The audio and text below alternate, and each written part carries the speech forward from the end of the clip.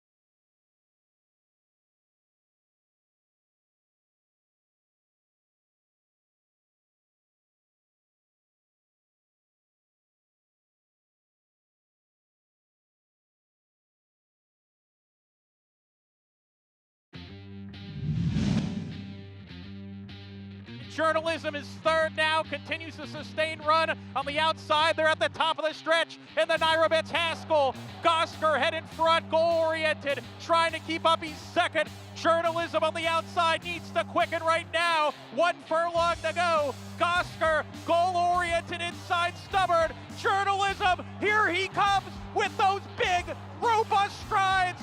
Journalism, he's the headliner today. Flair for the dramatic. Journalism, impossible Preakness winner, Paul, and right here, that hard-fought win in the Nairo Betts Haskell. Poor Gosford got the worst of both of those photos, and you can see Umberto Rispoli getting the job done. And a happy crew there. He's a really nice horse, and I'm really excited to see him because he's one of those type of horses you look so forward to going around one turn to see that explosion. Journalism, yeah, and something he has not done since his first ever start. A one-turn race in the Met Mile Belmont Day at Saratoga. That's what he's accomplished thus far.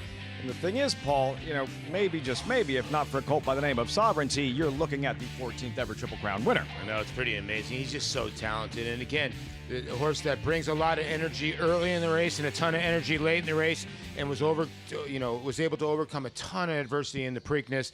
You know, those type of horses come along once in a lifetime. He ran into a once-in-a-lifetime horse in Sovereignty, but journalism doesn't have to hang his head. He wins the Met Mile. What is he worth as a sire, too? As well? The stallion making event, the Met Mile. Take a look at the probables. Again, this will be the first time in a one-turn race out of the Wilson Chute for Journalism since his debut. There you look at the probables. Working list of probables. Disruptor Knightsbridge, blitzed by T.O. Elvis in the Churchill Downs Derby Day. Nice's big effort in the Mid-East, second to Forever Young. Saudi Cup. Journalism cutting back in distance. This was his first start this year. Last month, Oaklawn Handicap, Paul. Journalism acting up in the gate, found himself like on the pace, prompting the pace with his old pal Sovereignty, setting the table for White Abario. Yeah, you know, I think Journalism and Sovereignty both needed this race, and you know, take nothing away from the winner, obviously, for Safi Joseph.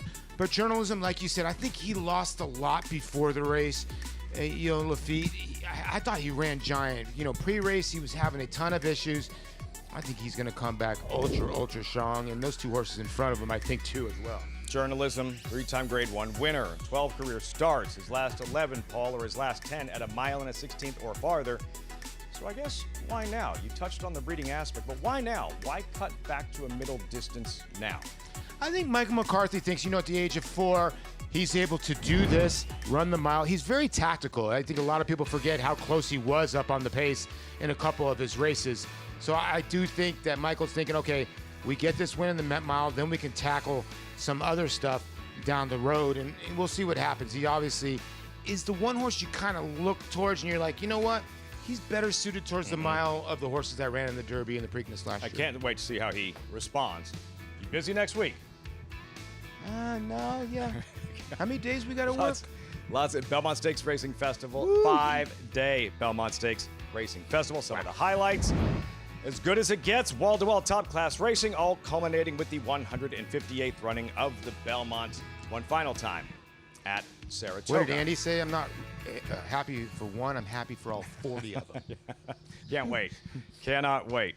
And ready to get this party started at Monmouth Park. We'll meet the field for the opener. Maidens here off the turf on the main track that was Noble Heritage, and there's Mo Action. This is a nice little race, a 3-year-old here. Mo Action gets blinkers on for the first time. Ghost Rider, 2 sprints, stretches out. Another horse claimed last time out. Louis Rivera gets aboard. Louis getting off to a good start to this meet. Tifosi make the rider Paco Lopez. Yeah, ran here on May 17th, coming back in 8 days or so.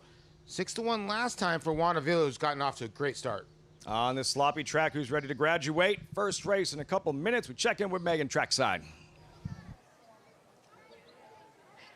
A small field compiled here, Lafitte, and I'll start with actually a horse that is the 4-year-old elder statesman, you could say, of these 3-year-olds, and the number 3 Ghost Rider, who gets back to the dirt here, first off the claim. Now, I fancied this horse when I saw him last time out, as he was tackling the turf. Now, the bottom side of the pedigree suggests that the turf would be something that he could handle, but I'd agree when just looking at this horse and dating back to that Tampa race back to turn test. The number 1 Noble Heritage for Jorge Delgado. We'll see that that highly regarded 2-year-old next race, but he's got a 3-year-old in Noble Heritage looking to break through.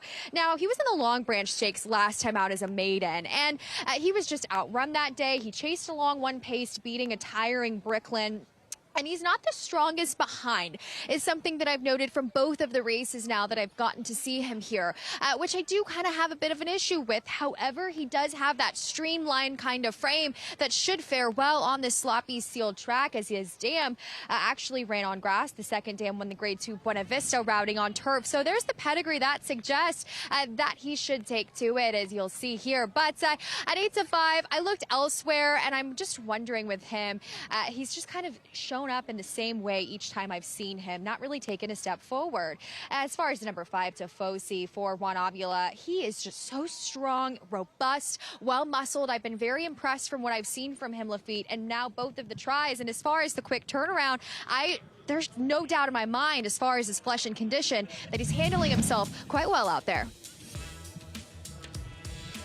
Tifosi on a much brighter day here at Monmouth Park. Just 8 days ago, facing similar Paul, and Tifosi shoots his shot. He's just second best.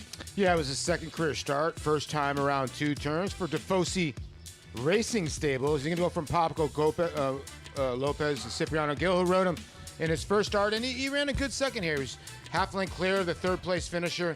Just couldn't catch the winner. Sticking to his task. Tifosi, lots to like. Paco killing your price. So you went with another in Mo Action number 2.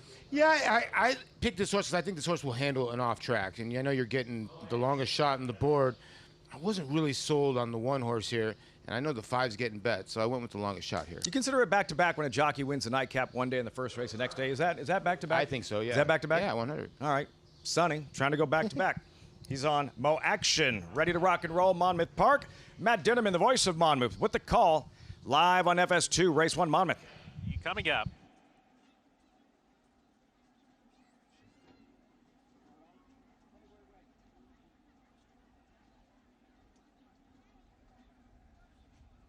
We're ready to go. We're off and running at Monmouth Park. Noble Heritage away slowly. Tifosi also slow to go. Ghost Rider going to the front now. Mo Action to the inside, right up alongside as they go towards the first turn. Ghost Rider getting off the rail into the first turn run. Mo Action scrapes paint as they corner into the turn. Tifosi third. Noble Heritage at the back early, getting off the fence as the quartet rounds the clubhouse turn. Mo Action paves the way under Sonny Leone. Leads by a length and 3/4. Ghost Rider, Luis Rivera Jr. still off the rail, running in second. Tifosi, Paco Lopez join that pair, and a length back to Noble Heritage. Jose Gomez at the back, still off the inside, and 2 lengths behind. The quartet hits the 5 furlong pole. Mo Action, the co-longest shot in the race at 5-1, leads a length and 1/4.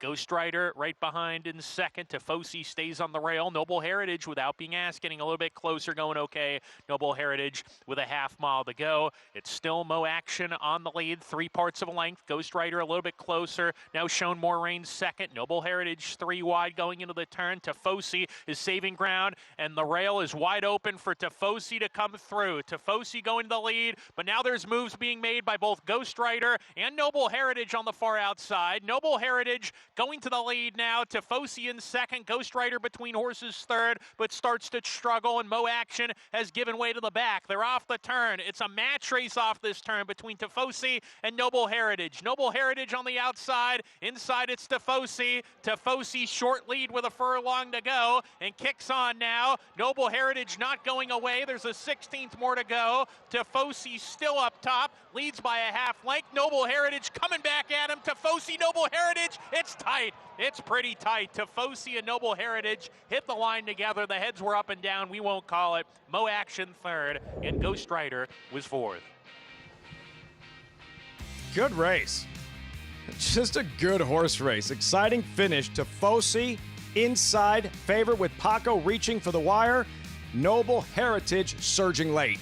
The 1 Noble Heritage just would not go away, but Paco Lopez was able to keep Tifosi at the task, and I think the 5 did hold on here. Jose Gomez had a monster day yesterday with 3 wins. It got tight, but I think the 5 held on late. Just in time because we're going to break. It is Tifosi Favorite delivers with leading rider Paco Lopez at Monmouth Park. 5-1-2-3 results when we return. Just getting started on America's Day at the Races.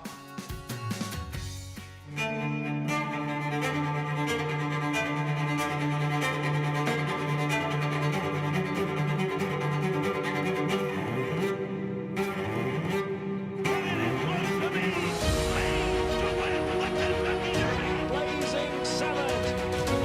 Mixed to get up into the Pacific Classic is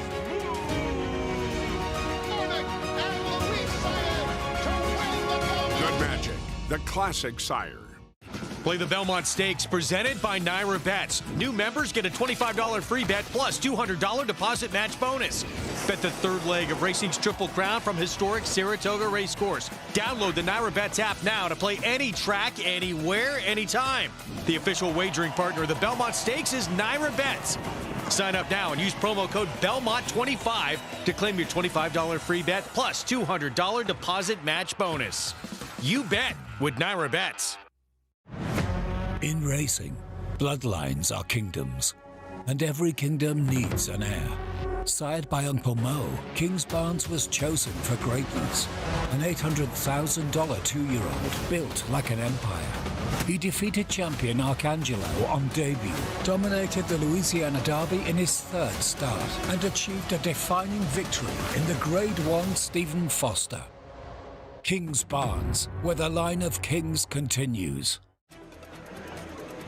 This is where it all begins. These are the recruits for next year. They're going to be part of our roster, part of our team. The pavilion, it was jam-packed. It has remained jam-packed. Phenomenal feeling in the pavilion, on the grounds, in the back ring. You have a chance to make 5, 10, 100x. Big sale with a lot of quantity, but they're going to sell over 4,000 horses here. We had quality racehorses today, I believe, that will go on and we'll be reading about in years to come. Keeneland Sale, you got to be here. I have 52,000 starts in my life. I've never seen one that could take as much as he did early and continue to improve. And it is Godite. He's strong, he's attractive. And he's going to win the hopeful. He's extremely smooth and fluid. Gunite is a tough customer here as they come on for the finish. How sound he is. Gunite got the jump. Consistent, mentally, physically. He will defeat Elite Power in the Forgo. Complete package. We're back on America's Day at the Races, brought to you in part by Naira Bets. You can bet any track, anywhere, anytime. Get started at NairaBets.com. The opener at Monmouth Park was a thriller, as we saw a tight photo finish in that off-the-turf race. Who says off-the-turf racing can't be exciting? Between Tifosi and Noble Heritage, it was Tifosi and, look at that, Paco Lopez. Got their nose down first. Don't you get the impression that both of these horses, the first two finishers, were entered hoping the race came off the turf? Because yes, you look they at both had more dirt for them. They're dirt horses, you know? I mean, frankly, the second horse had just run the long branch. I know. And the 5 actually didn't break that sharply, Tifosi, but Paco picked up the mount when Guitarist scratched out of this race and gets the win for Juana Villa. But Jorge Delgado probably disappointed not winning, but I think he's probably thinking more about his 3 runners, including the $1.4 million runner, Regents Park in race 2. Yes, when the 2-year-olds are in the barn, the dream is alive. And then you just feel a little bit of pressure once they hit the track. And a horse who paid $5 pari-mutually was a heavy favorite, actually was just over even money in the fixed odds, so he actually got a little better price. Yeah, not too bad in at that all. particular case. Horses are in the paddock for the opener. Belmont at the Big A. Scheduled dirt race, sprinting, non-winners of 2 in life. There's the Toy Cannon for Brad Cox, who's taking a drop in class. There's plenty of speed. He's easy to spot on the track with that big white face. Currently 2-1 on the board. We have the opener from Aqueduct and some special Aqueduct memories after this.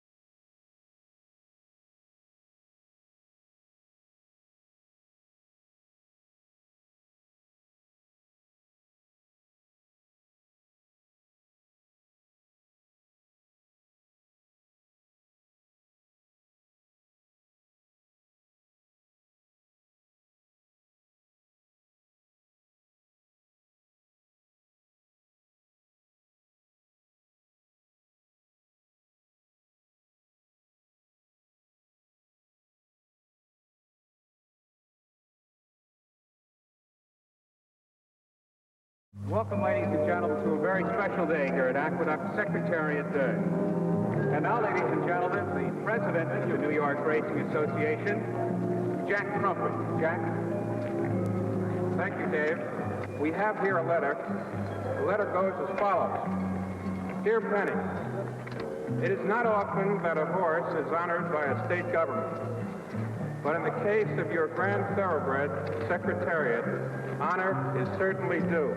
New York, with its Belmont Park, Saratoga, and Aqueduct racetracks, already was the racing capital of the world when your Wonder Horse came along. But Secretariat's fantastic performances have served not only to swell the attendance at those tracks, but also to focus the eyes of the world on us.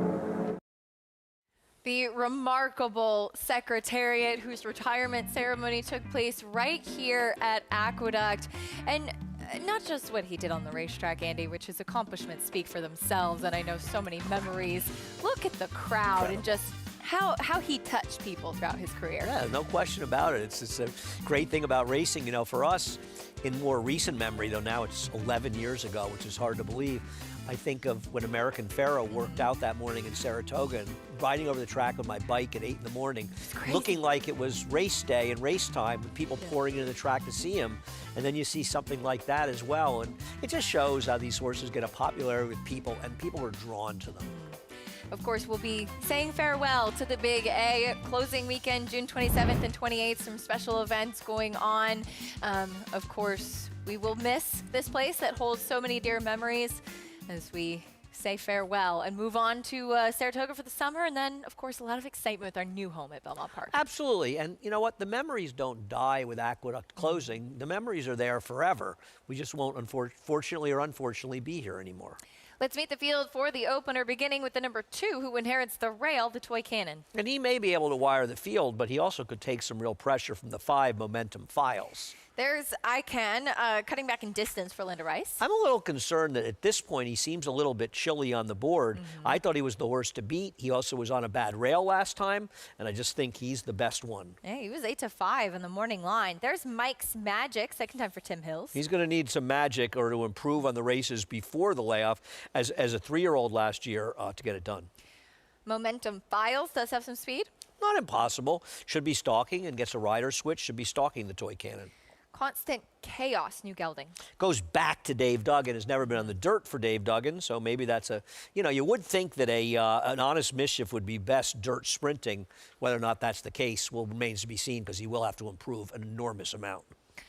That's the field for the opener, as we see now 2-1 on the number 5 Momentum Files. That horse has ticked over to favoritism right now. That's a look at the number 3 ICANN, a horse that, as you mentioned, he has plenty of fast races on the go back. I mean, he was even running in some stakes company and running pretty well.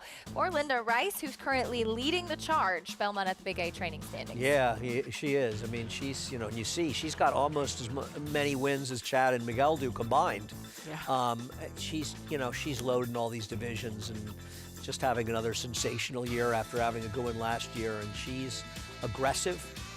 She's aggressive claiming, and it pays off in spades for her. She wins a lot of races. You know, people would say, well, good luck to her up in Saratoga. Well, she fought for the title last year. She holds her own under any circumstances. And she's been stocking up in Kentucky as well, something that has really proved very fruitful to her as she sends out the 3 in this race. But we welcome in Maggie Wolfendale, getting a good look at the horses for this opener. Hey, Maggie. Hey, as we'll take a look here at the favorite, if you will, the horse battling for it between number 2, that is the Toy Cannon. But Momentum Files, he's a horse that I think they're going to challenge for the early lead. Obviously, the Toy Cannon, he's under the gun to go from that rail position, and he might be naturally faster. But Momentum Files, well, I think he's actually done better from his last start to this one here, where I just thought he looked pretty dull in his coat. He's kind of shedding out now, and he has races that will win this. He's very forward in his disposition throughout the preliminaries here, and I also thought it was interesting, some horses and trainers always send them over with a neck strap. So the neck strap is there for the riders to hold on to when they break, so therefore they are less inclined to kind of fall back on a horse's mouth. Rudy actually went to our big Naira closet to get one out. I thought that was interesting, you know, kind of hinting at the fact that they want this horse to get out of there cleanly and be forwardly placed. So we'll see what he does here, as he has been flirting with favoritism and currently Co 2-1 favorite. Moving on to ICANN, I agree with Andy that I wish he was taking just a little bit more money, but I'm going to try with him because I feel like they could heat things up on the front end here, and he's a horse that, like Andy also said, was totally against it, went down on a dead rail the last time we saw him. Now, it's been a while, and he does take a drop in class here for Linda Rice, but just facing, I think, an easier field, he looks way better than what he did over the winter time, just in his coat, his conditioning. He's very fit and well-defined coming back here. The one knock that I will say that I observed after I picked him is that he just didn't really extend his stride in the warm-up over this sloppy going. So that was a little bit of a reason for me to be not necessarily all in on ICANN, as we'll check out number 4. That's Mike's Magic coming in here for Tim Hills. You know, he's another horse that was down trying to run on the rail, albeit at Gulfstream. But so many times I watch these replays from Gulfstream and horses trying to make moves down there just are unsuccessful. He is going to have to improve, even from his 3-year-old form from last year, but he's a big, good-looking type, and he's really well-conditioned heading in here. He came in a little bit hot under the collar, but once he was saddled, once he hit the racetrack, he kind of chilled out, and all that kind of kidney sweat, if you will, evaporated. So I think that Mike's Magic deserves a second look here, though I'm not sure he's best when he has to follow horses. He might be one that ultimately kind of needs the lead to show us his best efforts. Acacia. We'll see what kind of trip he gets today. Maggie, thank you. Currently 5-1 on Mike's Magic. We'll try to live up to his name in this spot. We'll see if he can come back to some of those races. Second off the layoff, second time for the barn, coming up from Gulfstream, a horse that certainly, if he can kind of turn things around, not without an outside chance. I guess. I mean, he's got one race where his speed figure is competitive with the kind of numbers that the 2, the 3, and the 5 have run. You know, he's not for me. You're only getting 5-1 in a horse that you've really got to hope that A, improves, and/or, well, along with improvement, all of the 2, 3, and 5 don't run their best races. So that's not going to work for me. I'm not, listen, if it works for somebody else, and Maggie wasn't giving a ringing endorsement, just saying basically she liked the way he looked. And obviously, you know, in saying so, it's like, I think he'll run better than he ran last time, is the point from that. Well, he better run better than he ran last time because he ran a 31 buyer and lost by 28 lengths. So I don't know. You know, he just seems to me, not only does he have to show up in a big way, we had a rider off. Looked like, sorry to interrupt you, but looked like Jamie Rodriguez and ICANN parted ways momentarily, but his display of athleticism, I know you can do that, just launching yourself right back on board. I can barely get off the chair I'm sitting on. Always love that. Usually Acacia has to help me get off the chair, yes, actually. It's okay. It's kind of sad. It's okay. It's my Girl Scout service. 2-1 on ICANN right now. Linda Rice, 9-5 on the Toy Cannon. Any final thoughts? No, I like ICANN, but I think Maggie and I are both on the same page. Not that, I'd rather bet him at a bigger price. He's a little chilly on the board. Early pick 5 kicking off. We have the opener off the turf. This race scheduled for the main track, though, on a sloppy main track on this Memorial Day. Chris Griffin standing by for the call. Race 1, Belmont at the Big A. Constant chaos. Last to load. Thanks again to everyone joining us on this Memorial Day, Monday, Belmont at the Big A. All set. And they're off. ICANN gets the first call as a nose in front, but the Toy Cannon goes right with the leader, and the Toy Cannon now with a neck advantage. ICANN as a stalking second, plenty of company to the outside. Momentum Files forwardly placed, and now with a rush. Momentum Files has taken second, and Mike's Magic is in the orange silks in between horses. down at the rail, back and forth. That's ICANN with the trailer, Constant Chaos. They work up the backstretch and 4 furlongs left to go and 22 seconds flat for that opening quarter mile. They're chasing the Toy Cannon. The Toy Cannon sees control is up by a length and a half, almost 2. ICANN in a tight spot here with Mike's Magic directly to the outside. Momentum Files is losing ground, is back to 4th. The trailer, Constant Chaos. The Toy Cannon just gliding along. The Toy Cannon reaches the top of the stretch. ICANN is battling on towards the inside with Mike's Magic. They're 2nd and 3rd, and they're brushing. And while they do that, the Toy Cannon sprints away. A furlong left to go. Manny Franco, the Toy Cannon, just opening up on the rest of the field. Now with a 16th left, a big margin as the Toy Cannon fires, does it well, and wins very easily. Mike's Magic 2nd, Constant Chaos, and ICANN. The Toy Cannon delivers on the drop-in class as your 9-5 favorite, controlling this race. And it's what we often say, especially on these wet days, clean faces win races, right, Andy? Yeah, no, you could see when he broke sharply and all the others were struggling to keep up. This race was sort of over an 1/8 of a mile in the race. And listen, there was no circumstances where this horse wasn't winning. But I do, I'm going to credit Manny Franco. What did Manny Franco do with a horse that broke from the inside? He immediately drifted out a few paths off the rail, and he stayed there.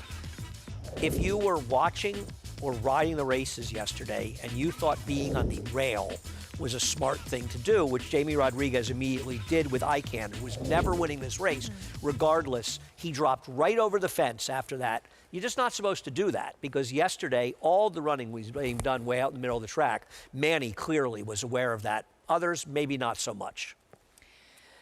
The Toy Cannon on the drop-in class, and he was claimed. So moving to a new barn after this win, gets the job done at 9-5 in the opener. 2-year-olds on the track for race 2 over at Monmouth Park, going 4.5 furlongs on the main track. And no surprise, the expensive Son of Bolt D'Oro, currently the favorite at 4-5. Regents Park on the rail, $1.4 million yearling, as we head over to Lafitte and Paul.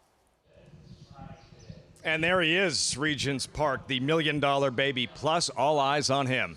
Yeah, Son of Bolt D'Oro. Bolt D'Oro, very good influence on wet track surfaces as well. Audible Johnny, Regents Park, $6,000 stablemate. Then Tipsy Mojo, Lee Farms debuting homebred. Yeah, there's been a couple Mind Control here, the sire that have run so far. They've been 4th and 5th. Moving quickly, there's Vintage Whiz, a Tiffin Hudson stable, first-time starter.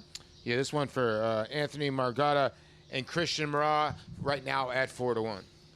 Very quick look at these 2-year-olds with everything that took place this weekend, and the weather and the rain and turf racing lost, etc. This is the race, Paul, garnering all the attention. Yeah, for our viewers just joining us, and not only the first 2-year-old race of the meet, but this expensive $1.4 million colt, Regents Park.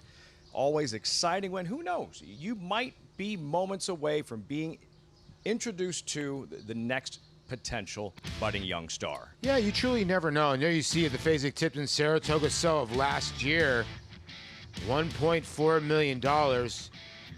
And like you said, you're always looking for new horses, some new, superstars in racing, and we need them, obviously. And horses to root for. We're the type of people, when you root for a horse, watch him first time out, horse wins, you kind of become an instant fan. And, a lot of people are saying 1.4 million debuting at Monmouth. It really doesn't matter where they start. It's where they finish. Just about that time, Megan. Regents Park warming up for his debut. What are you seeing?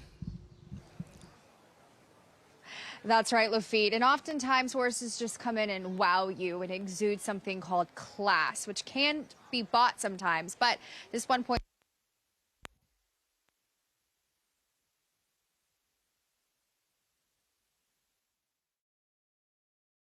All right, technical issues. We'll reconnect with Megan as soon as possible. As you look at Regents Park, warm up with Paco, for trainer Jorge Delgado.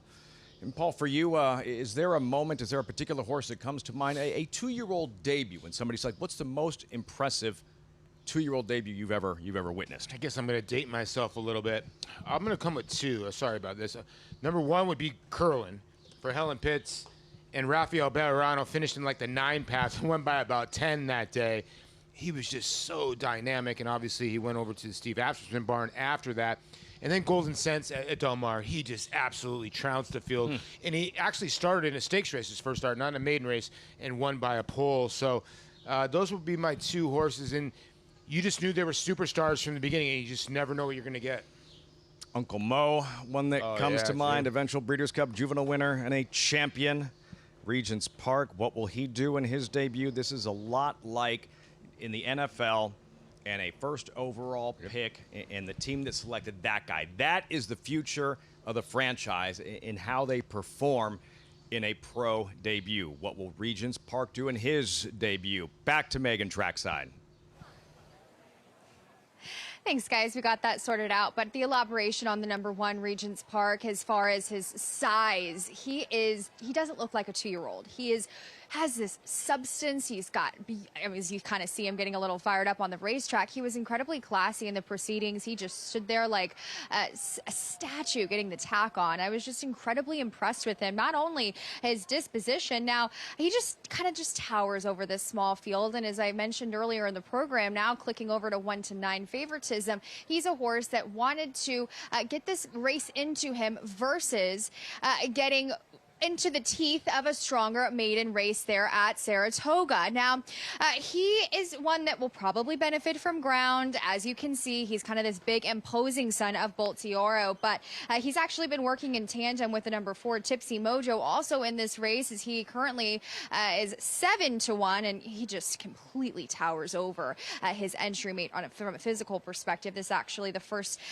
mind control that I've been able to see, and he's just has some growing up to do. He doesn't have the beautiful filled out frame of course, his expensive stable mate, as he is one that, as a Florida bred, the lone win came on the grass, and he kind of looks like a horse that would benefit from getting to the grass. I will say, from a pace perspective in this race, he was incredibly sharp, very much ready to go, as you'll see him in tandem with the pony. I find he should be sharp from the first call and could be very well leading them early, as when speaking with Jorge about the number 1 and the inside runner, he expects him to be tracking in that kind of tactical position from the inside. But the number 2, Audible Johnny, a son of Audible, just 8% with those 2-year-old first-time starters, doesn't have a whole lot of precocity in the pedigree. I will say the dam was 3 for 5 sprinting on dirt. Now, this is a 4.5 furlong race. We spoke to how the 1 would probably benefit from the ground, but the number 2 is probably the sprinter of the group. He's shorter to the ground. He's well muscled. Even though Jose Delgado, not necessarily known for those first-time starters, just from a physical perspective, he's kind of the other horse for me in this race. But as far as the number 5, Vintage Wiz, who is the longest shot on the board, he came in with the training tack on. He became studdish. He was screaming in the paddock, and he's one that could certainly benefit from a start from a physical perspective, and likely better with some added distance. But wow, was I impressed with the likes of Regents Park, as 1 to 5 could be value, just pertaining to how he truly just towered over this field, Lafitte. It's exciting as we have reached post time, and these 2-year-olds have just about reached the starting gate. And while big things are expected, whether it's stay or moving forward, if it doesn't happen in his debut, remember, eventual Triple Crown winner American Pharoah defeated in his first career start. Yeah, you just never know. Sometimes the 1 hole could be a detriment to a horse, too. Loading first, getting to the rail, got horses on top of them. But that's why you pay $1.4 million. You know, Megan talking about his class and how he, you know, didn't turn a hair when he was getting saddled. That's what you're kind of paying for. That's what you can get your money's worth from seeing in the ring. Unfortunately, you just don't know how they're going to finish the 4.5 furlongs against other horses, but so far so good. Peyton Manning threw 3 picks in his NFL debut. Things worked out just fine for him. That's right, 1 in 15 with the Cowboys. Yeah. Regents Park, $1.4 million purchase, his career debut just moments away. Matt Dinneman with the call, race 2 from Monmouth Park, live on FS2.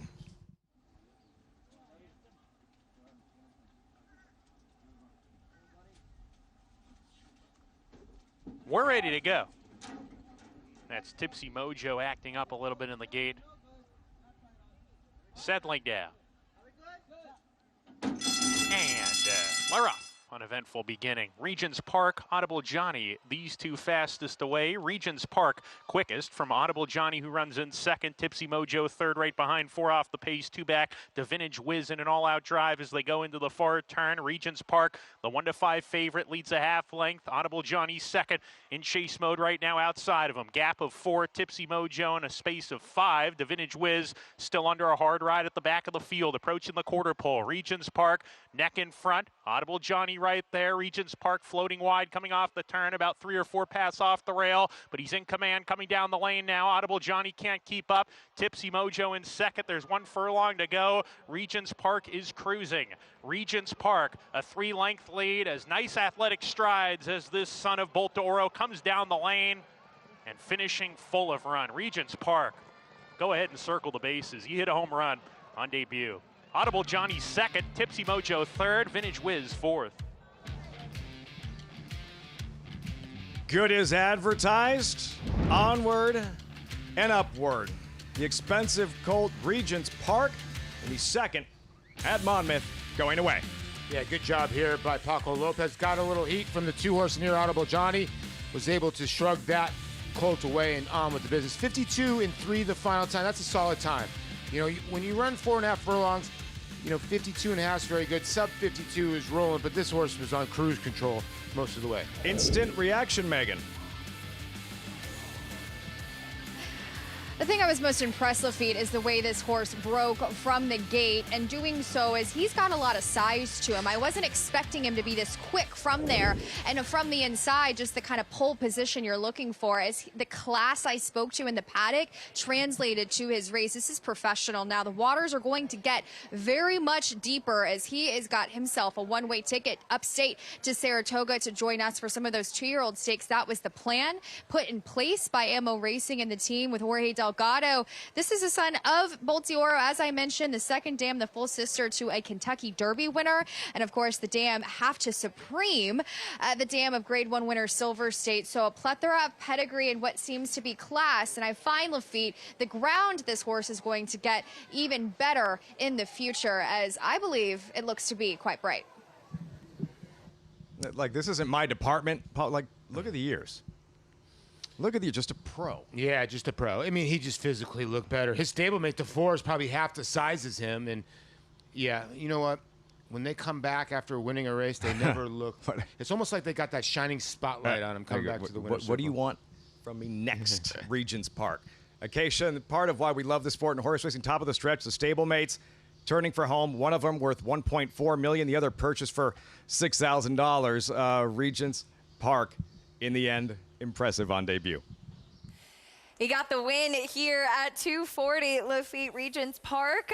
The sky is still very blue at this point for this 2-year-old son of Bolt d'Oro. We'll see what's next, and especially as the waters get deeper and we get some more 2-year-old races running around here. But first, we owe you some prices from Belmont at the Big A. The Toy Cannon, another son of Bolt d'Oro. This one, a 3-year-old, dropping in class, won and got claimed. If you bet this horse at 2-1, which I didn't, and I didn't pick him, I picked him third, you must have felt like you were stealing. This horse won like he should have been 1-5 in here. And this race was over at the start. The others just could not keep up. He loved the going, the others not so much. And, you know, I know it's a subtle thing, and he obviously won easy, but I also credit Manny with just getting away from the rail. He broke inside, and it's like his first thing he said was, I want to get clear, and I want to get off the inside. And it's something we saw yesterday. And I'm not saying the rail's even bad today. We don't know. But we know yesterday all the running was done on the outside. And I think Manny wanted it better to be safe than sorry. You know, just something to keep an eye on throughout the afternoon. As we did, in fact, see an improved performance from Mike's Magic, who checked in second at 6-1. Horses in the paddock for race 2. This one off the turf. There's Frisante, who's currently even money as he comes in off the main track only list for Linda Rice. That's coming up after this.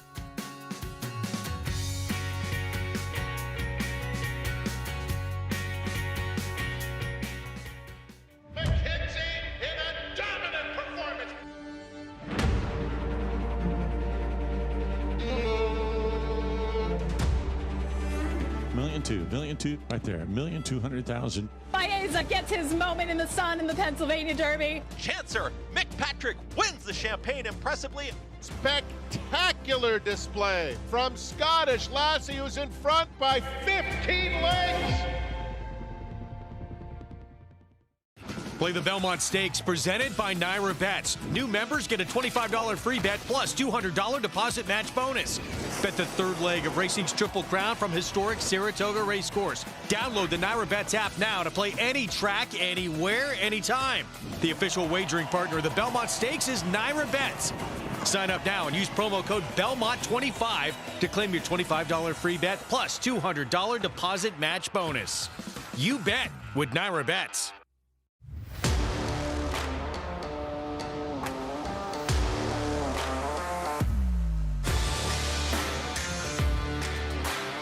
The lead belongs to Epic Ride. He is showing them a clean pair of heels.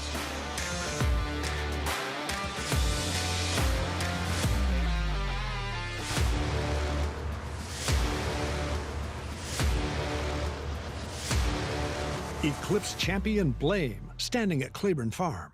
Saturday, join us on America's Day at the Races for special team coverage from New Jersey's Monmouth Park. And Lara, paired with live coverage from Maryland's Laurel Park. We're on track live from both tracks, Saturday, noon Eastern on FS2. Enhance your handicapping with AI Fast Facts, exclusively on Naira Bets. Open your Naira Bets app, click View Runner Details, and a stat-driven fact will appear for all U.S. thoroughbred racehorses. Download the Naira Bets app to start using Fast Facts today. Adelphi Racing Club offers the unparalleled excitement of owning thoroughbred racehorses at a fraction of the cost. We're not just a syndicate, and our members aren't just investors. We are partners.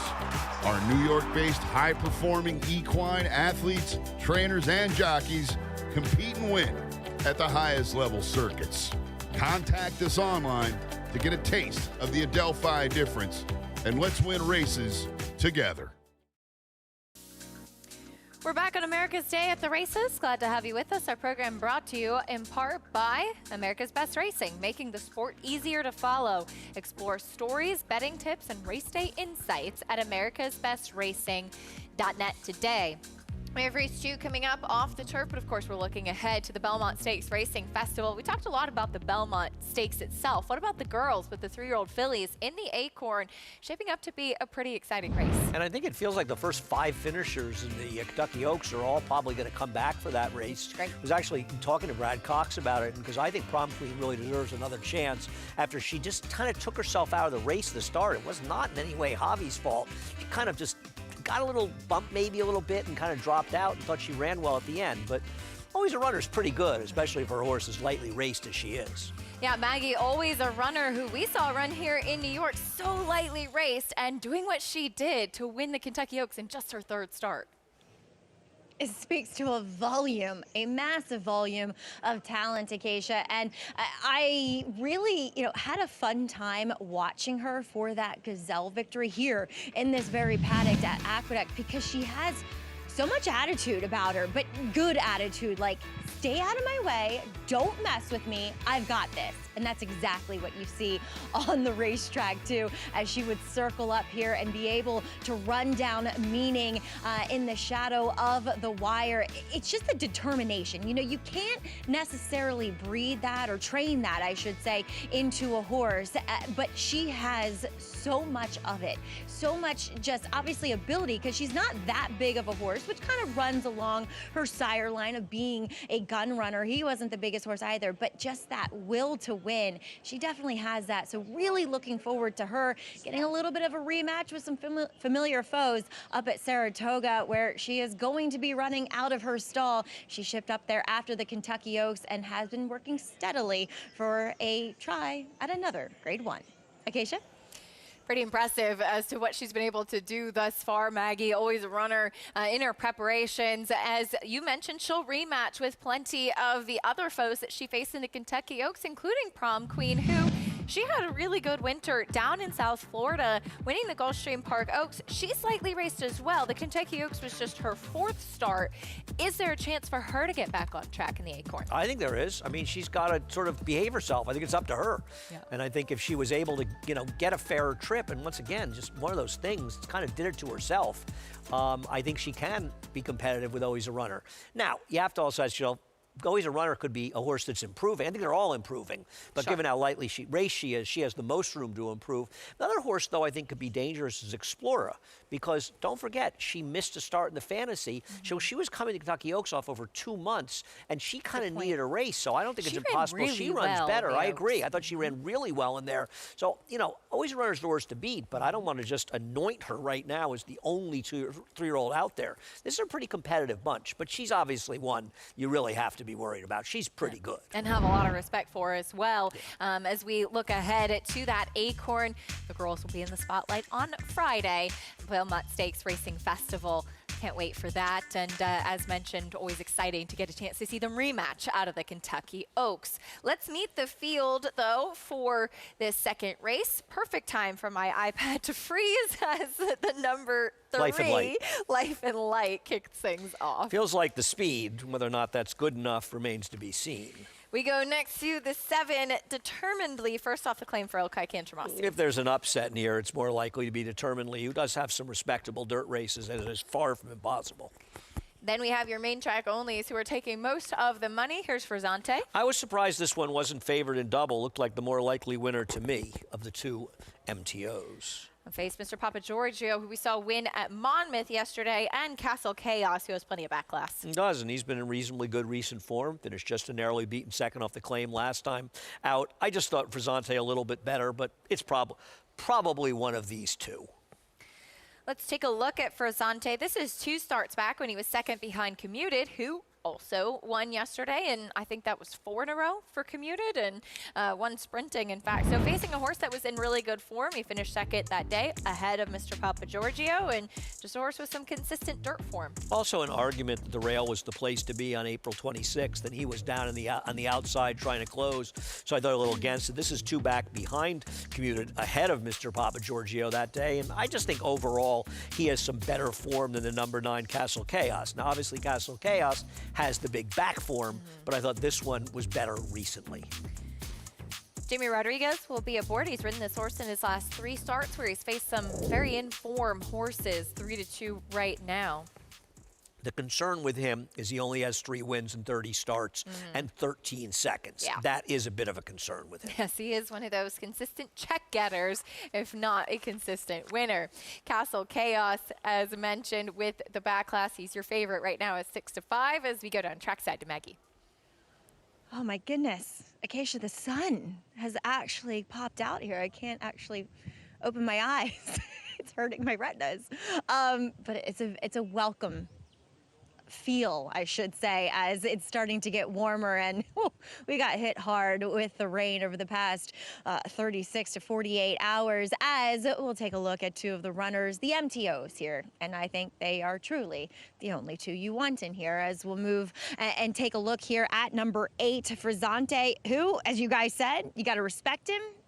Got to respect the game he brings, and that he always picks up a check, and I think that's why he's always been very popular in the claim box. And he is I think he's either a reclaim or a re-reclaim for Linda Rice, as she, as many other trainers do, like having him in the barn. And last time out, he was kind of out-sprinted a bit early. He was tracking on the outside, and he was able to make up more ground, I thought, than any in here. And while I didn't love him in the paddock, I thought he looked a little lighter than what he usually does. He kind of assuaged that perspective once I saw him out in the racetrack, because he's really skipping over this wet surface quite nicely. I know he's never won over a wet track, but he's handled them in the past and just really moving effortlessly. Good energy in this warm-up as well. However, I did go to Castle Chaos. I thought that, maybe he has a touch more speed than Frisante, so that would put him possibly in a better position early on here. I thought he also made a bit of an early move, just in hindsight. I get why Manny did it, as he not bolted, but went for a hole as they entered the turn up the inside, and it just didn't work out because the winner that day, Eliminate, would come from last. just really healthy, great energy in the paddock. Looks as though he's doing tremendously heading into this effort. Second off the claim for Ilkay Kantamasi, and he definitely has all the back class of any of these in here. Occasion, as we often talk about, it feels like Ilkay and his team often do better once they have horses in their barn after a while. So I did land on him, but I think Frizzante is a worthy charge as well. Maggie, thank you. As we see the American flag, of course, Memorial Day, we pay tribute to our brave men and women who have fought for our country on this special day of racing as well. And what is this sun that Maggie speaks of? It's been a rough few days. I feel like I haven't seen it in a while, but I kind of wanted to go back welcome. for a second to something that Paulie and Lafitte were talking about. Great debut wins by 2-year-olds. Oh, yeah, you brought up a pretty cool one. Lafitte brought up Uncle Mo, and I have no argument that's one of the better ones. I think maybe one of the best ones I ever saw, and I saw Ruffian win the Spinaway. She won her debut, I think, by 10 lengths. She wasn't even favored. I think Discreet Cat might have been the best 2-year-old debut I ever saw on the dirt. He got a 105 Beyer speed figure winning on Travers Day as a 2-year-old first time out, and Stan Huff had him at the time. What's his name? Lost in the Fog got a 99 Beyer winning the King's Bishop, now the Alan Jerkins that day. Yeah. That's how good he was, and when you consider how well he ran later, I know that Meadow Lake, I think he ran about like 17 lengths in Arlington Park, and I think if you're doing Beyer figures, he got a Beyer figure in the 110 area. Chaluki was one I hadn't seen, but got a very big figure, I think, in her debut. But I think Discreet Cat might be one of the best ones I've ever seen. I'd be curious what Richie thinks about that. Yeah, that was it. That was a pretty cool story to bring up and to hear, especially comparing a 2-year-old speed figure on debut to an older horse in a to crated Lost in the stake. Fog, right? Yeah. You know, and everybody said, I remember one of the topic conversation that day even was, I think it was 6 or 6.5 versus 7, but everybody was saying, my God, in relative time, this horse just ran faster than Lost in the Fog, ended up running. Which, you know, I mean, wherever you stood and Lost in the Fog, he was pretty damn good. Right. And to think that a 2-year-old debuter could have beaten him that day is sort of amazing. And when you consider when Discreet Cat was sound enough to run, and I know Richie had actually worked him quite a bit, I think, later in his career when he was with Godolphin. He was just a very hard horse to get sound and took a while to get back to track, but his races as a 3-year-old, Cigar Mile, some of these races were, Jerome, were just absolutely brilliant. I love that. It's a fun conversation as well, talking back on memorable debuts for 2-year-olds, exciting races. We've seen some in Saratoga. We've also seen a lot of days when you have the quote-unquote morning glories and horses that have been kind of hyped up and leave you a bit flat and disappointed. That happens as well. And that's the beauty of 2-year-olds. There's so much change going on. Has the horse that debuted against Tom's Killer up in Saratoga, the horse for Jason Worth? It was a Whit Beckman horse. He's never come back, has he? Hero Code, I believe was his name. He's never run again, has he? Hero Declared. Hero Declared. Thanks, yeah, he was gorgeous. But I think one of the most fun things that happens a lot in Saratoga also, we'll see it in the fall a lot too in New York, is memorable horses making their debuts and winning impressively. And that's one of the things that people so much remembered about Uncle Mo, besides the fact he's one of the best horses I ever saw race. It was a shame that he just was unsound and couldn't run more often because he was great. Thank you, Maggie, for helping us remember that name, by the way, looking back as we have race 2, Belmont at the Big A. Coming up next, Chris Griffin's the call. And they're off. Castle Chaos broke outward from the outside draw, and Life and Light broke straightly in. Life and Light to the front. It's Life and Light who's up by a neck. Determinedly is a chasing second. Castle Chaos joins them as in third. Frizzante content to sit at the back as they get set to come out of the chute, and Life and Light will show the way. Life and Light, well off the rail, is in hand here, is up by a full length. There's Determinedly is now a challenging second and third, with Castle Chaos challenging to the outside. 23 and 4 for the opening quarter mile. It's Life and Light just moving right along. Life and Light the long shot, and Castle Chaos moves in closer. Determinedly is back to third. Frizzante still in fourth. 4.5 off the lead of Life and Light. Ruben Silvera approaching a half-mile left to go. Castle Chaos and Manny Franco looking for a quick double. Castle Chaos ranging up is now within a half length of the leader. Determinedly, Sylvester Gonzalez is the gray, is down towards the inside, and Frizzante is all in. Jamie Rodriguez asking for more from Frizzante, who's at the back of the pack. Castle Chaos is just cruising right along. The red blinkers now with the nose in front. Life and Light is asked to do more. Castle Chaos is called upon to try to win the race, but not pushing by Life and Light. And down at the inside, ground-saving journey from Determinedly. Determinedly, now at the rail, is challenging and taking the lead. Determinedly is in front. Castle Chaos is trying to re-rally to the outside. These two with the 16th left to go. Determinedly trying to gut it out. Castle Chaos just keeps on coming to the outside. Castle Chaos, Determinedly. It's going to be a photo. Look like Castle Chaos, Determinedly, Life and Light, and Frizzante. Castle Chaos pulling on some of that back class. Gets the win here, Manny Franco sweeping the early double. And I'm going to say, obviously not a bad move, in this case cutting the corner Determinedly, who got off the inside in the stretch, but I wonder a little bit if being outside ultimately did help Castle Chaos, who really looked beaten in here, to sort of come back and get the victory. And Frizzante, I mean, you could tell from the break that he wasn't running today.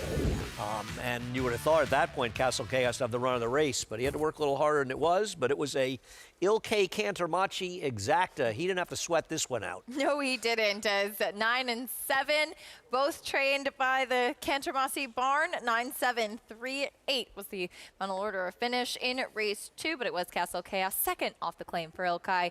Again, Manny Franco sweeping the early double. He picks up the win on this one at even money. Prices and more live racing from both Belmont at the Big A and Monmouth after this on America's Day at the Races.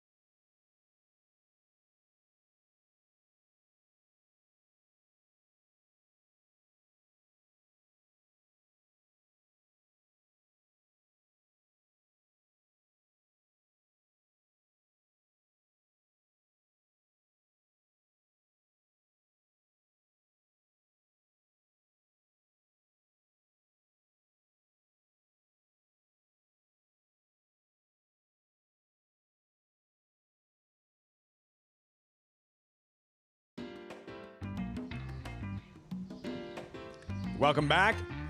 America's Day at the Races on Fox Sports 2. Memorial Day racing here at Monmouth Park, the Shore's greatest stretch. And you're just in time for Monmouth's Pick 6. The Jersey Shore Sticks get started in moments. Race 3. These are the veterans. These are the war horses. These $8,000 claimers. Let's meet the field, starting with Venezuelan Triumph. A 7-year-old, Paulie, making his 48th 8th career start. Yeah, 0 for 8 here at Monmouth. Does have a wet track win. One of the two horses in here that does have one. 6-1, followed by number 2, Syntactic. Outran his odds opening weekend. Yeah, showed a lot more speed than he has in the past. We'll see if he shows that same speed today. Would put him much of a player if he could do that. Prime Motive, $24 winner opening weekend. Yeah, cut back to sprinting and got the job done. Now going to go back going long. Megan's Honor, 9-year-old Warrior, 11-time winner. Yeah, the 5 and 7 got similar credentials. The 5 coming back again on short rest. Street Glide already his 3rd start of the meet. Yeah, I mean, that's why I'm saying if you look at the 7, start on April 15th, May 9th, May 16th, just no breaks will be basically the 4th start of the month. Same with Megan's Honor. Megan's Honor's got a little bit more. April 1st, April 17th, and May 16th. So 5th start in over 2 months. So we'll see if who pays out here. To Megan, trackside. Well, speaking of the number 5, Megan's Honor, quite like the name, but this 9-year-old mare is also one coming off of a quicker turnaround, and I was really impressed from what I saw from her physically, not just despite her age, but she's incredibly well muscled. She looks no worse for wear, she doesn't look like it's taken any starch out of her as far as coming back off that May the 16th effort at Delaware, where the winner wired the field that day, dropping in class, and this horse was just chasing after him, but made a nice bid from well off the pace, this a reclaim for the Michael Simone barn. And I just, to me, physically looked the best. And now this race completely changed the complexion with the scratch of the main speed and the number 6. And now with Paco aboard, I anticipate this horse will be in the mix early, as Paco usually tends to do when the waters get murky as far as the pace is concerned. The number 7, Street Glide, taking some money. Again, another one off the back-to-back turnaround. I preferred the 5 when it comes just to the physical appearance of these two, judging them both as candidates coming back, wheeling back quickly. But this is a 7-year-old where last time I didn't see, an issue, but I was interested as far as to see why that the barn wanted to wheel him back so quickly, and they just thought this was the perfect condition for him, and it came up great, and he's in his better form. But I do find he did take a step back last time out. He's a horse that really built up to those better races that we saw, including the May 9th performance. And then he kind of went in the other direction to me last time out. He does bow tactical speed. I just don't love the race that he comes out of in that last race that we saw him in, and I much prefer the current 6-5 favorite. But quickly, as far as the potential pace scenario, the number 2, Syntactic, was much more aggressive last time out here on May the 9th, being able to finish behind the likes of Street Glide. We'll see if the same aggressive tactics are used, but I find it a little bit hard to look past Megan's Honor in this one, Lafitte. A completely different brand of racing than we just watched 25 minutes ago or so. Those were 2-year-olds. Those were the start of careers. A bunch of first-time starters. These horses here, these 5 runners, Paul, combined 201 career starts amongst this crew. Yeah, some warriors in here, and someone's going to get a W here. This is a really tough race to figure out. I get the 5's the horse to beat. Your worry with the 5 is 9 years old and hasn't gone around 2 turns in a while. But Michael Simone has done a good job with a lot of his runners. He's 23% on sprinter route. The 5 and the 7, I think they're the 2 horses to beat here. I just worry how much racing they've done. Over their career, a lot. And they file into the gate for the Jersey Shore 6 begins here. Monmouth pick 6. Venezuelan Triumph is in. Syntactic is in as we hand things over to Matt Dinnerman with the call. Race 3, live from Monmouth Park on Fox Sports 2. Street Glide.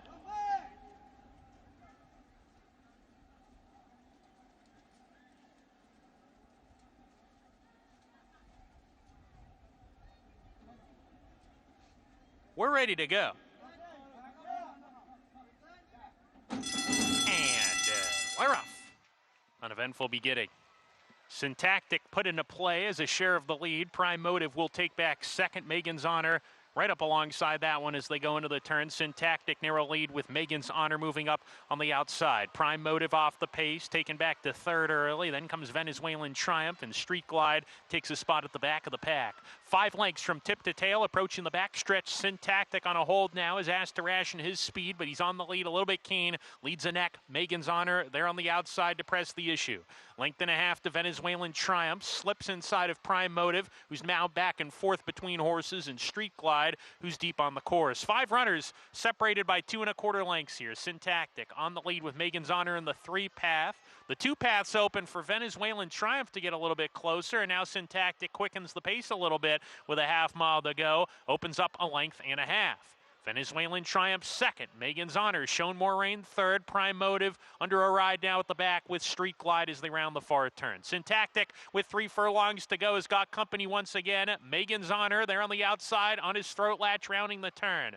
Venezuelan Triumph made a brief bid, is bowing out now. Prime Motive in third on the outside, getting to the outside for the stretch drive, and Street Glide is parked wide 4 deep as they come down the lane. Syntactic, Megan's Honor right together. Here's Prime Motive on the outside. Bearing down, and Prime Motive's ready to go. Prime Motive on the outside grabs the lead, pushing by Syntactic. Megan's Honor's done, is beaten and backing out, and with a 16 to go, Prime Motive opening up the lead. Here's the first 2-time winner at the Monmouth meet, Prime Motive. He won by 3.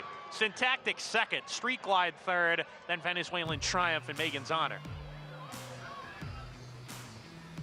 That first one of the meet paid around $24. Not the case today. Prime Motive at 9 to 5. Razor sharp in the early stages of this 2026 Monmouth meet. Yeah, you know, Sonny Leone only had 1 win going into yesterday's card, and he had a win on yesterday's card in the last race. This is the horse that he won on, and he won on again today. Really sat just back and let all the pace develop as Megan's Honor kind of just backed out of there as Syntactic kind of cut out the pace, but Prime Motive, the job done, and the money came late for this son of Brody's Cause. Maryland bred, Chelsea Sims, Prime Motive, 5th lifetime win, all of his career victories here at Monmouth Park. 5 of 11 overall, 3, 2, 7, 1, 5. Here at Monmouth, Prime Motive looked like a competitive race, and who's going to win, who's just going to emerge. He switched over, found another gear, took off, and left him in his wake. You know, sometimes I always want to look back when my opinion's wrong in here, and you know, I kept telling myself the 5 and 7 were so vulnerable here because they've run so much recently. Look at Prime Motive now. 5 wins, all at Monmouth Park. Where he does his best running, where he's done all of his damage. Prime Motive at Monmouth Park, 32715 to kick off the Jersey Shore 6 in race number 3, Acacia, and up next at Aqueduct, race 3 on this Memorial Day program. Yeah, off the turf here, Lafitte, non-winners of 2 in life, but still an interesting race. 9 to 5 right now on Twirling Lulu, who was in the body, but actually does have plenty of dirt form. That's a look, though, at Scorch, Maggie, for Fernando Abreu. She's making her 3-year-old debut. What is she showing you?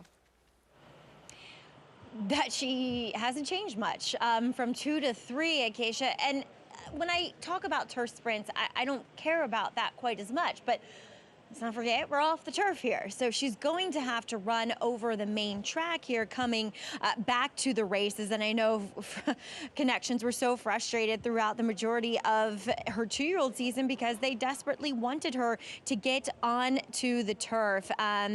Weirdly, she was favored in both the off-the-turf efforts, but proved that she preferred the green stuff under her feet. While she looks fit, I wish she looked better in her coat. I wish this was the turf for her. I think this is just probably a spot to get her going. Now, she does get Lasix for this return, which often will kind of take the proverbial edge off of a horse, and it's definitely done that because she's very, very quiet here in the paddock. Now, moving on to one that is a bit older. She comes back as a 4-year-old. That's number 8, Leslie Starr. Now, she has 1 try in a scheduled dirt race when she was an early 3-year-old over a track similar to this, albeit going a mile against much tougher company. So while I do feel as though her home is on the turf, I do think she's worth another chance trying the main track. But again, another horse that has to deal with a layoff. And I just feel like a start is going to be beneficial to really get her to strengthen up because she's just a touch weaker across her top line and her hindquarters. Definitely fit from that lean perspective because she's very defined overall. But I feel like maybe Linda saying, hey, let's stay in this race, get the fitness into us, and therefore we won't be excluded the next time where a turf race comes up, because you often have to play that game when you're dealing with turf horses. Acacia, you know, staying in an off the turf race gives you a better chance of getting into a turf race when it comes up next in the book. Absolutely, Maggie. It's like Richie Migliore always says, not only do you have to be a good horseman or horsewoman, but you have to be a good manager as well. And like Maggie said, thinking ahead and thinking about wanting to be able to participate in the next turf race too. I'm going to be honest with you. I'm not sure that Leslie Starr isn't a better dirt horse. I like her today, and I'm afraid of her stablemate, but I have a feeling that she might belong on this surface. We'll see. We'll learn some more about her today. She is 5-2 right now. We'll talk more about this third race from Belmont at the Big A when we come back on America's Day at the Races. Perennial leading New York sire Central Banker, sire of a $325,000 two-year-old colt in 2026, and the leading New York sire of stakes horses again, including Hot Currency. Hot Currency up by 4, 5 widening lengths, approaching that final furlong. No catching a geared down, dominant winner of the 4-star Crook. Give it to Hot Currency. Central Banker, standing for $7,500 at McMahon of Saratoga Thoroughbreds.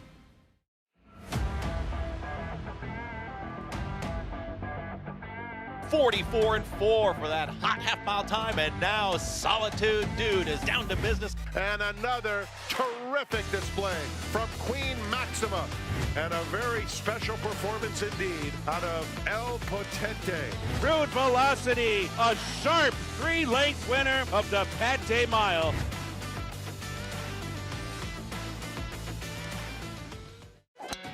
Excelling on a cross of New York turf and Kentucky bluegrass. A 6-time graded stakes winner, including the Grade 1 4-star Dave, Grade 1 Turf Mile, and the Grade 1 Maker's Mark Mile by leading champion European sire Lope de Vega. So he's got that going for him. Carl Spackler, the ultimate greenskeeper, standing at Lane's End.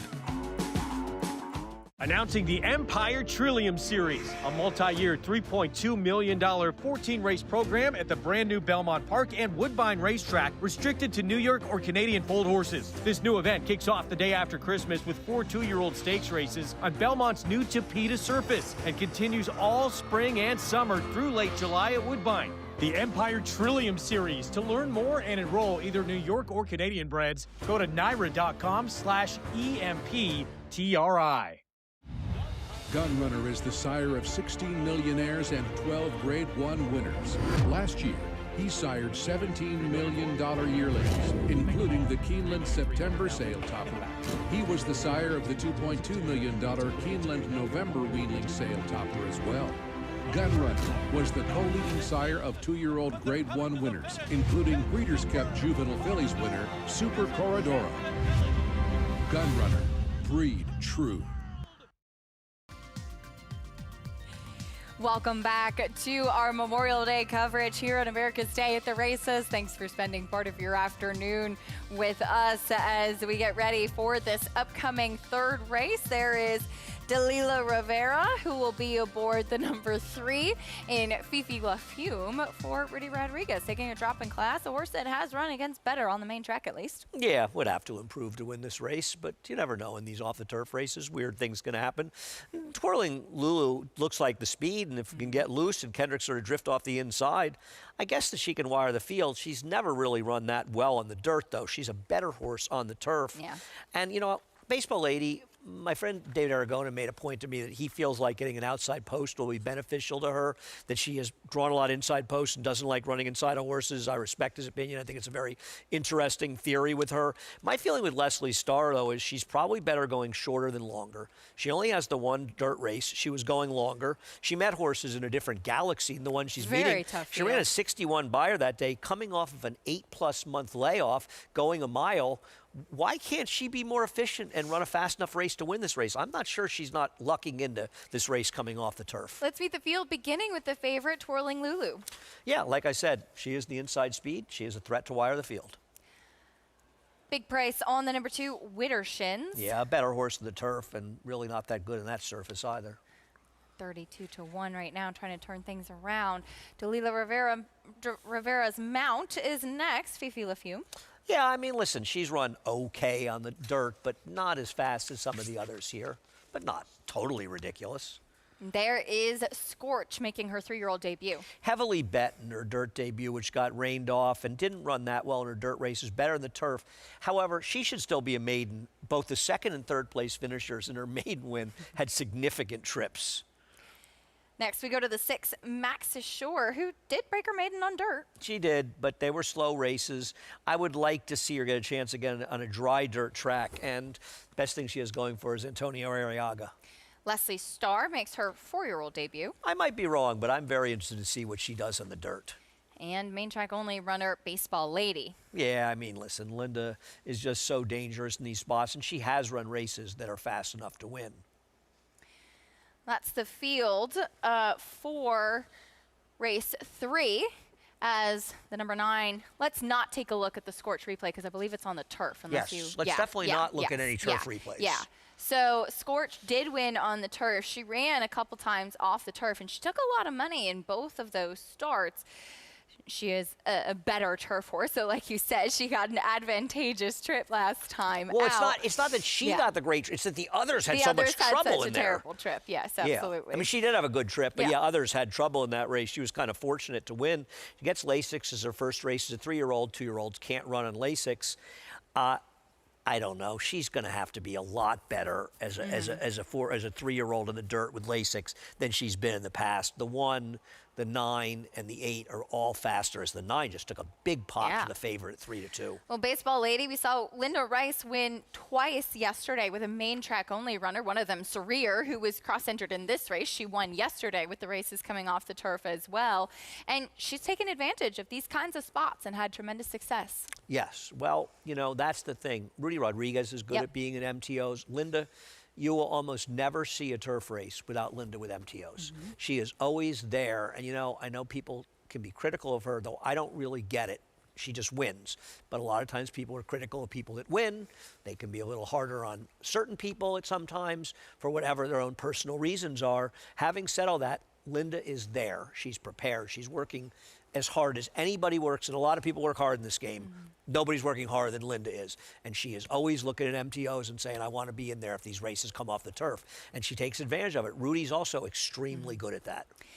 Sometimes the weather can actually be your friend when you have some dirt horses in the barn. Horses finishing up their warm-ups, though. Let's go back to Maggie trackside. For sure, Linda plays the game very, very well. As we'll start with the inside runner, Twirling Lulu. I'm going to, hesitantly land on her, but I do think, she feels like a trustworthy type, at least in this spot. And honestly, if you were just blindly picking horses based on appearances, she does look best and has done so throughout the prelims here for trainer Bruce Levine. I don't trust her because she doesn't necessarily love to win in her one-win game when she was able to wire the field on the turf off a considerable layoff. But I just thought she made a great impression here overall, and at least there is a little bit of dirt form to rely on. Next, we'll move on to the outside, the MTO, like we were saying with Linda. Baseball Lady, I've tried with her in the past, and I totally get what Andy was saying about David Aragona saying she doesn't like to be inside. And I would take that one step further in that I don't think she likes being around other horses. I think, last time you watch her replay and she's kind of between horses and she just sucks herself right out of there. So one of those horses that gets intimidated when in and amongst others. So yes, the outside post does do her a favor here. I don't trust her because I've gotten a bitter taste in my mouth because I've tried her in the past and she is disappointed. But I can't really fault her too much physically. And if this post does her the favor that it should, and she very well may end up in the winner's circle, Acacia. We'll see. Maybe she just finds herself in the right company today. As we see Baseball Lady right now at 8-5 as your favorite. Let's go back quickly to the number 1, Twirling Lulu, who, as Maggie touched on, does have the speed. She has some legitimate questions, though, about her ability on this surface. She does, but she also might just run these horses off their feet. And the fact that Maggie likes how she looks is a positive for her. I agree with everything. I think we all agree. Yeah. She's a better turf horse. Yeah. And I think that Bruce Levine would probably say that I would have rather had her in this race in the turf, though she's actually a shorter price off the turf than she would have been on the turf, though I was going to pick her on the turf. She's a threat to wire. We're seeing forward horses do well. It's not like these races have been super competitive so far. I could see her wiring the field. I'm not going to argue against it. I am not the biggest fan of the 9, and maybe David's probably right about the idea of getting her to the outside. I'm still not convinced how good she is, but I'm going to tell you, these Linda Rice MTO horses, they are tough to beat. They don't have to necessarily look the best to win these races. Absolutely, as we saw yesterday with a couple of horses entered to run main track only and taking advantage of that. As we see horses approach the gate for race number 3, this one off the turf, as we get ready to see if Baseball Lady can find her way back to the winner's circle for just her second career win. And the break is important here, because if you like the 1 here, you want to see her break very sharply and assume and control this race, because she's not winning this race unless she's controlling. And in all likelihood, you want Kendrick to probably drift at least a little bit off the inside, which I imagine he will do if he gets clear.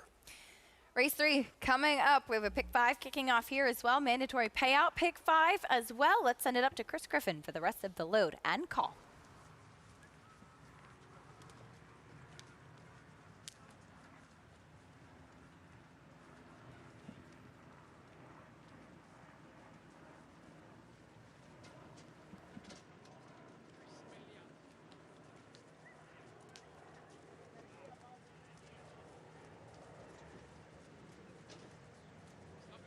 Leslie Starr, Baseball Lady.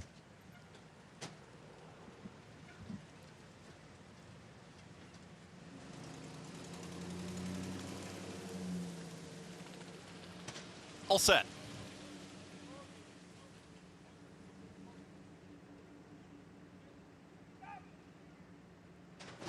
And they're off.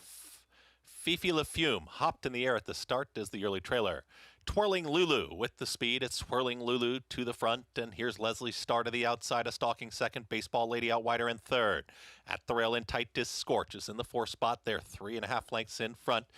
Back there is Max Assure, then Fifi LaFume, and at the back will be the trailer. Widdershins.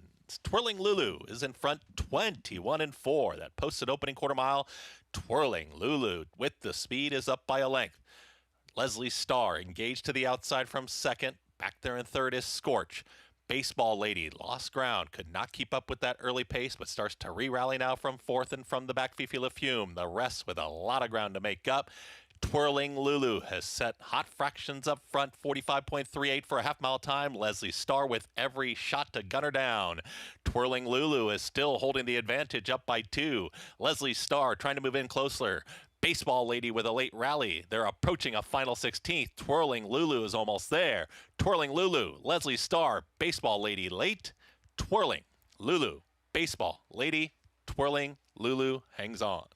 Baseball Lady then came Leslie Starr to finish third. Twirling Lulu used her speed to her advantage, takes them gate to wire under Kendrick Carmouche, but she had just held on a late rally from Baseball Lady. Well, that was a very fast first quarter, and I don't think I was wrong about Leslie Starr. She just wasn't quite good enough to win it.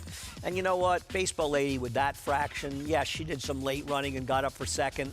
But the reality is, with that kind of pace, you would have thought she would be able to get up and get in the game earlier. Was she really running at the end, or was the race just kind of falling apart in the late stages? Twirling Lulu holds on, though, as we did see Kendrick Carmouche kind of keep her a little bit off the rail. You know, it's not much. It's pretty well sealed, but there is a little bit of standing water there, and you kind of see that on very rainy days, and maybe just in general, not always the place you want to be. Yeah, you have to be careful, because a lot of these days, you know, you say, well, it seems like all the good running was done out in the middle of the track. But then again, the riders, and I don't blame them for doing this, they're Right. sort of erring on the side of caution, Sure. saying, like you're saying, there's standing water down there. I don't want to be the guy who's down on the rail and look like a fool for being on the rail. So everybody's a little bit off it. So how can you say a rail is dead when 2 horses were on the rail that day? So yes, a lot of the running was done, the best running was done in the middle of the track, but then again, maybe that's because a lot of the horses were running out in the middle of the track. So I'm not convinced it's a dead rail. I just know that most of the best running is being done off the rail. 1983, Twirling Lulu takes them gate to wire under Kendrick Carmouche. Prices and more when we come back. We'll also check in with our crew back over at Monmouth Park.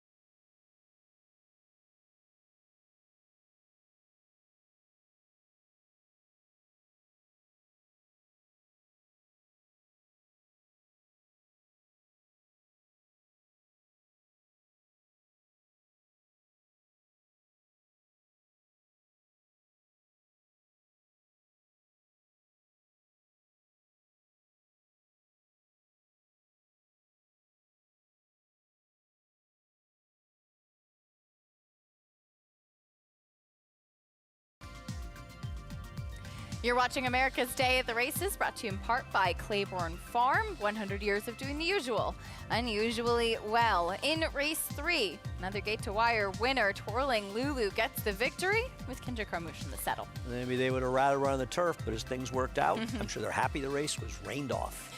A win's a win, right? Yep, glad to see Roddy Valente get the win. And of course, my man Bruce Levine, who's been winning races in New York for a long time. A homebred for Roddy Valente as well. Congratulations. 626 on Twirling Lulu. She ended up going off 2-1 after taking all of that early money.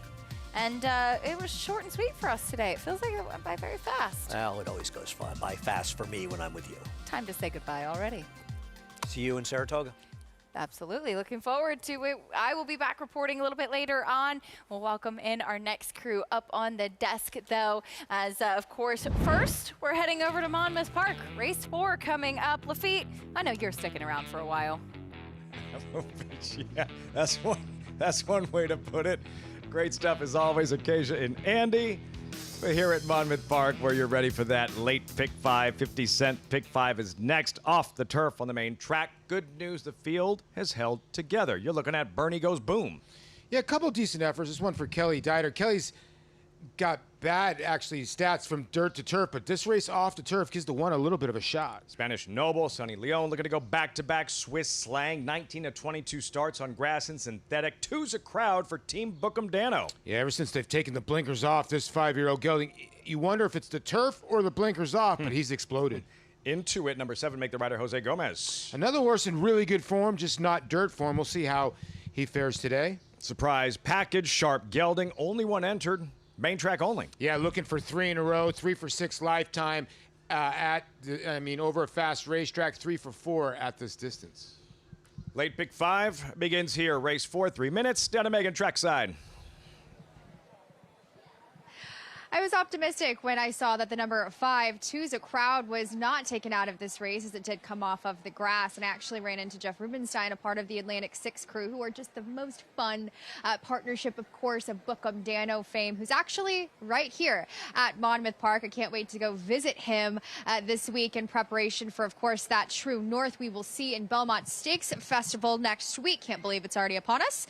But as far as Two's a Crowd, he just beat much better horses at 90 Buyers speed figure last time out on the grass at Aqueduct. And well, I will say it was a slow pace that he took advantage of, free rolling it on the front end. It's just so much better horses. And while that race, they did run 1-2 around the racetrack, I was pleased with some of Acacia's comments that day as far as his physical filling out as a 5-year-old, in which you have to appreciate with some of these progeny, especially of his sire Cloud Computing, because I find they always kind of remain the same one-dimensional type, and he does. He looks fantastic. I don't find he's going to take issue with this wet surface, though he is 0 for 5 on it. So that is a question mark for him, especially at the short price that you are seeking. But if he is anything as he was last time out, he's just going to be incredibly hard from a class perspective to get around this group with Paco aboard. But as far as number 3, Spanish Noble, he was smaller, he's fit. I will say he's incredibly burly and strong and robust. That's something that I noted just looking at his races, where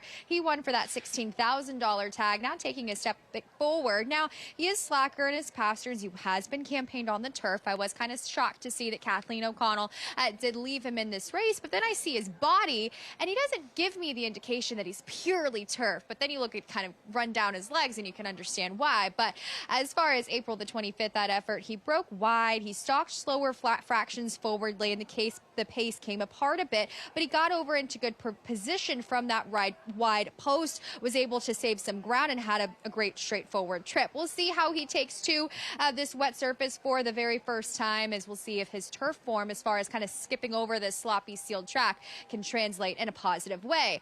I do not have positive comments, though, on the other Kathleen O'Connell entrant in here. That is the MTO, and you can see not taking as much money as you would think an MTO in an off-the-turf race would. Now, coming out of much cheaper races would probably be the reason why. Now, he has been consistent, rolling off of those 2 wins at Tampa, but he was incredibly washed out. He's very lighter in his frame. He kind of looks like one that lives on his nerves, as he was just incredibly sharp. And as we take a look at that last performance there on May the 1st at Tampa, where he showed speed, he tracked off the pace under a hold, and you can kind of tell he could kind of have the propensity to get green as he angled 3 wide, rounding the turn. Very straightforward trip, and he was fending off a challenge from Quismer along the rail, who was also taking a step up in class. I just didn't find this field was as competitive, although the speed figure is semi-comparable in this spot. But ultimately, Lafitte, I couldn't look past the 6-5 favorite, though does have a test to take today on the surface. Two's a Crowd, just looking at surprise package, eager in that race, aggressive at Tampa before being produced late. Megan didn't love what she saw as we approach post time. And Paul, you're going with that guy there. Swiss Slang currently 2-1. I landed on the 4 in here. Swiss Slang, good work over at Delaware. Blake Kelly doesn't send a lot of horses out here. Another horse has only run 3 races on a dry track, so really tough to gauge. But I just love those races at Turfway Park. They were good races. Needs to translate a little bit to the dirt. And, you know, right now, I don't know if I'd want to take almost favoritism. He's really close to the 5 here. You're not sold on the favorite. Listen, the favorite looked tremendous, I thought. You have to discern whether the turf has helped this horse or the blinkers off. Now, he has a couple good races at Aqueduct and the mile and eighth. That's really good. But But the 0 for 5 with no placings is concerning on wet surfaces. But you do get Paco and Derek Ryan, the Bookham Dano team. Atlantic 6 Racing, Ryan Lopez, a chance to see Bookham Dano as he attempts to defend his title in the True North, all part of the Belmont Stakes Racing Festival next week up at Saratoga. But first things first for the Bookham Dano team, the reigning champion sprinter, two's a crowd here and in front of a good crowd. Holiday racing, Memorial Day racing, despite the conditions here at Monmouth Park and what's been a solid afternoon of thoroughbred the last racing. couple of days, we've had rain. Like yesterday, it was coming down rain. I understand it's gloomy out, but there's no rain right now, so people are able to go outside, get closer to the rail. We got a tremendous crowd on hand, especially for the weather that we've gotten. Circling about as we get set for this fourth race. It looks and like, this are they 50 cent getting on the late pick gate? 5 is somebody. What's going on? You never know when they're getting on the gate if they're scratching somebody. Are they? Force Wow, that changes things. Swiss does. Slang, who was your top selection, who was a co-favorite. You guys sure that's the? I think it's. It is the 4. Yeah. Swiss Slang out, a late scratch, and that really changes the complexion of this fourth race at Monmouth Park. The co-favorite, Swiss Slang, is out. Yeah, he was battling for favoritism with the 5, two's a crowd. So all the money should go to the 5 in here. And, you know, that takes a lot of class out of this race, but we'll see what happens. I thought the 1 will take some of that money. That horse will probably come down from 19 to 1. Late vet scratch. So he was a contender, obviously, as the co-favorite, then second choice in the wagering, Swiss Slang being out. But does his absence, in terms of his running style, his absence, does that change anything about how this race figures to be run? No, because he was going to lay back and make one run. It looks like the 5, the 7, and the 8. I think the 8's a little bit off the pace. But two's a crowd and Into It are 2 horses, unless the 1 and Carol Sanini with Bernie Goes Boom will go. Those are the 3 horses that should be part of the early pace. The 4 Swiss Slang was going to lay back and make one run. So, no, he takes a little class out of the race, but nothing to do with basically the running or the shape of this race. For the uninitiated or someone playing, I don't know, a pick 5 for the very first time, how does that work when you have a late scratch at the gate? Your ticket's already in. You've already played your pick 5 and Swiss Slang defects. When Swiss Slang, so a horse like this defects, you get the post-time favorite. And so all your tickets will go to the 5 in here. So you're rooting very heavily for the 5, two's a crowd. Sometimes when you single a horse like the 4, you're kind of betting against the 5, but now you're leaning on that type of horse. I think it's something now in 2026 that you should have the alternate button on everything you wager on. I hear you. Two's a crowd now. That much of a heavier favorite, 4 to 5. Touched on Bookham Dano and one of the many stars we look forward to seeing. Belmont Stakes Racing Festival for the Belmont Stakes next week up at Saratoga. And whether you're a fan of the horse and the fact that he's a reigning champion sprinter, I still don't know what's more entertaining, watching him compete, watching him sprint, or watching his owners, Connections, Atlantic 6 Racing, watching them watch him compete and do his thing. Now, it's going to be a real showdown. Watching them, watch Mike Ivorone sweat down the lane with Bertinato. That's going to be a treat in itself at Saratoga. So, Mike, good friend of mine, I'm happy for him, too, as well. That horse is trying to bounce back. So we'll see what happens. I thought Bookham Dano really ran on guts last time and needed that race and really ran, I thought, courageous. I think he's going to be really tough to beat. Aside from the Belmont Stakes, is there one race, one horse in particular, aside from the third and final jewel of the Triple Crown, Paulie, that you're looking forward to most as part of this Belmont Stakes Racing Festival? Crude Velocity. I really am. Listen, I understand the other horses. We kind of know there are going to be some showdowns. Mm-hmm. Is Crude Velocity the real deal? I mean, I think just that's how good is he? Yeah, how good is he? Because when you have Bob raving about him with all the horses he's had, Yeah. he could be special. He says he is freaky good. Always knew he was special, but might be one of those freaky type of racehorses that Bob Baffert has trained in the past. Look forward to see what he does in the Woody Stevens. Crude Velocity looking to remain undefeated. Meantime, here at Monmouth Park, now we're set for this late pick 5. About to get started here in this fourth race. Final check of the toe board reading 4 to 5 on number 5. Team Bookham Dano with two's a crowd. Here's Matt Dinneman.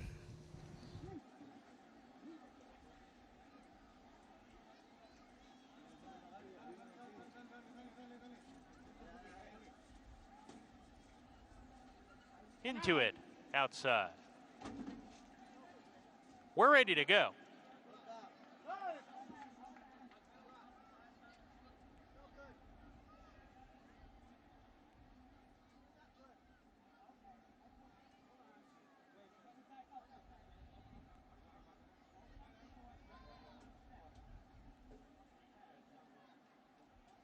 adjusting to the crowd. In once again. And Lyra. The quintet all broke smoothly. Tusa Crowd right to the lead. Into it alongside to press him. Now Into It grabs the lead. Tusa Crowd will take a hold immediately. And Into It gets into it. Goes into the first turn, clears off into that turn, and opens up 2. Tusa Crowd runs in second. Surprise Package third early on. Gap of 2.5 to Spanish Noble. Bernie Goes Boom at the back with 3/4 of a mile to go. Into It, nice and easy here. Leads by about a length. Tusa Crowd, the 3-5 favorite, perched on his outside. Now a half length back into it onto the back stretch. Surprise Package, the main track only entrant, 3 deep down the backside, a length and a half behind. Gap of 4 or 5 to Spanish Noble. 2 clear of Bernie Goes Boom, who will have to pass them all. Approaching the half-mile pole. Into It, still in the lead with Jose Gomez. Half length in front of Paco Lopez, looking for the hat trick today. He's second aboard Tusa Crowd. Surprise Package third, 3 wide still going into the turn. 5 clear of Spanish Noble, under a ride now, and a gap of 5 or 6 to Bernie Goes Boom. Rounding the far turn, Tusa Crowd around the turn, even with Into It, who's under a ride to keep pace here. Tusa Crowd nose in front now. Into It second, Surprise Package 3 wide, top of the lane. Into It, finding more on the inside. Tusa Crowd, 3 pass off the rail as he comes down the lane. Into It hugs the inside. Tusa Crowd is asked to sprint, goes by Into It. Furlong to go. Tusa Crowd in front. Into It, fighting from the inside, but Tusa Crowd has too much horse, and with a 16th to go, he puts away Into It. Tusa Crowd had never hit the board on a wet surface on the dirt. That changes today. In fact, he wins it.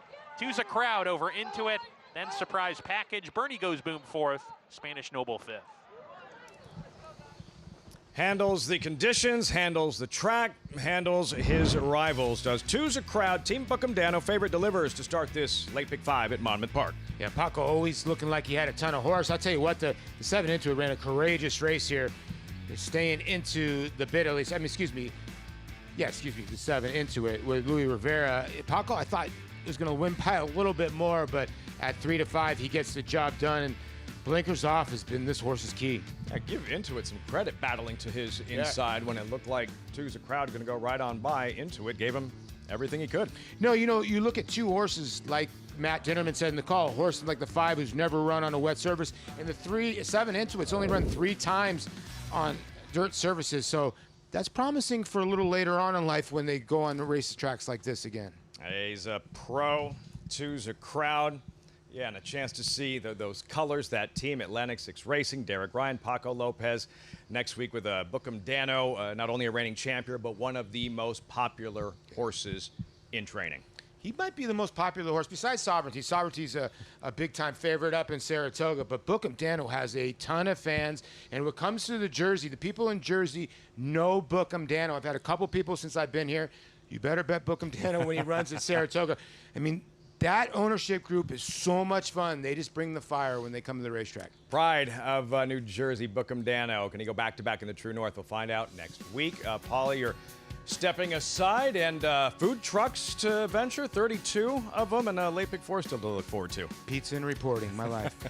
Little Sicilian. If you get a chance, bring us up some funnel cakes. I know we can't count on Megan to do that. Horses in the paddock, Belmont at the Big A.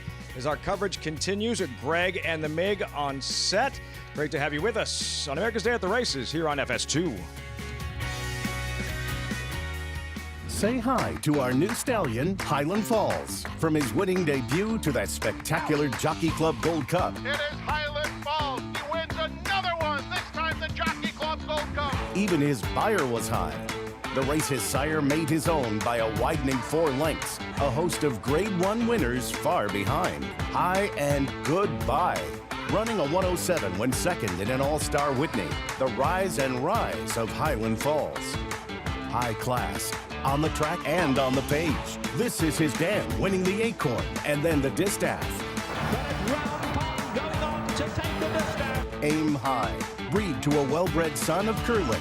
Highland Falls, new to Darley. The Belmont Stakes Racing Festival returns for the final time to historic Saratoga Racecourse. Don't miss the Belmont Festival at Saratoga. June 3rd through 7th. Secure your place in history at BelmontStakes.com. Play the Belmont Stakes presented by Naira Bets. New members get a $25 free bet plus $200 deposit match bonus. Bet the third leg of racing's Triple Crown from historic Saratoga Racecourse. Download the Naira Bets app now to play any track, anywhere, anytime. The official wagering partner of the Belmont Stakes is Naira Bets. Sign up now and use promo code BELMONT25 to claim your $25 free bet plus $200 deposit match bonus. You bet with Naira Bets. 16-2, a big black colt. He's a horse that is built for speed. With Practical Joke, it really is a case of like father, like son. It's domestic product kicking clear and opening up here in the stretch. When he ran that speed figure of 106, we were under no illusions that we had a very exciting prospect on our hands. Domestic product just in front. Domestic product. When you see horses like that who are capable of replicating the success of their fathers, that have the look that domestic product does, it gives you great confidence. Racetrack Television Network brings you every race, from every track, on every screen, every day. With monthly packages starting as low as $5, RTN gives you great value and access to more live HD streaming and race replays than anyone. Visit RTN.tv today to sign up and watch on almost any device, including Roku and Amazon Fire.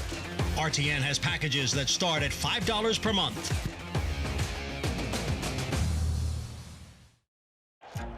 Every racehorse has a beginning. For Bond Racing Stable, it all begins right here. At Song Hill Thoroughbreds, generations of horsemanship come together to breed, foal, raise, break, and train the thoroughbred athlete. From first steps on the farm, to mornings on the racetrack, to the winner's circle, every horse is cared for like family. Want to be part of Bond Racing? This is where it all starts. Visit Bond Racing Stable today.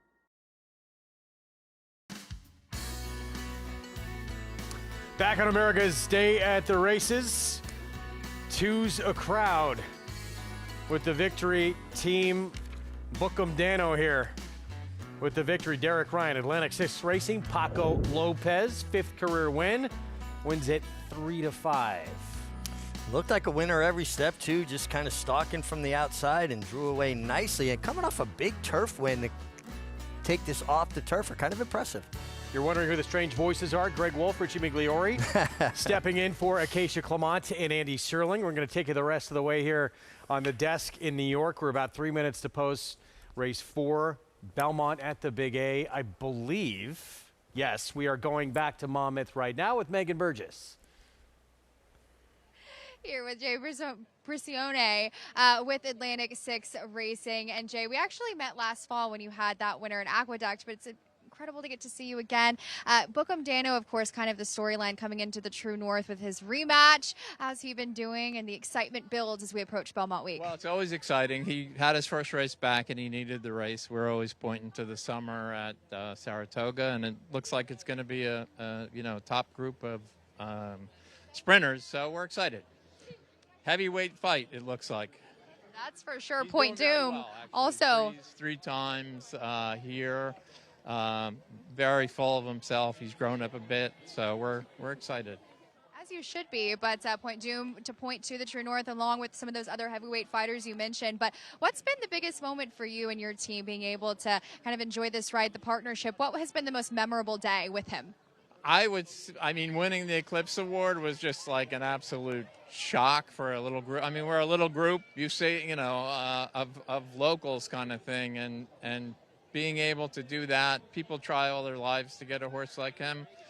We just know how fortunate we are. We're just trying to enjoy every minute of it, but recognizing that he comes first, so we try to do everything everything that we can to take care of him so we can prolong his career, being a gelding and stuff. But the Saratoga is unbelievably special. It really is just a great place to be. He loves it, and he's a pretty smart horse to be able to like it up there, right? I mean, that's for sure. Well, best of luck, Jay. Great to see you, and can't wait to see the entire team. It's always a bunch of fun. Off us on the Eclipse Awards, I think. You changed your vote at the last minute, I believe. I think she did.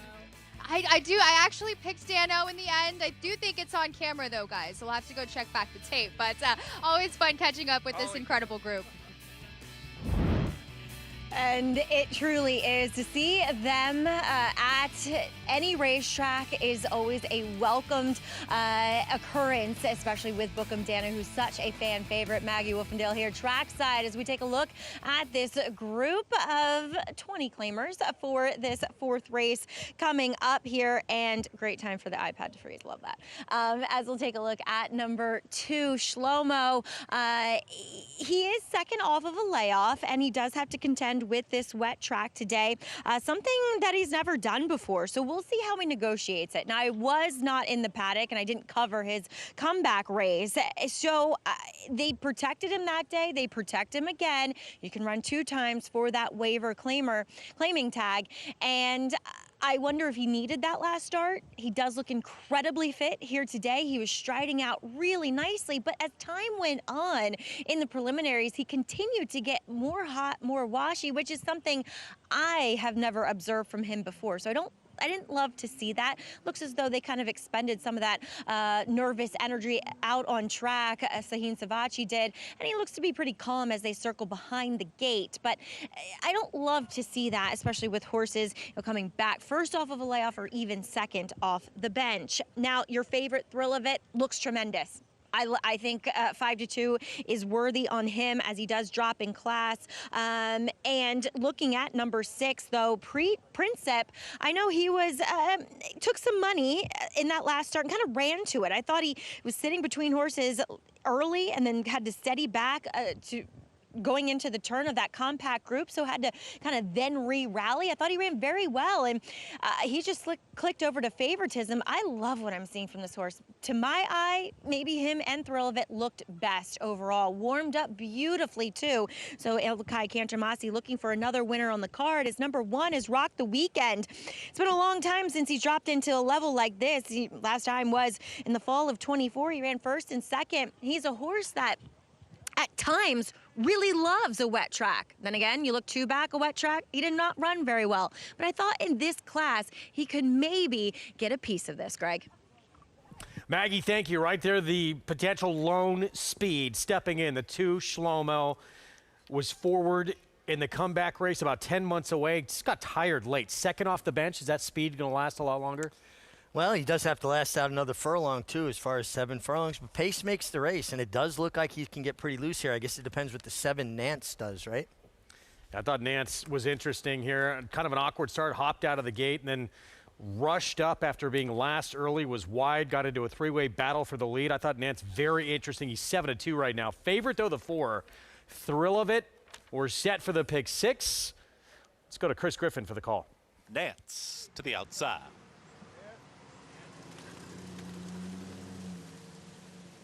Goes in. All set.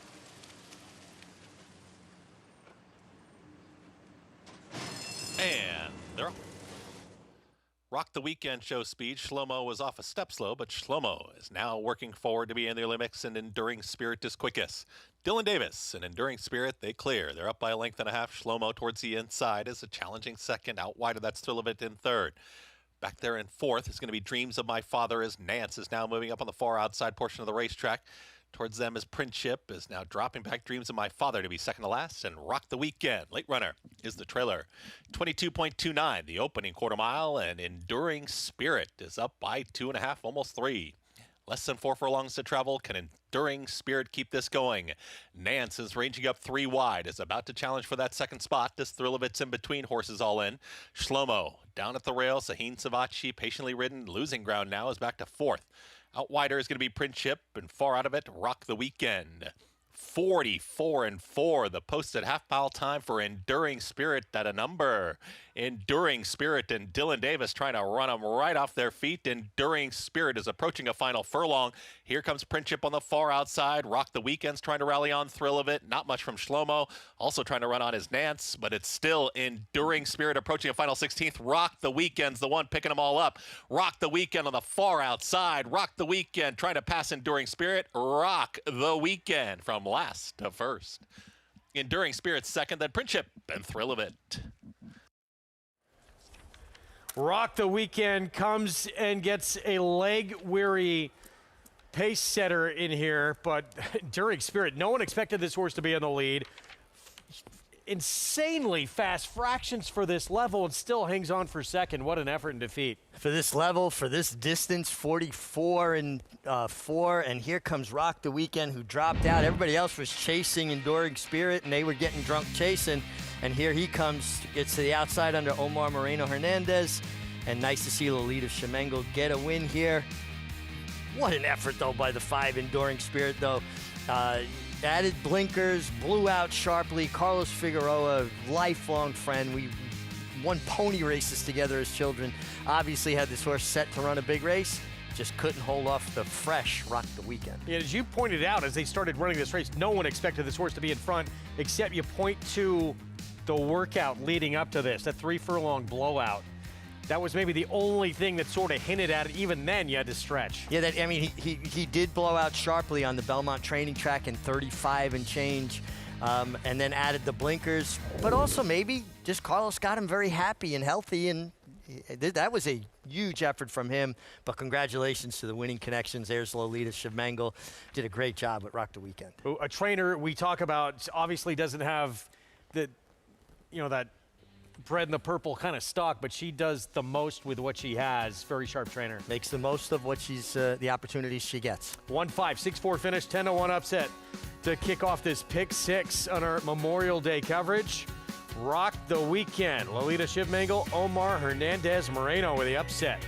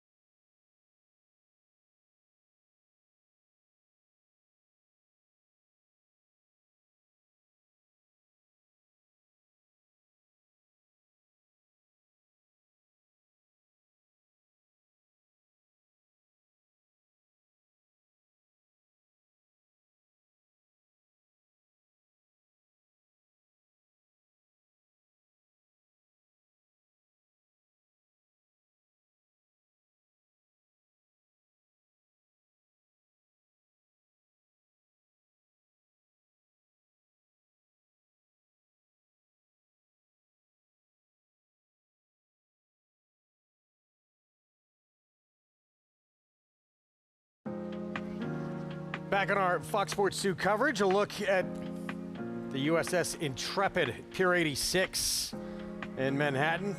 Served in World War II as an aircraft carrier. Hope everyone enjoying the long weekend, but also taking time to remember what this day is all about. And those who gave the ultimate sacrifice for our country, those lost in battle. Program brought to you in part by Naira Bets. Bet any track, anywhere, anytime. 4th, Belmont at the Big A, kicking off the pick 6. And this one a little difficult to see. doing your handicapping for this one. Rock the Weekend, Lolita Shivmangle trains. Omar Hernandez Moreno on board, comes and runs down the sort of unexpected speedster Enduring Spirit. Yeah, and you can see where Rock the Weekend is in comparison to the rest of the field. And you see Enduring Spirit winging along on the lead, fast fractions. The 4 horses chasing him got tired chasing him. And Rock the Weekend was held in abeyance and allowed to relax by Omar Moreno Hernandez, and comes with the last run. Great effort by him as well as Lolita Shivmangle. But I really think the story out of the race is Enduring Spirit to completely change his style, find that kind of speed with the addition of blinkers and the sharp blowout, and to set those fractions and still hang around for second. To run as fast as this one did at this level, yeah, just that game plan going in, this obviously was the game plan. And yes, it didn't work out, but still, it was planned to perfection, just wound up second best on the day, but a great plan. Yeah, and they got to be very proud of the effort by the horse and the team getting him there as well. It is kind of an interesting thing when horses change to different trainers and the things they can find out. And honestly, very quickly, a personal thank you to all the brave men and women that made the ultimate sacrifice for our country. Can't ever forget how important they've been to our democracy, our freedoms. No question. So yeah, if you can at some point today, take a moment and remember all those who have given their life on this Memorial Day, and hopefully you're getting to celebrate a little bit with your family as well. Rock the Weekend, $23.68. Maggie gave a shout out to Rock the Weekend too, said the horse was making a really nice impression on the racetrack. Good call, Maggie. 156, that exacta, $140 and change. 10-1 over 12-1 here to start the pick 6. We'll set up the pick 5 in a moment. We're going to send it back to Monmouth right now, at 3 minutes away from race 5.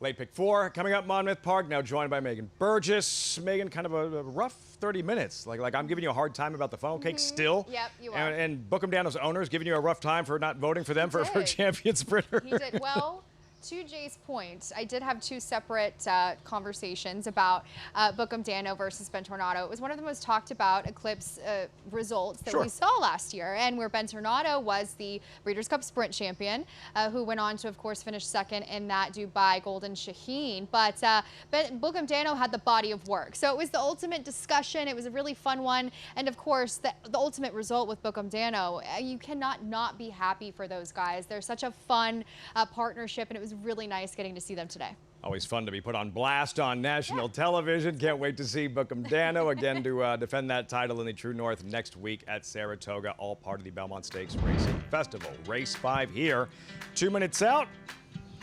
As the field hit the track moments ago, these $10,000, $100,000 claimers, New Jersey breds, non-winners to lifetime, all won for something. Lydia Rose is out. Cassie's a vault. Sunny Leone seeking a second win this afternoon. Yeah, another one that's kind of coming back quicker, second off of the bench here. Back to the 6 furlongs, which I do like for her. Richie's Valentine at 5-1 currently.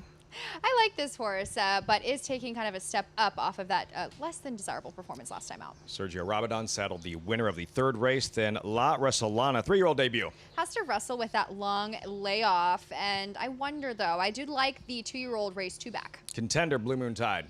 Very much a contender. Was cross-entered in yesterday's $30,000 race. Now ends up for a higher tag. Cool Spite, favorite, 8-5, 4-year-old debut, now with trainer Chuck Spina. And a 273-day layoff. Lafitte, Chuck Spina first after these kinds, 9%. He hasn't been able to win one off of this kind of layoff since 2024. So Megan has made her way upstairs to the set. Paul downstairs, trackside. Paul, what are you noticing here as we get closer to post time for this 5th at Monmouth Park? Well, I do know that when it comes to New Jersey breds, they can be very tricky. Now, we did on Saturday have the biggest upset of the meet at 41-1 with Chantel Sutherland, and yesterday New Jersey bred race with $9 winner. Now, those were around 2 turns. This is going to be a 1-turn event here on the sloppy racetrack. And you know, the outside filly probably the one to beat, but Megan makes a good point. This horse off a long layoff, and a horse that we talk about, Isabel de Tomaso, who's such a great breeder of the New Jersey breds. She bred this horse, and now Chantel Sutherland will get aboard. And, you know, this horse for Chuck Spina had been working okay in the morning, and I would think with a better beginning, I think the reason why this horse has kind of gone to the sidelines is that this horse had some issues coming out of the gate last year and has some good races to go to. But if you look at some of the other races, they're pretty good races on the board. The three horse in here, who was Richie's Valentine, this was my long shot play in here. Now, horse probably going to be a little bit less, maybe the longest shot on the board. It's between the 2 and 3. Again, it's only 5 horses in here. But the 3 Richie's Valentine, the last effort, I thought got compromised at the start, made up a little bit of ground. And, if you look back to the other race on the sloppy racetrack, I thought it was not that bad of an effort against the same type of condition, but I think a way tougher group. So I thought the 3 had a look in here. And then the 4, La Rosalina for Jose Sanchez and Paco Lopez. Lasix back on, 3-year-old debut. Another horse to figure tough for me. I think that horse is the horse to beat just because Lafitte Exaggerator, such an unbelievable Engage. I thought a very good influence on a wet track. Blue Moon Tide, the 5 for Eddie Owens. My worry with this horse has lost at 70 cents on the dollar and 60 cents on the dollar. So that's why I kind of landed on the 7 here. But like I said, these New Jersey breds, you can get a price. Burn some money, Blue Moon Tide. Current third choice, Cool Sprite, 9-5. Megan, for you, Cassie's Vault in Sunny Leon. My main takeaway with this horse is I'm hoping that she can get to the front end and utilize her early speed. She was just outrun coming off of the extended layoff. Again, Chuck Spina, his horses need a start. So now you're getting 6-1 on a Chuck Spina entrant that has a race, even though she obviously needed to improve off of that one, versus a 9-5 favorite for Chuck Spina, who is dealing with a major layoff. So as far as Cassie's Vault, you're also dealing with horses that you're trying to gauge, okay, have they taken a step forward from their maiden races? And I'm hoping the Cassie's Vault has up there at a price. And La Rosalana, Paco, seeking a 4th. This horse makes a lot of sense. First off the bench, though, is my main problem. But that race as a 2-year-old, no next out winners, but I thought for those 2-year-old figs are certainly lower. That 15-3 Buyer's speed figure, if she can improve Lafitte, she'll be tough. Time for the late pick 4. New Jersey bred sprinters to the outside. Cool Spite, the favorite with Chantel Sutherland at 9-5. Here's Matt Dinneman. Cool Spite outside pose. We're ready to go. And we're off.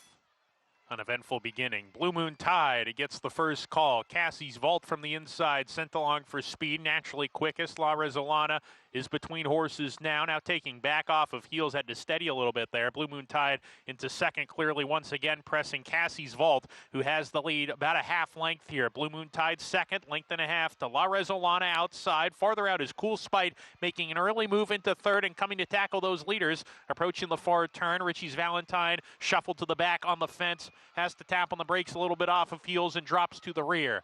Around the far turn, Cassie's Vault has more pressure from Blue Moon Tide, who's alongside, and these two are together. Blue Moon Tide in the blue blinkers, sticks ahead in front, gets a tap on the shoulder to kick on. Does so, opens up a length on Cassie's Vault. La Rosalana in the third position. Cool Spite is farther out, feels the stick 4 deep as they come down the lane. Blue Moon Tide on the lead, but La Rosalana is ready to pounce. La Rosalana blows past Blue Moon Tide with 1 furlong to go. Cool Spite up into second. Blue Moon Tide weakening in third. It's a 1-horse affair. It's La Rosalana, and it's a Paco Lopez 4 victory day. La Rosalana by 5, easily. Cool Spite second, Blue Moon Tide third, then Richie's Valentine and Cassie's Vault.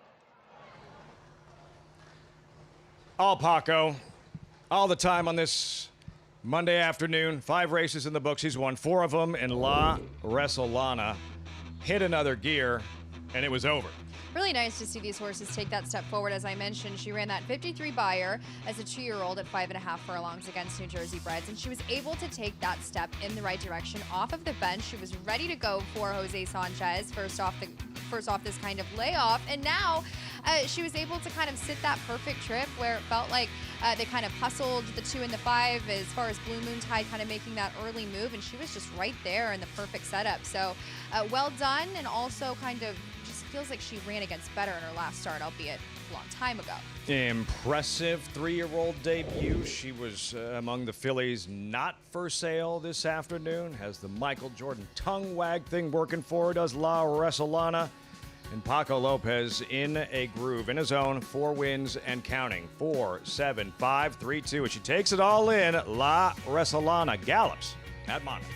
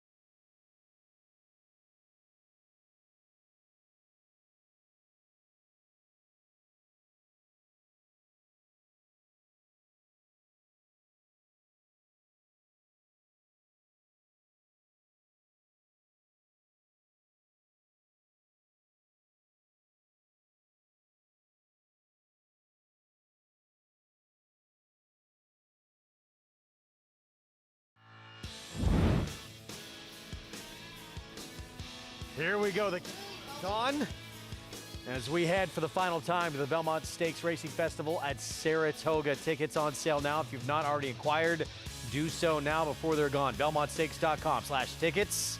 Incredible week of action, and of course the last chance to see a Triple Crown event at historic Saratoga.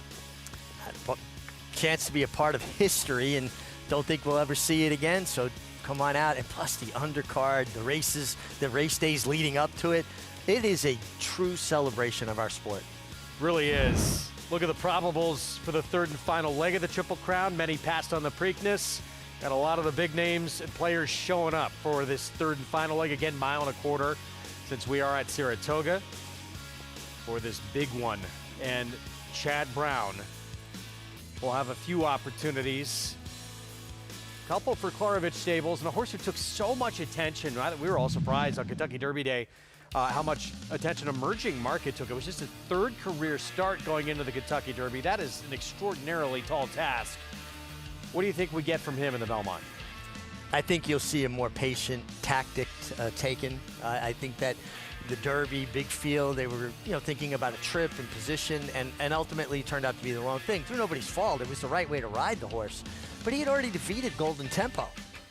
And then Golden Tempo comes from about 20 lengths back to win the Derby. So I think you'll see a different approach in the Belmont Stakes.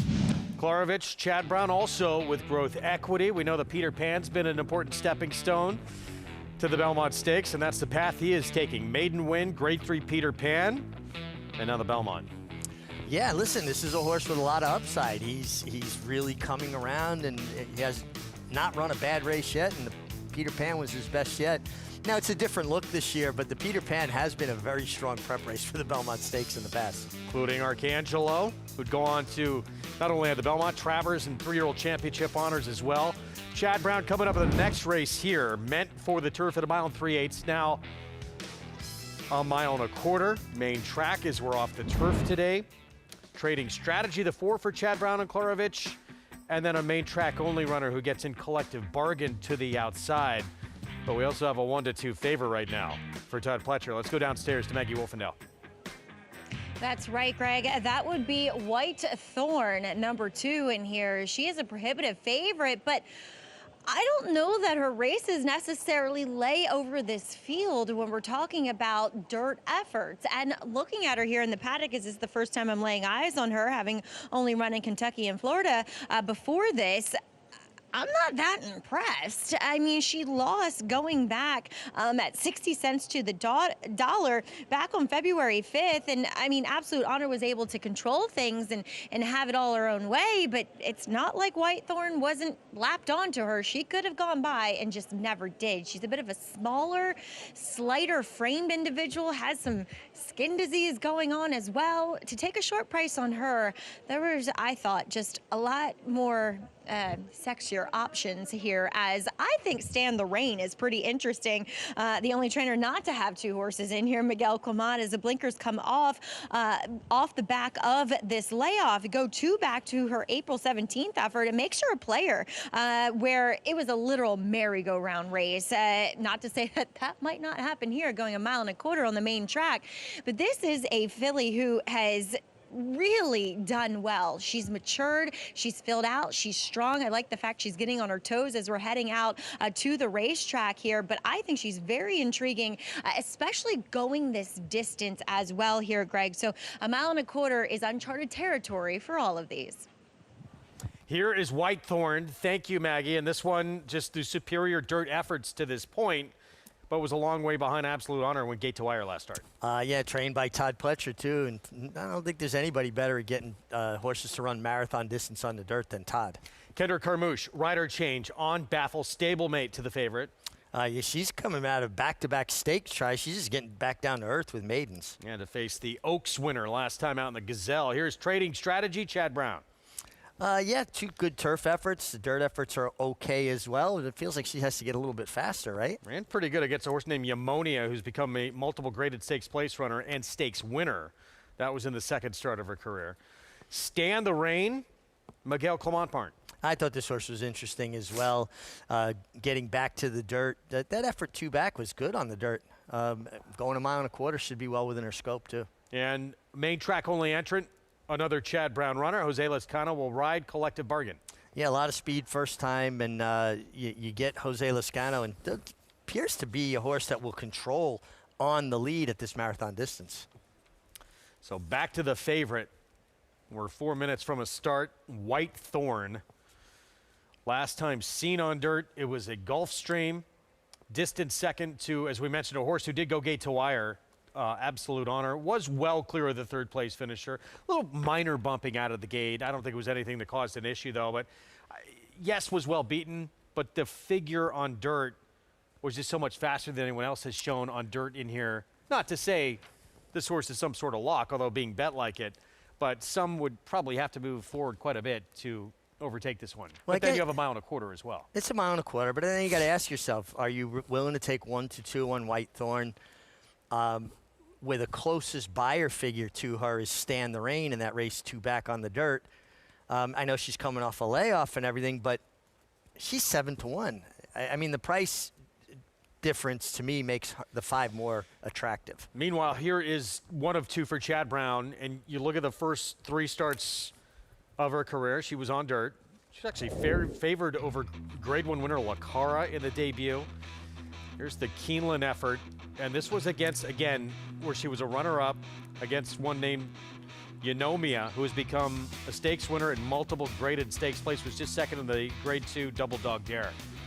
Yeah, I just, I have questions. I mean, obviously these were 2-year-old numbers and she can get better at 3, but it didn't seem to me like her turf race indicated that she was a lot better, that she had evolved and taken a big step from 3 to 4 to be, a faster filly. I like others in here. I just think that there's different directions. If Whitethorn doesn't win, I like the 5, Stand the Rain. I just think she's the most logical alternative at a better price. Well, her only dirt start is a 3-year-old. It was off Maggie almost a year away.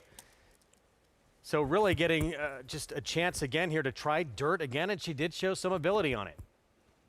Yeah, I'm with you, Greg. I picking up what you're laying down here when it comes to trading strategy. And two, she's one that, going back to that try where she was off of a layoff, she was wide chasing. I don't know that it was necessarily the best thing to be in that type of position on that particular day on October 3rd. So I really love what I saw from her physically.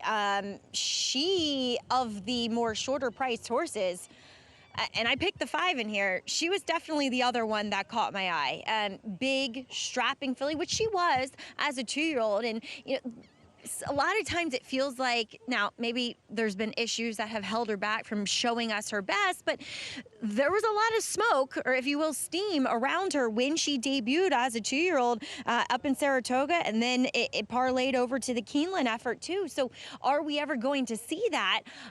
Physically, it looks as though we very well could. I do like what I'm seeing from Trading Strategy, as Chad will also send out a long shot in here, Collective Bargain, who could be the main speed. I know she did not run particularly well in her debut in a scheduled dirt race going the 1-turn mile, but point of reference, she would come back and complement that effort with the 78 buyer.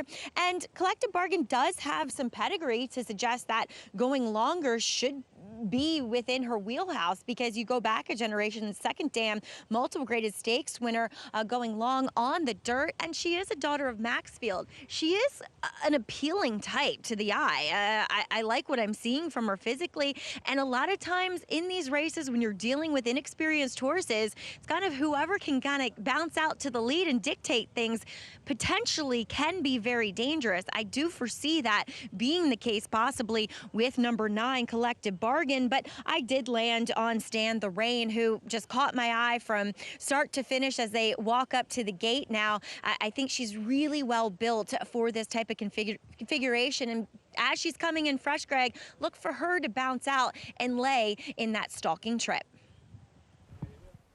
All right, thank you, Maggie. Look, this became a pretty interesting race. I know it was meant for the grass going long, but I think equally interesting here with the surface switch. Who's going to handle the 1.25 miles? Got a sloppy track to deal with. And I do think, Andy sort of got me on a straight trading strategy, who I wound up going with the favorite, but I definitely see the case to be made for the 4. Yeah, I'm not sold at a shorter price, but would I be surprised if a Chad Brown runner wins? Of course not. Meanwhile, Stand the Rain, Miguel Clement, last time on dirt, 3rd here in April of last year at Aqueduct at 1 1/8 miles against Donor Advised. See what happens here to kick off this late pick 5 on our Fox Sports 2 coverage. We send it upstairs. Chris Griffin, the call. Collective Bargain.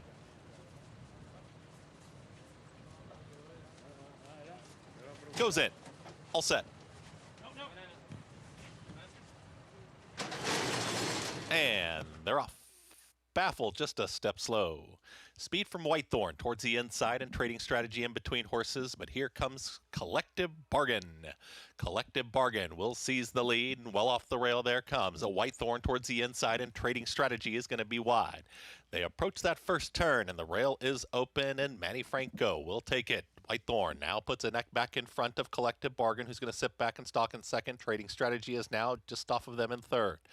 Another 3.5. Back to Stand the Rain. And the trailer is Baffle.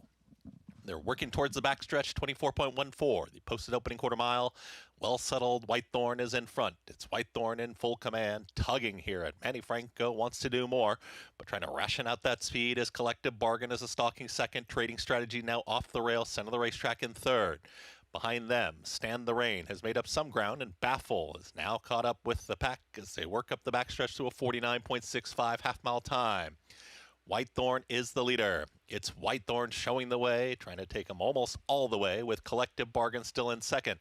Trading Strategy also wants to do more. Dylan Davis 3 wide.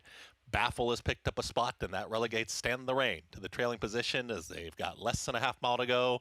Whitethorn caught the breather, and Whitethorn is now into the turn. Trading Strategy, it's one on the move as Collective Bargain is asked to keep up, is back to third. Stand the Rain, Baffle, they're the two trailers. Whitethorn is approaching a quarter mile left to go. Trading Strategy, the main contender so far.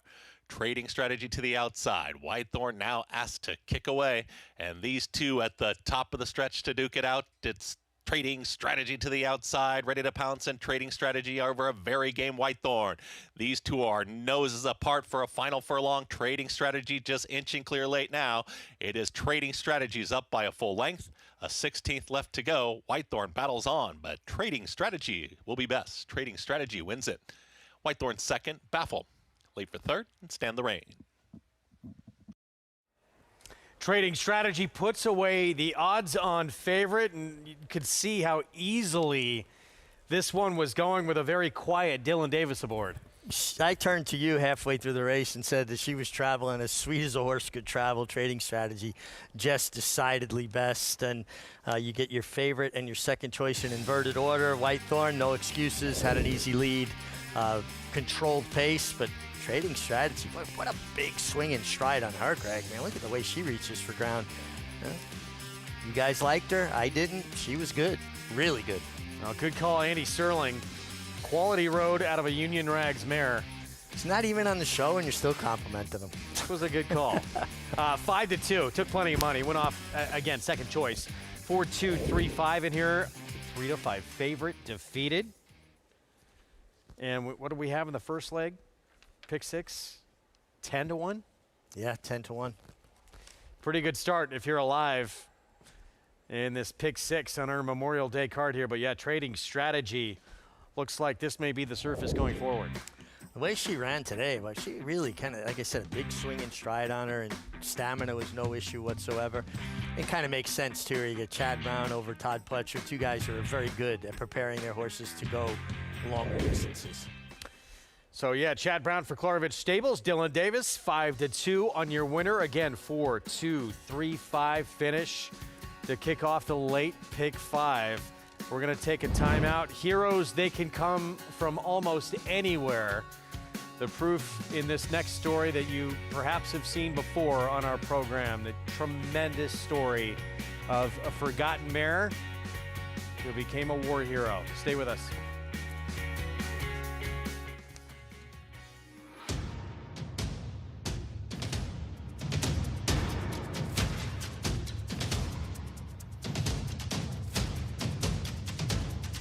Drain the clock, Jackie's Warrior, drain the clock by a head. 1,000,001, hit it in 1,000,001, 1,100,000, hit it in 75,700. Mike, 700,000. 70, 570,000. Thank you.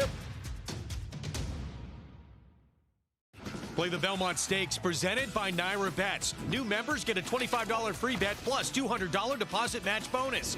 Bet the third leg of racing's Triple Crown from historic Saratoga Racecourse. Download the Naira Bets app now to play any track, anywhere, anytime. The official wagering partner of the Belmont Stakes is Naira Bets. Sign up now and use promo code BELMONT25 to claim your $25 free bet plus $200 deposit match bonus. You bet with Naira Bets. Cyberknife was a very talented horse from day one. A very gifted, fast horse, a lot of speed, able to carry it around 2 turns. Looks a tremendous amount like Gunrunner, same ability and talent, beautiful physical, outworked every horse on the board. Holds the track record in the Haskell. He won it in impressive fashion, beating a very good group of horses. And Cyberknife has won the TVG.com Haskell over Tama. Jack Christopher finished third. The Arkansas Derby was one of his best. Showed how much talent he really does have and stamped himself as one of the best 3-year-olds in the country. His name is Cyberknife! Cyberknife ranks up there as one of the most talented horses I've ever had in training. Multiple Grade 1 winner, brought it every time you let him over there.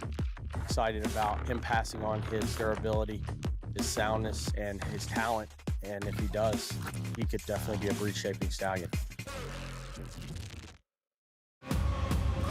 It's just super exciting. This is a real immersive experience. It's the respect from the outside that they get, but along with the way that you feel when you're part of it. High-class horses, really big races. We want you to be behind the velvet rope. The bar that they set is different than everybody else, and it needs to raise everybody together. Your job is to show up and have fun. We'll take care of the rest.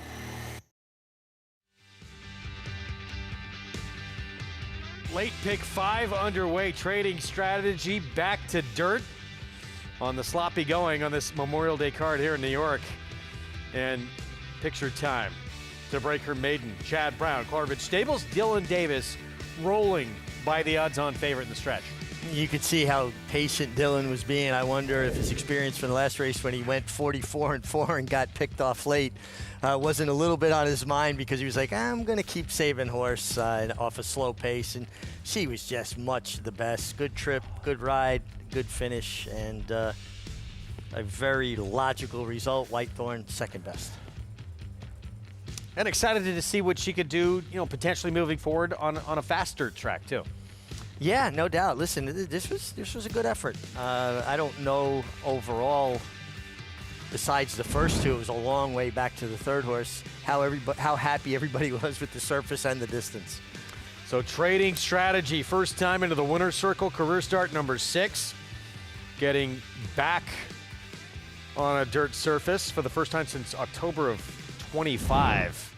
So we move on to a turf sprint, off the turf obviously today, but meant for the grass, so moves to the main track. I've not seen a race change the complexion of it more because of a surface switch than this race. The 1, 2, and 3, even if it had remained, if they remained in the race with the surface switch, they were the top 3 choices to beat in the race. Yep.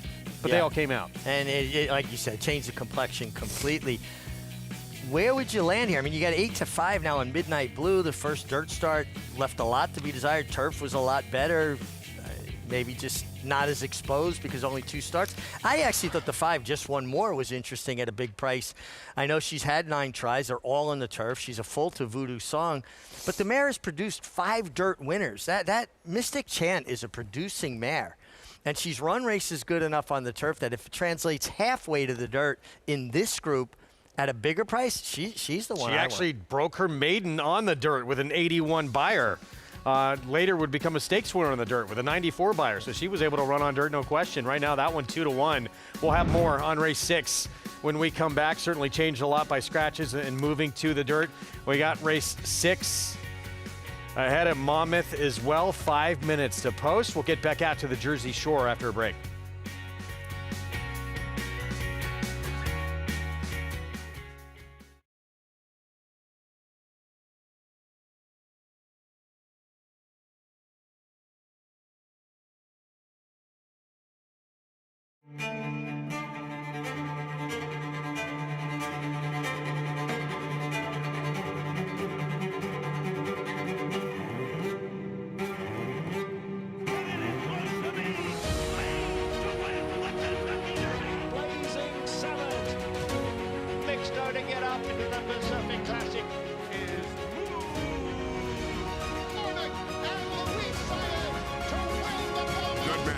The classic sire.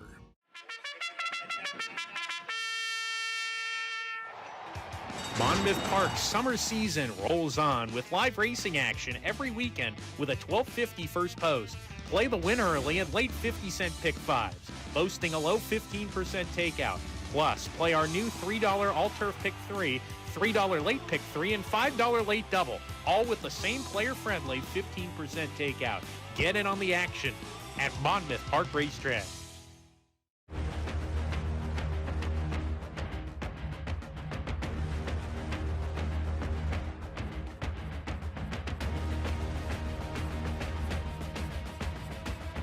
They're coming down for the finish, and it is Silver State.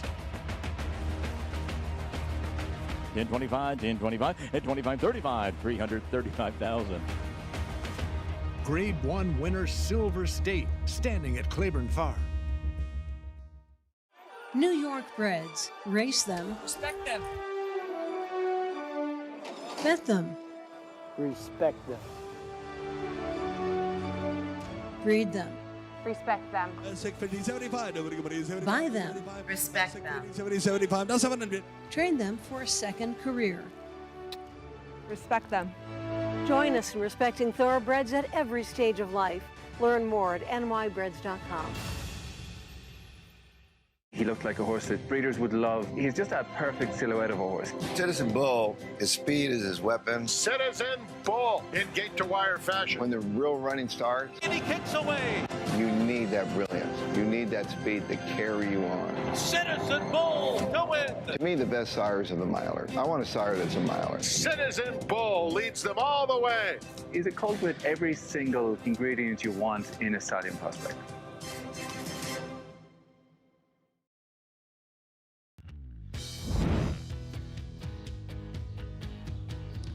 Looking more like the Monmouth Park we know and love. Sun's out for the first time in I don't know how I long don't it's either. been. It's been a minute. But this is kind of an interesting group. It was one that came off the grass, but wasn't too crazy affected. Off the turf of the main track, there's Eldest Son, 2-1 second choice. Back in this field, 2-1, and has the races on turf that make him incredibly competitive. A classic joke, quick gelding, 5-year-old debut. Benefited from the two-turn bull ring two-back, but has been facing much weaker.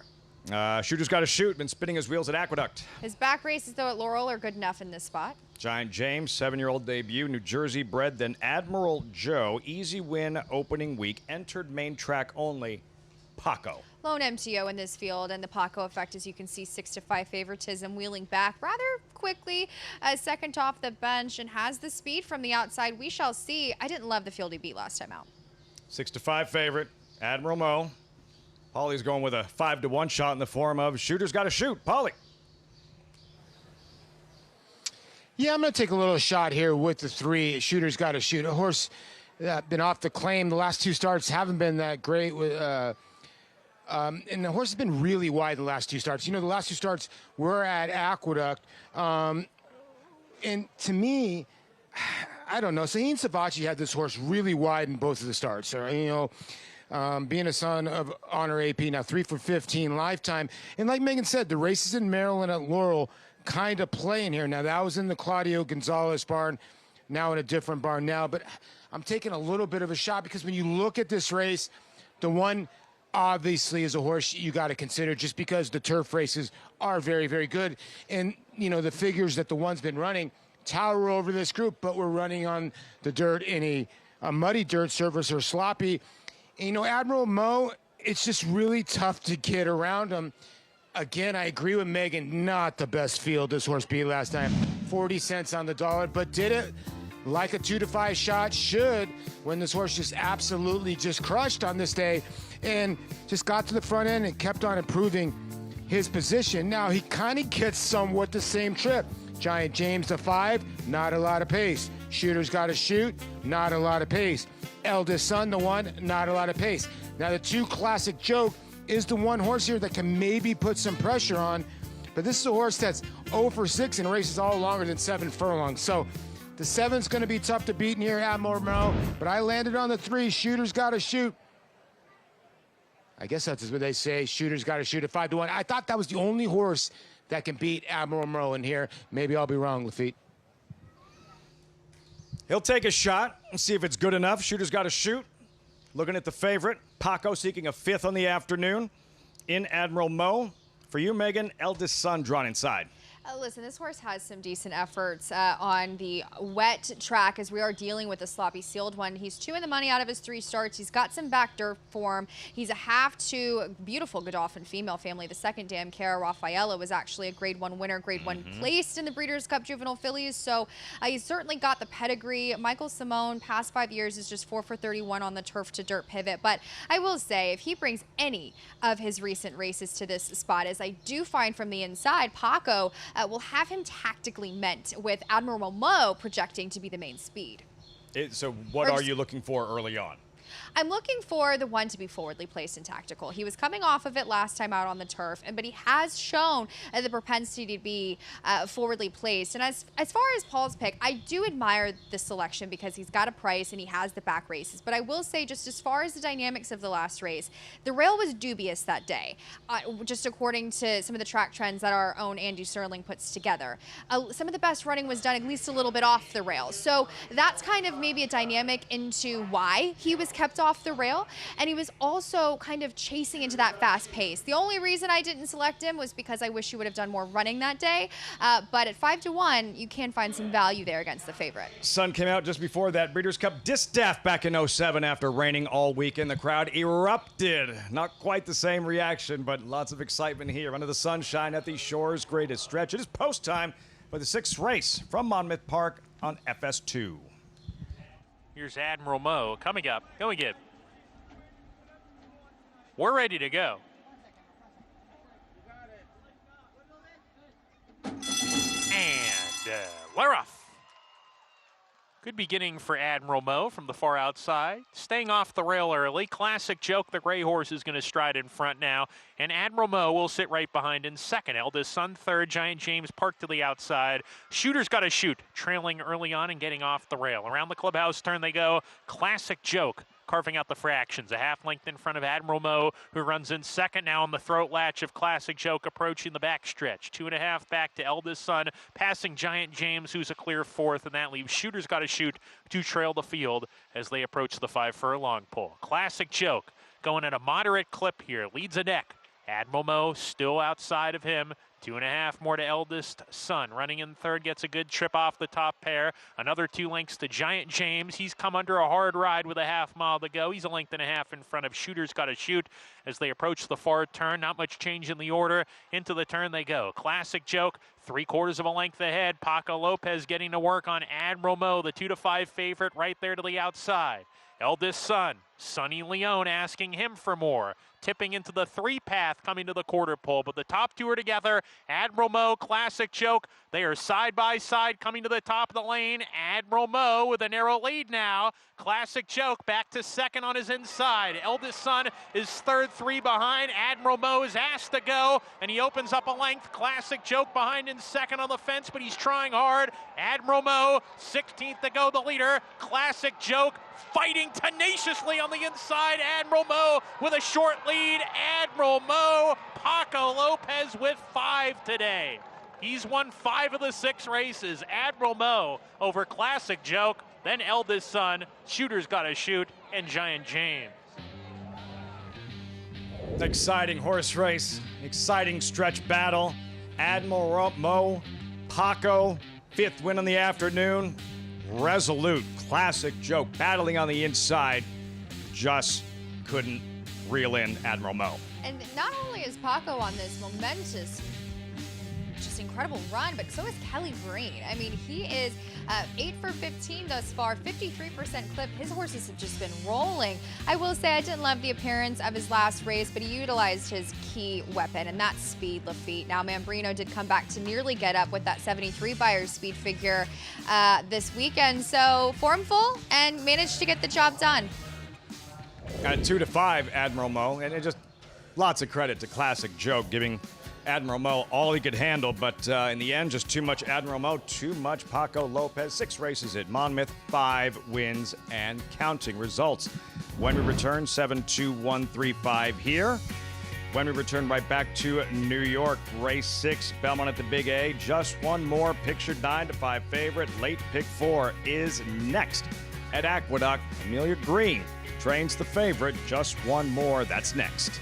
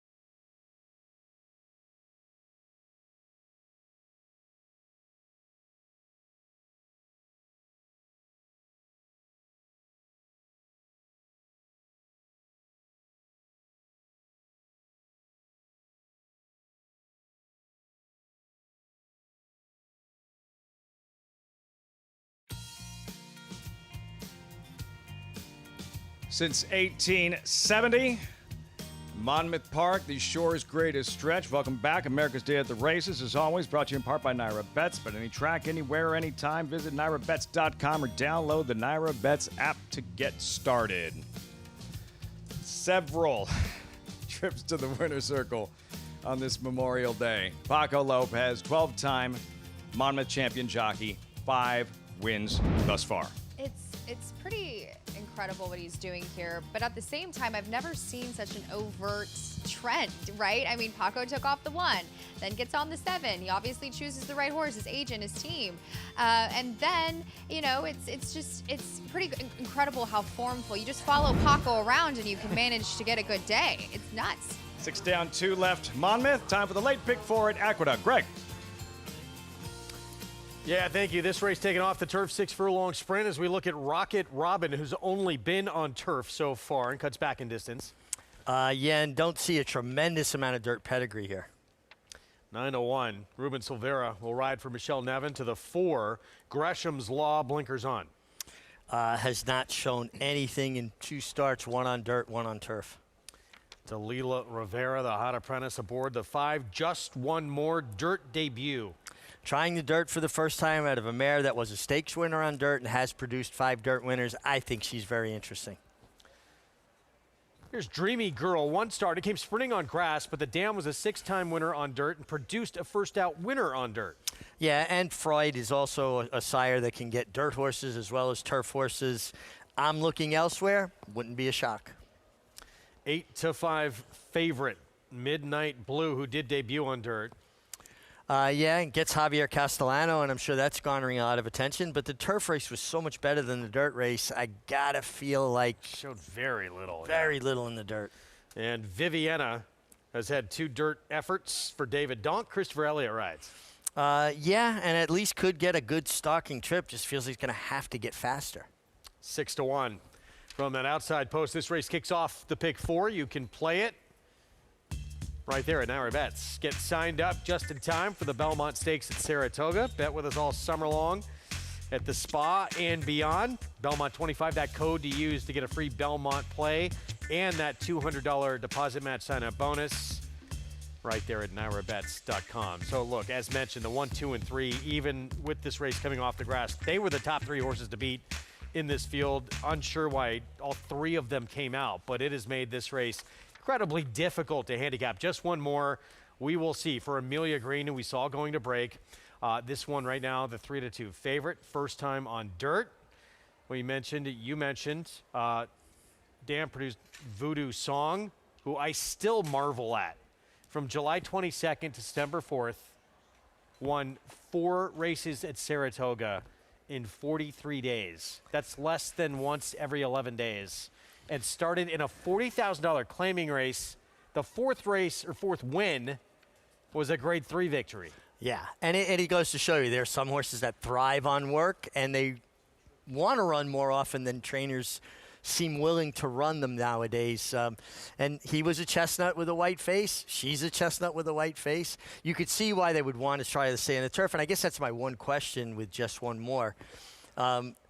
She was trained by Horacio De Paz, Christopher Clement in 1 start, then back to De Paz, and they never put her on the dirt. So maybe they just never liked the way she trained on the dirt. I'm going to go in this direction, even though now she's 7-5. I didn't expect her to be 7-5. Because the mare has produced 5 dirt winners, and she was proficient on the dirt herself. She was, as mentioned, stake winner on the dirt herself. Let's go down to Maggie. Yeah, with a 94 buyer on top of that in that stakes winning victory, sprinting on the dirt. Just one more, though, is definitely not her brother. She is no Voodoo Song, that's for sure. And she is probably her own worst enemy in that she is quite a nervous type overall. You know, she has propensity to get a bit rank in her races, but those are going long on the turf. So I see where Amelia's going with this, in that horses that are ranked going longer, you cut them back. It eliminates that wasted energy that they put forth fighting their rider. You know, therefore, they just kind of run and run true and not really have to worry about being contained. it is a bit of an odd claim. I mean, this is a 5-year-old mare that they'd offered up for $50,000 previously, and they go back in and take her when she makes her 5-year-old debut. I don't necessarily get it, but I will say this. While she's never been one that carries a lot of weight and conditioning, which has always been my biggest, criticism of her, she's moving particularly well over this surface. So if there is any sort of dirt surface she's going to like, I do think it's going to be the wet one that she gets here today. Number 6 is Dreamy Girl. I'm just taking a little bit of a shot in the dark with her. She is by Freud. He can definitely get a dirt sprinting winner. The Dam, she was best on the dirt, on wet dirt on top of that. And the lone sibling to run in the U.S. won on the dirt as well. So while she still was a little bit green here when she hit the racetrack, you can kind of see her a little bit edgy with Edgard Zayas aboard, linking back up with the pony. She didn't want to go with the pony to start with. She just physically looks very good. And a lot of times Jenna's horses, I think, benefit greatly from just having a start under their belt. Granted, hers was on the turf, but I think she's worth a shot staying in here. Now, number 7, Midnight Blue, is getting a lot of attention. Obviously, as you guys pointed out, the fact that Javier Castellano gets aboard, but also a lot of times people misread the form. That race, although it sticks out, was on the turf. And while she has gotten better physically from the perspective of fitness, she's tighter and stronger, she did not move that great over this surface. She was one that really looked as though she was kind of stuck in the mud. Not to be too cliche here, but I just didn't love her warm-up overall. So we'll see how she does here, Greg. And as this is my signing off report, I do want to thank all the men and women who served this country, who lost their lives in doing so. We owe everything to you, and we remember you on this Memorial Day. The sun's shining down on us for this 6th race, which I feel like is a little something to do with it being Memorial Day. Greg? I have a quick question for you, Maggie, and I completely support your sentiments about our brave men and women that made the ultimate sacrifice. But with the 5, just one more. When I first looked at it, I thought the same thing. I thought it was kind of an odd claim. But do you think being a foal to a Grade 1 winner like Voodoo Song and being a mare, that there's some residual value there? So if it doesn't work out, that they're still able to recoup that $50,000 investment? Yeah, I would think Amelia claiming this one for herself is probably looking for those, end of the year breeding stock sales. Absolutely, Meg. I thought the same thing. Great, thanks. She's a 6-5 favorite. Just one more of the 5. Dirt for the first time. Let's go to Chris Griffin for the call. Viviana.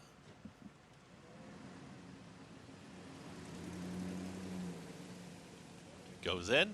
All set.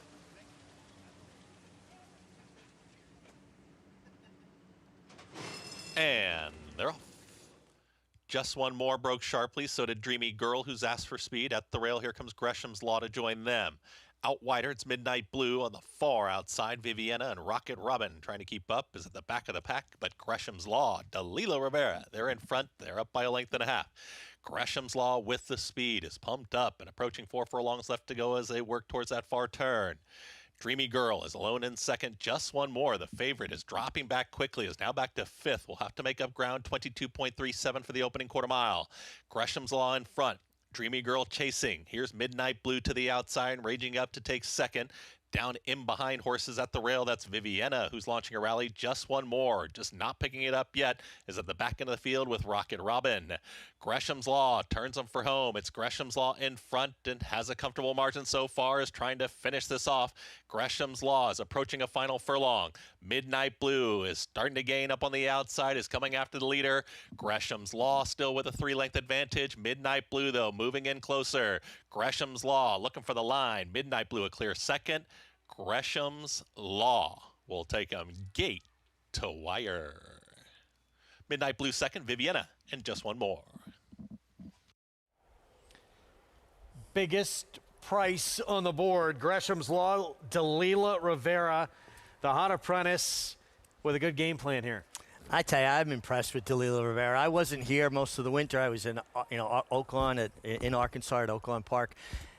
And she has improved remarkably. You could see the mentorship and the tutelage of Angel Cordero at play here. Her hand ride has gotten stronger.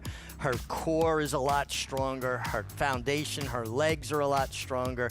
And with that maturation physically, you could see she's just riding smarter races, being aggressive when it counts. And when you got Angel Cordero as your tutor, you're already ahead of the game. And then she has something that you can't teach Dalila Rivera. Horses run for her. That's some guys, some people, horses just don't run for them, even if they do everything technically perfect. She's impressed me. She's improved a great deal. 4-7, 9-5 finish, 10-1 upset, trained by the man of the Jets cap, David Donk. D-O-N-K, Donk, Donk, Donk. With a big up. We're on our way to a pick six carryover here. Yeah, no doubt. And I love the name of it. There's a partnership here, but Very Unstable is one of the partners. I wrote a lot of winners for Very Unstable over the years. I always got a kick out of that name. Well named indeed. Gresham's Law. They're tough to believe that this was going to be the horse on the lead. Didn't see that coming. This horse has not shown one iota of speed in the past, but great impression here. Congratulations. Great job, Dave Donk and Dalila Rivera. She got speed out of her. 10-1 upset here in the sixth. Gresham's Law for David Donk. Very Unstable, as you mentioned, and the hot apprentice, Dalila Rivera. More coming up from Monmouth when we come back from a break, approaching the 11-minute mark to post in race 7. This allowance optional claiming field. Stay with us.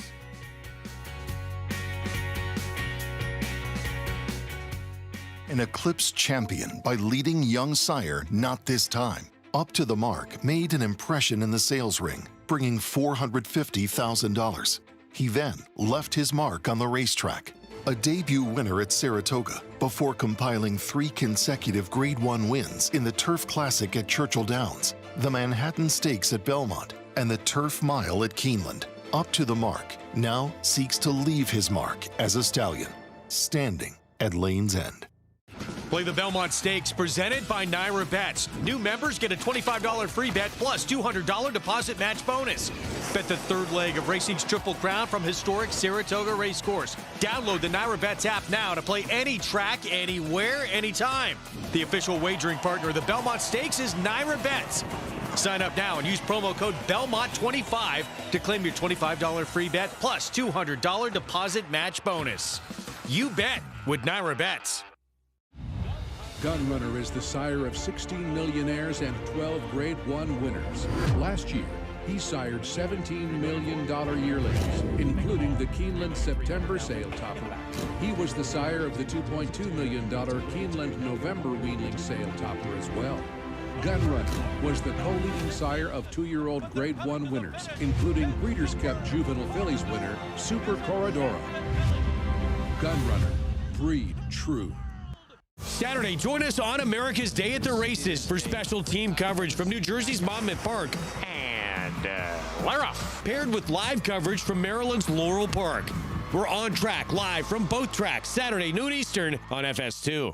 Now's the time to subscribe to the Naira Bets YouTube channel.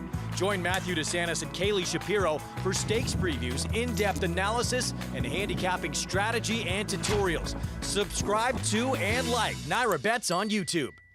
New to McMahon Thoroughbreds for 2026, champion Uncle Mo's undefeated 2-year-old, Showcase, named a TDN Rising Star on debut, and winner of the Grade 2 Saratoga Special. Showcase is awaiting racing room, trying to get out of there, and Showcase gets out for a crack at first resort. Showcase lengthens his stride. He bounds home with plenty left. Showcase ultra impressive in the Saratoga Special. Showcase, standing for $5,000 at McMahon of Saratoga Thoroughbreds.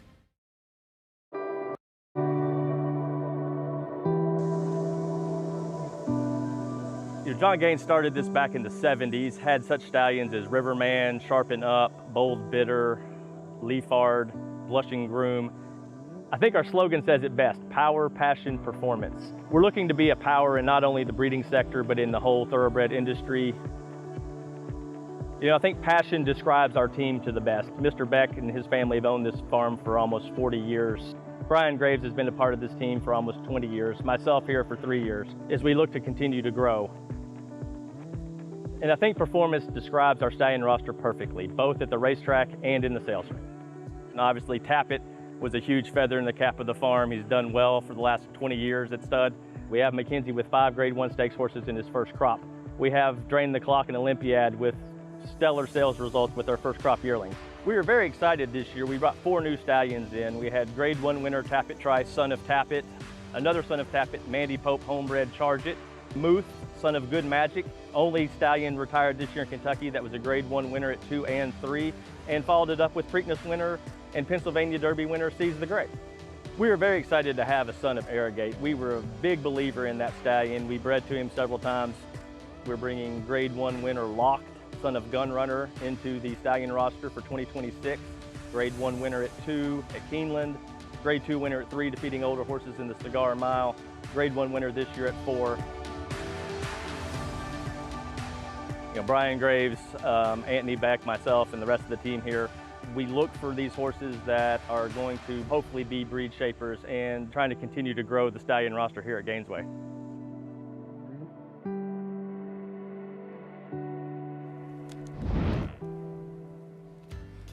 Back with you on our Fox Sports 2 coverage. It's brought to you in part by Gainesway. Power, passion, performance. We'll get set for race 7 in a moment. The 6th goes to Gresham's Law, the apprentice we've all been talking about here in New York. Delilah Rivera puts this one on the front end and goes gate to wire. Yeah, and listen, apprentice jockeys get a break in the weights, a weight allowance for a reason. It's to incentivize owners and trainers, giving them an opportunity. Otherwise, why would they ever ride an apprentice jockey when they could ride more experienced riders? Experience counts. But she is steadily improved. And, listen, I have tapes of me when I was a 7-pound apprentice that I wish I didn't have. I look terrible. And you get better as you mature and you physically get fitter and your muscle memory changes. What she's done in the last 6 months, and I maybe see it more because I wasn't here every day watching. I was, in Arkansas. I think she's improved dramatically.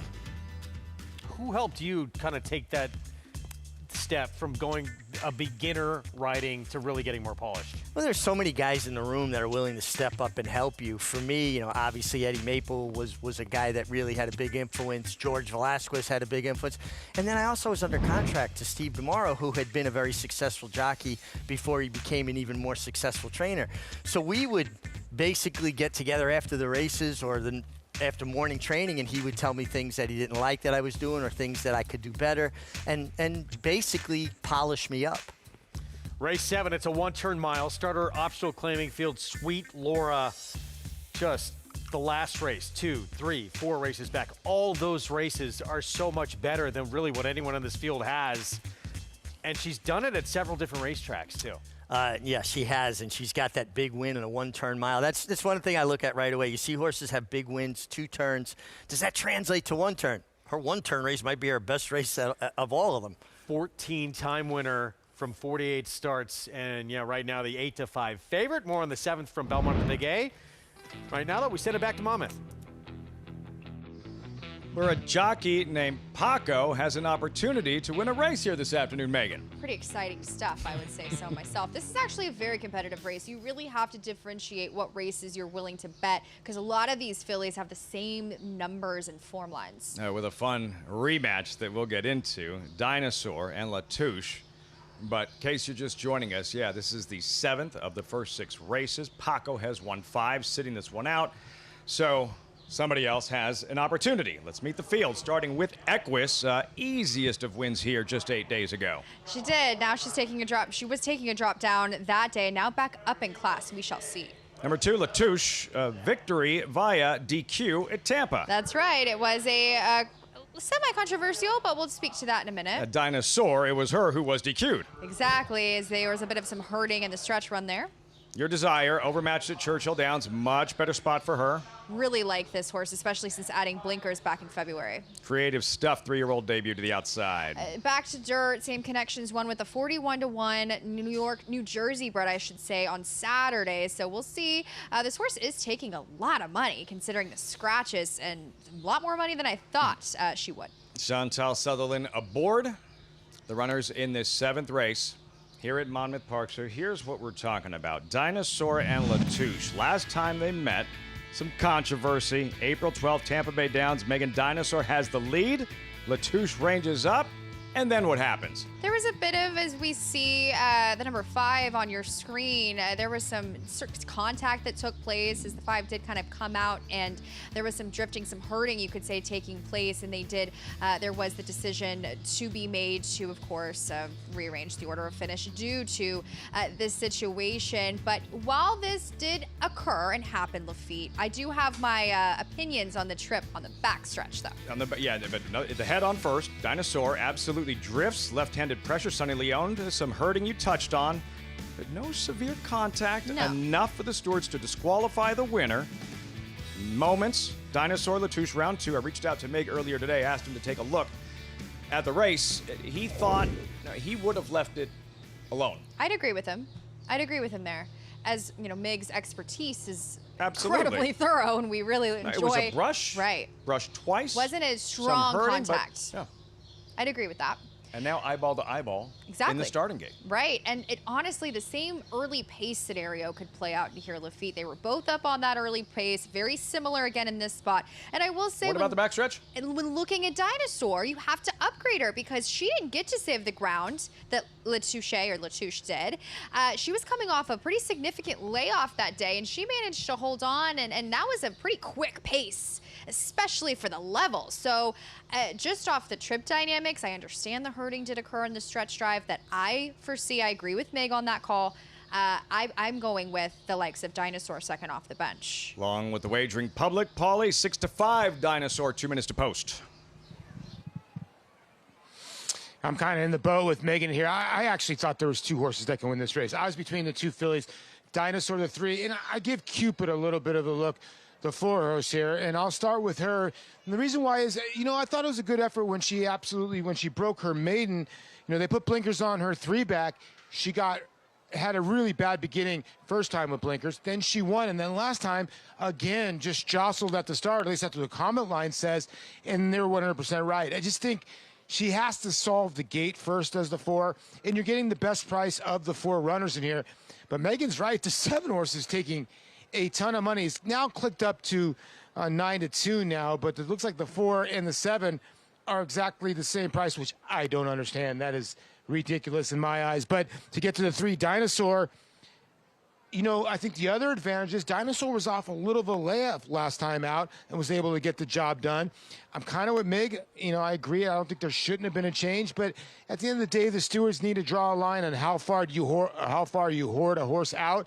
And I understand why they did make the change. So I was between the 3 and 4 in here. I'm not a fan of the 2. Now, the 1, Pompeo Gomez won another one yesterday, Lafitte, and a horse that does like the distance, has run well here at Monmouth, but does not really love the wet surface, at least in the 4 career starts. So I'll land on 4, You Are Desire, but I think Dinosaur will be tough. Even money favorite, Dinosaur. Megan, your desire for you as well. I do like Dinosaur out of the 2 coming back from that Tampa race. And I agree with as far as that maiden race on March the 14th for Your Desire, as I'll speak to that later. But as far as the number 1, Lafitte, this horse had a dominant performance last time out right here at Monmouth. Yeah, last week. Favored, same distance, and Equus makes the lead and proceeds to run up the score. Wired that field here, and the speed in that race, I was perplexed why it didn't give any challenges to Jamar Torres, where she just drew off dominant. I will say the next best runner, she ran a 71 by her speed figure. Next best runner, a 55, just to compare.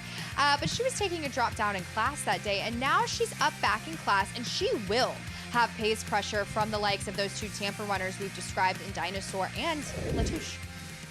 Those 2, and just to put a finer point on it, reached out to Jason Beam, track announcer, Tampa Bay Downs, called the race, obviously, with Latouche and Dinosaur. He said that the steward's ruling was for consistent herding, drifting down the lane. Well, very much, we saw it in the video. It was very clear as day, and the steward's ruling ultimately, and fine print there for us as well. So have some insight there from eyewitness, you could say there, Jason Boone.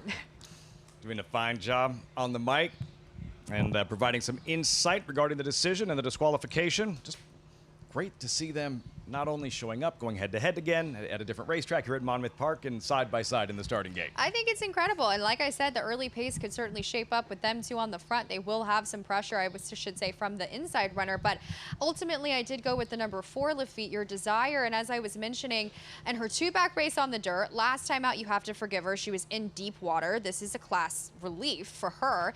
And they went fairly quickly that day at the fairgrounds where she broke inside for the first time routing on dirt. She showed better speed. I think she's going to be able to trip out, being able to settle and rate off of the speeds there to her inside. And Pure Joy came back to win with a 78 Beyer speed figure, the filly that was second to her that day. So I think that's a formful race, and I'm eager to see if she can improve on it here on a little bit of a drop in class. With a sloppy track, ready for the feature on this Memorial Day. While the expensive 2-year-old may have stole the show several hours back, Regents Park. Big win onto the Saratoga Special is what it sounds like. This, the actual feature, however. Race 7 from Monmouth. Matt Dinneman with the call. 7th race Monmouth live on Fox Sports 2.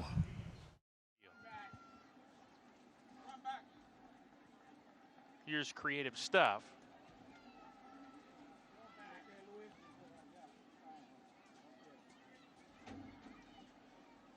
We're ready to go. And we're off. Good start. Latouche asks for speed. Dinosaur right up alongside will take a hold, and Latouche is the leader from Dinosaur's second, Creative Stuff third, then Equus and Your Desire a little bit keen early at the back of the field as they approach the first turn. Latouche is paving the way, a length in front of Dinosaur. Equus on a hold, running in third on the fence. Creative Stuff is deep on the course out of harm's way. Your Desire, the gray between horses now within 3 lengths of the lead as the 5 approach the backstretch. Latouche 3-1, a half length in front of Dinosaur. They ran first and second in a race at Tampa Bay Downs a couple months ago, and they're a neck apart. Latouche narrow lead on Dinosaur. Length and a half to the last 3 who line up. Equus still on restraint. Your Desire wedges herself between horses, and Creative Stuff's the first one under pressure. Losing contact with the aforementioned pair and drops to the back with a half mile to go. Creative Stuff now 6 lengths behind, losing position. Into the forward turn they go. Latouche nose in front. Dinosaur keeping the pressure on hard, and these two are now 2 lengths clear. Equus in third has come under a hard ride. Your Desire alongside, big gap to Creative Stuff, who's not going to get it done. Latouche, Dinosaur, they're trading blows here, approaching the quarter pole, and Dinosaur on the outside strides to the lead. Latouche behind in second now. Dinosaur opens up that lead to a half length.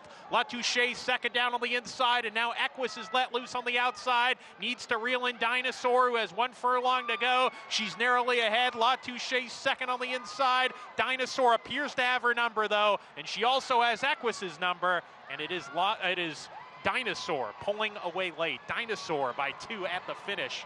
Latouche second, Equus third, then Your Desire and Creative Stuff. Revenge in the rematch after defeating Latouche when they last met at Tampa Bay Downs and disqualified.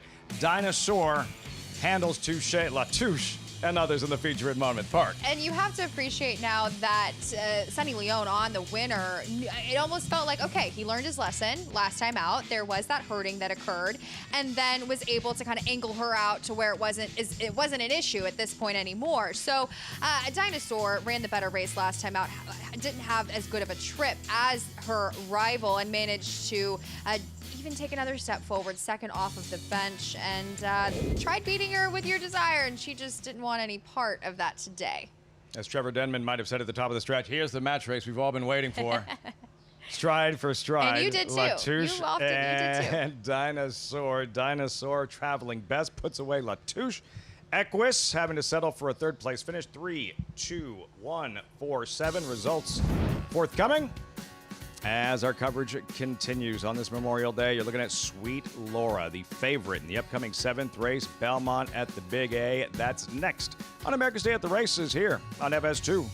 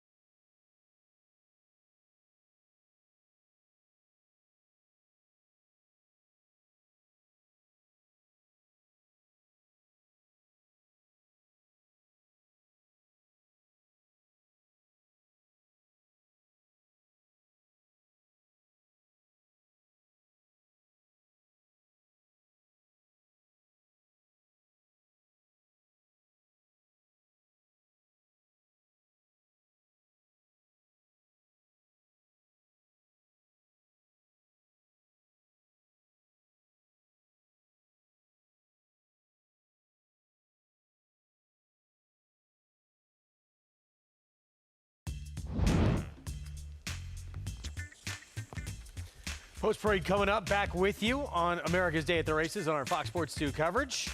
This 7th race, 1 turn mile starter optional claiming group, and here is the one to beat, Sweet Laura for Jamie Ness.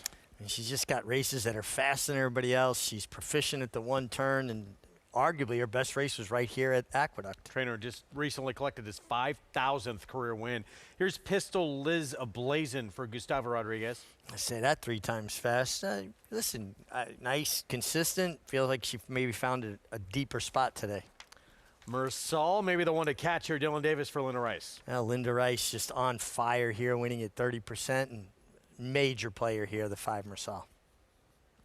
Higher force, Dalila Rivera, the apprentice we just saw go gate to wire in the last. Yeah, they tried the turf, getting back to the dirt, her preferred surface. Sail away, Gustavo Rodriguez, coming off a win. It was in the mud at 1 1/8 miles. And he needed the entire 1 1/8 miles to get there. I don't think he gets quite the same setup today, and obviously cutting back to the mile. And another Linda Rice runner, major player, 5-2 on Snide outside. Manny Franco aboard. Yeah, it looks like both Linda Rice runners, the 5 Mersal and the 8 Snide, both owned and trained by Linda, have similar running styles. It'll be interesting to see who kind of defers to the other one. So back to the favorite. Here's Sweet Laura, 14-time winner. Has won 2 of the last 3. And let's go back to March 28th. 3 starts back. Dominant win here in New York. And it was a dominant win. And, you know, at the same distance, she's already shown that she's run well on off racetrack. She's 4 tries on it, 2 wins, 2 seconds, 2/3, excuse me.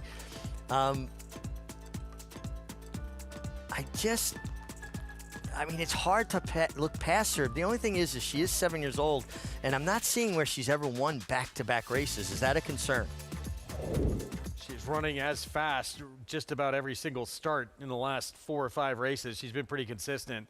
Well, you'd have to go back a couple of years where she did win multiple races in a row. She is not favored right now. Let's go downstairs. Back with us, Acacia Clement. And a bit surprising not to see Sweet Laura as the favorite at the moment. And I agree. I think Richie brings up an interesting point about winning consecutive races, but she has been in excellent form, as Greg pointed out. And I don't really have any knocks against her as your favorite. She is the lighter framed type as well. She actually physically looks like a horse that should handle an off-going without any problem. She warmed up fine over this track right now. She's a tall and leggy type of build. I think the mile suits her just fine. Last time out, she broke with the field and then dropped back. She was pretty eager, as she was just always traveling like the winner every step of the way in that race. So I think that she can be a little bit more versatile, which I appreciate about her as well, though she will be running late. Now Linda Rice sends out 2, the number 8 Snide, coming back in just 15 days, and she faced Point of Reference, who looks to be pretty talented for Chad Brown, and they'd actually considered running her in the Black Eyed Susan before opting for that allowance spot. And reading some quotes in the Daily Racing Form from Linda Rice, she said the filly's doing well. This is just a good spot. It's some class relief versus what she faced last time out. It makes sense to run her back. Now, I wasn't in the paddock for her last couple of races, so I unfortunately don't have anything to compare it with, especially with a relatively quick turnaround. She is kind of a lighter type of build. She's very angular in her hind end, but she seems to be moving well, and we have seen Linda have an abundance of success with horses that are doing well and then just bringing them back pretty quickly. I do think that she's the one that will be more forward, to be completely honest, because she was pressing last time out and she was just second best, but she's gotten a big warm-up out there. As far as Linda's other horse, the 5 Mersal, I landed on her because I just physically prefer her, but it's interesting. She looks on paper like she should be the speed, but when reading Linda's quotes, she had commented on how they've been trying to get her to settle and not too aggressive in her races, and she was pleased with how Dylan Davis got her to settle last time out. And in large part, that was because she couldn't clear from an outside post, and he took her back and she ran from off of it. So she did show that she could have another dimension. I like her to be a little bit more forward, but given her stablemate's running style, I don't know exactly how this pace will play out, but she just really checked all the boxes for me from a physical perspective. Now the number 7, Sail Away, she won last time out on a wet track, which I think is a feather in her cap, but it was going a mile and an eighth as well. I will say, physically, she's built much more like a miler. I do think she got the right kind of setup last time. She was able to run down Waveless, who came back to win with an 80 Beyer speed figure, and then tried Stakes Company at Monmouth following that. Super coat on her. It's really coming very nicely, and she is a bit fresh, too. Coming back off of a bit of a layoff since March. She's incredibly fit, but maybe a little bit of time away from the races will suit her well versus some of her company, Greg, that have been running steadily recently. All right, Acacia, thank you. 3-2 favoritism on Sweet Laura from the inside here. 14-time winner, Jamie Rodriguez for Jamie Ness. She's already won here in New York, proven that she can handle it here. She's going to be a tough customer. We'll see, but she's yet to win on an off track, even though she has run well on it. I so appreciate horses like this. 14-time winner. She's by Greenpoint Crusader, a Grade 1 winner of the Champagne Stakes. She is his second highest earning offspring. She's been pretty good. She's very good. I mean, she shows up, 48 starts, 14 wins, 7 seconds, 9 thirds, closing in on $4 million in earnings. You got to appreciate, admire horses like this. I tell you what, I thought the 6 at a big price was a little bit interesting, cutting back to the 1 mile and making her third dirt start off the layoff. Here's the favorite stepping in, 7-5, Sweet Laura, coming off a victory at Parks. Again, Jamie Rodriguez aboard for Jamie Ness, 7-year-old mare, still in just top form right now. We are set for the 7th, couple left to load. Long shot, the 2 about to step in with Kendra Carmouche, mildly rearing up. Yeah, she was, just letting them know you can't push me around, that's all. Let's send it upstairs for the 7th. Chris Griffin, the call. Waiting on Sail Away. And Snide to the outside.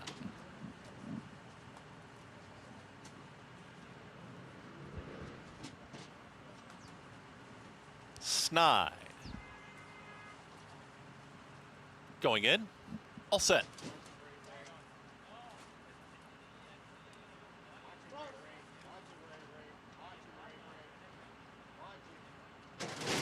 And they're off.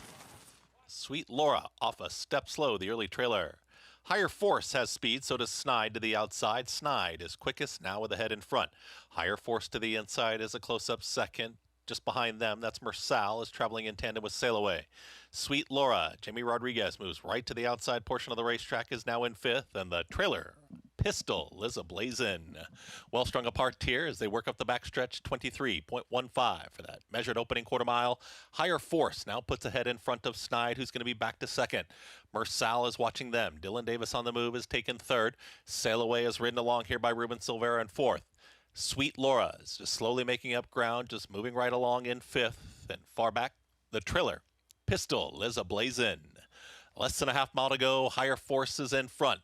Snide waiting for the cue towards the outside, and Manny Franco, Snide back for more. Mersal is a comfortable 3rd. Hasn't made a move yet towards the inside. Then comes Sail Away. Sweet Laura is called upon for her effort, and Pistol is ablazing. Has about 10 lengths to make up as they're approaching a quarter mile left to go. Snide is challenging Higher Forces, not pushing by that rival as they reach the top of the stretch. Here comes the run from Mersal, who's off the rail and moves towards the outside portion of the racetrack, and Sweet Laura's trying to rally on 2. Snide wrestled the lead away there from Higher Force, who battles on. Here comes a challenge from Mersal. Mersal to the outside of Snide. Sail Away is trying to catch them both. A 16th left to go. Mersal, Snide, the oncoming strides of Sail Away. These 3 down to the line together. It's a photo. Photo ended up being between Mersal and Sail Away. Then came Snide and finished 3rd. Looks like Mersal, Dylan Davis, Linda Rice, and if it is, 8th career win. Goes off at 5-1. Yeah, yes. And it does appear that the 5 Mersal with an absolutely perfect trip, sitting right behind dueling leaders in the 6 Higher Force and the 8 Snide, tipped out, was able to collar the 8 Snide and then hold off that late run of the 7 Sail Away. It took every bit of that perfect trip to get it done. Incredibly tight late, but it works out for Mersal. So first win this year, 5th time the charm, and yet another upset in this pick 6. Yeah, another upset. But boy, when halfway through the race, when you just scan through the field, she was traveling like a winner every step of the way. It just looked like when Dylan pulls her out and produces her, it's going to be over. The only surprise was that bold late challenge from Sail Away and just missed, but perfect trip for the winner. Linda Rice, 1st and 3rd, Sail Away. The cut back in distance makes this one incredibly tight late, but it's Dylan Davis for Linda Rice with your winner at 5-1. We still got 2 legs to go here. I don't know how many tickets going to be alive going on that last leg. We'll find out shortly. Yeah, and Sweet Laura was just a no-show. She did not perform at all today. Didn't break great either from the get-go. Never really got involved. We'll have the prices when we come back. This is where we're headed after Saratoga. The new reimagined Belmont Park opening day, September 18th, Jockey Club Gold Cup. We'll have more on it when we come back.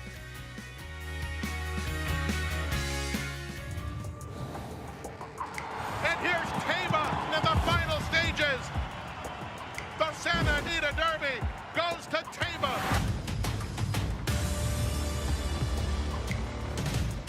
It's Tama, absolutely terrific, winning Malibu by 4 widening lengths.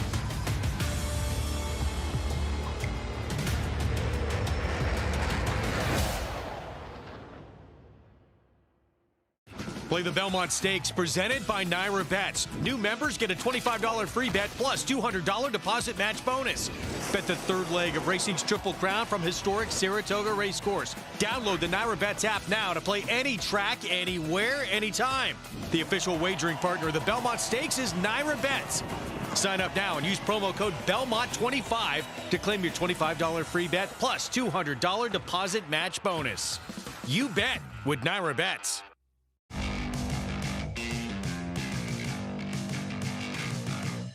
Charge, it is pouring it on, winning the Dwyer by the length of the stretch.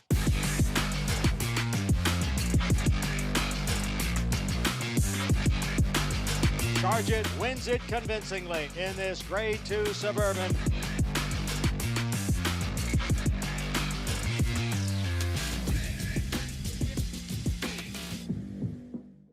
Announcing the Empire Trillium Series, a multi-year $3.2 million 14-race program at the brand new Belmont Park and Woodbine Racetrack, restricted to New York or Canadian foaled horses. This new event kicks off the day after Christmas with 4 two-year-old stakes races on Belmont's new Tapeta surface and continues all spring and summer through late July at Woodbine. The Empire Trillium Series. To learn more and enroll either New York or Canadian breds, go to NYRA.com/EMPTRI.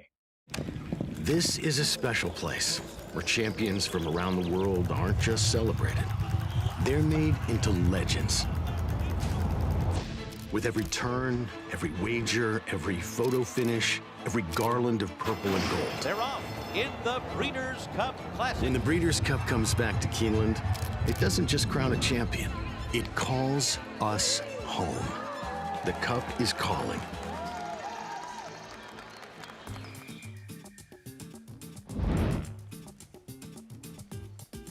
Back with you on our Fox Sports 2 coverage. That is the brand new home that we're waiting to move into on September 18th. It will open with the Jockey Club Gold Cup on that first day of action. The new reimagined Belmont Park. You got to walk through it just, last week? Yeah, last Monday, Glenn Kozak, they've done a tremendous job. But the things that people can't see, obviously the building, but the drainage system they put in on the turf courses, the dirt course, the synthetic course, the tunnels underneath for fan access, horse access, vehicle access. It is really a remarkable job that they've done there, and I'm really excited about it. I'll always miss the old Belmont Park, a very special place in my heart, much like Aqueduct. But one thing we know, the more things, time goes on, the more things change. Not a bad way to open things up with the Jockey Club Gold Cup, potentially the reigning horse of the year, Sovereignty, showing up. And then there's the lineup, the rest of the of the way in 2026. Of course, we turn the page to next year, and we have a Breeders' Cup on the way. Yeah, just fantastic. And I'm so happy that the Jockey Club Gold Cup is back where it's supposed to be at Belmont Park. It just never felt quite right for me when it got moved to Saratoga, and it's more in its rightful place. The Jockey Club Gold Cup was one of the most important races on the calendar years ago, and it started out at 2 miles, wound up 1.5 miles, and now it's 1.25 miles. The Breeders' Cup changed the landscape of the Belmont Fall Championship meeting. Back to, we'll get to it in a moment. More good reasons, especially if you're a jockey or a trainer or an owner, to be excited. Purse increases averaging 15%, some even higher than that. Maiden special weights, 85,000 to 100K bumped up. Those first level allowance races now going to be over 105,000 from 88,000. So a lot more money on the line, which should attract more horses, we would think. Significant increases. Makes me feel like I got to find a doctor that I can pay off to get medical clearance to come back. Mersal, the win. The race before this, we have a pick 6 carryover. We were just told it's going to go into Belmont at Saratoga. Pick 3 prior to this race, over $800 for the pick 3. Wow. I don't think it's going to be hit. Someone's going to hit the pick 6. Nice call, Acacia here, like Mersal. Dylan Davis, Linda Rice, and the 8th career win for this mare. And just a perfect trip. And what great information that Acacia was able to acquire for us with that they wanted her to settle. Dylan did the job, got her to settle right in behind the pace, tipped out at the perfect moment, right? You make the corner, you don't lose unnecessary ground.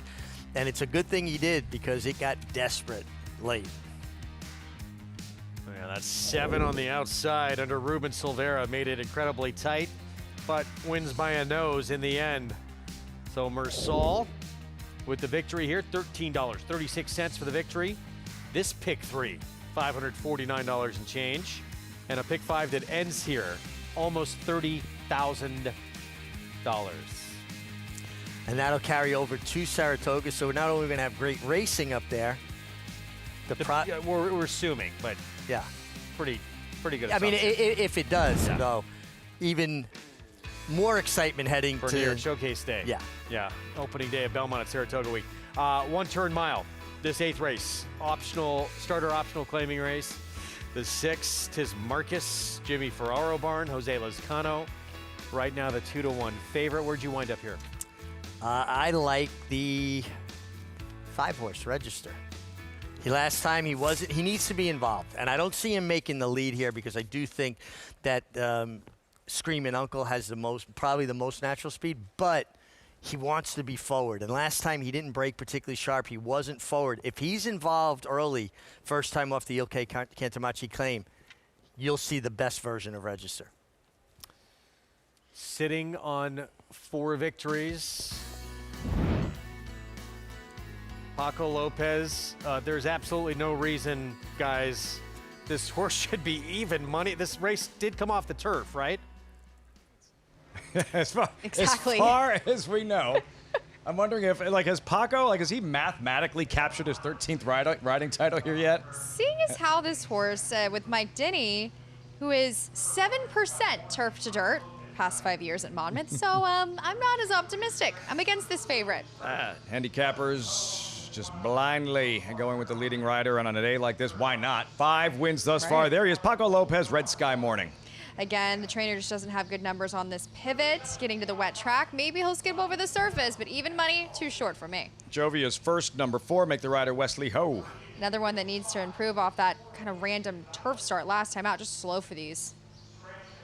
Galley's Heart of Gold, 7-2, 4th straight race on some sort of wet track. And has been running well. It has some consistency, which is not a pattern in this race. Number 7, Chaos Coming, Sonny Leone, only rider not named Paco with a win today here. The flat speed of this horse just kind of gives me more of a sprint profile now that he's stretching back out.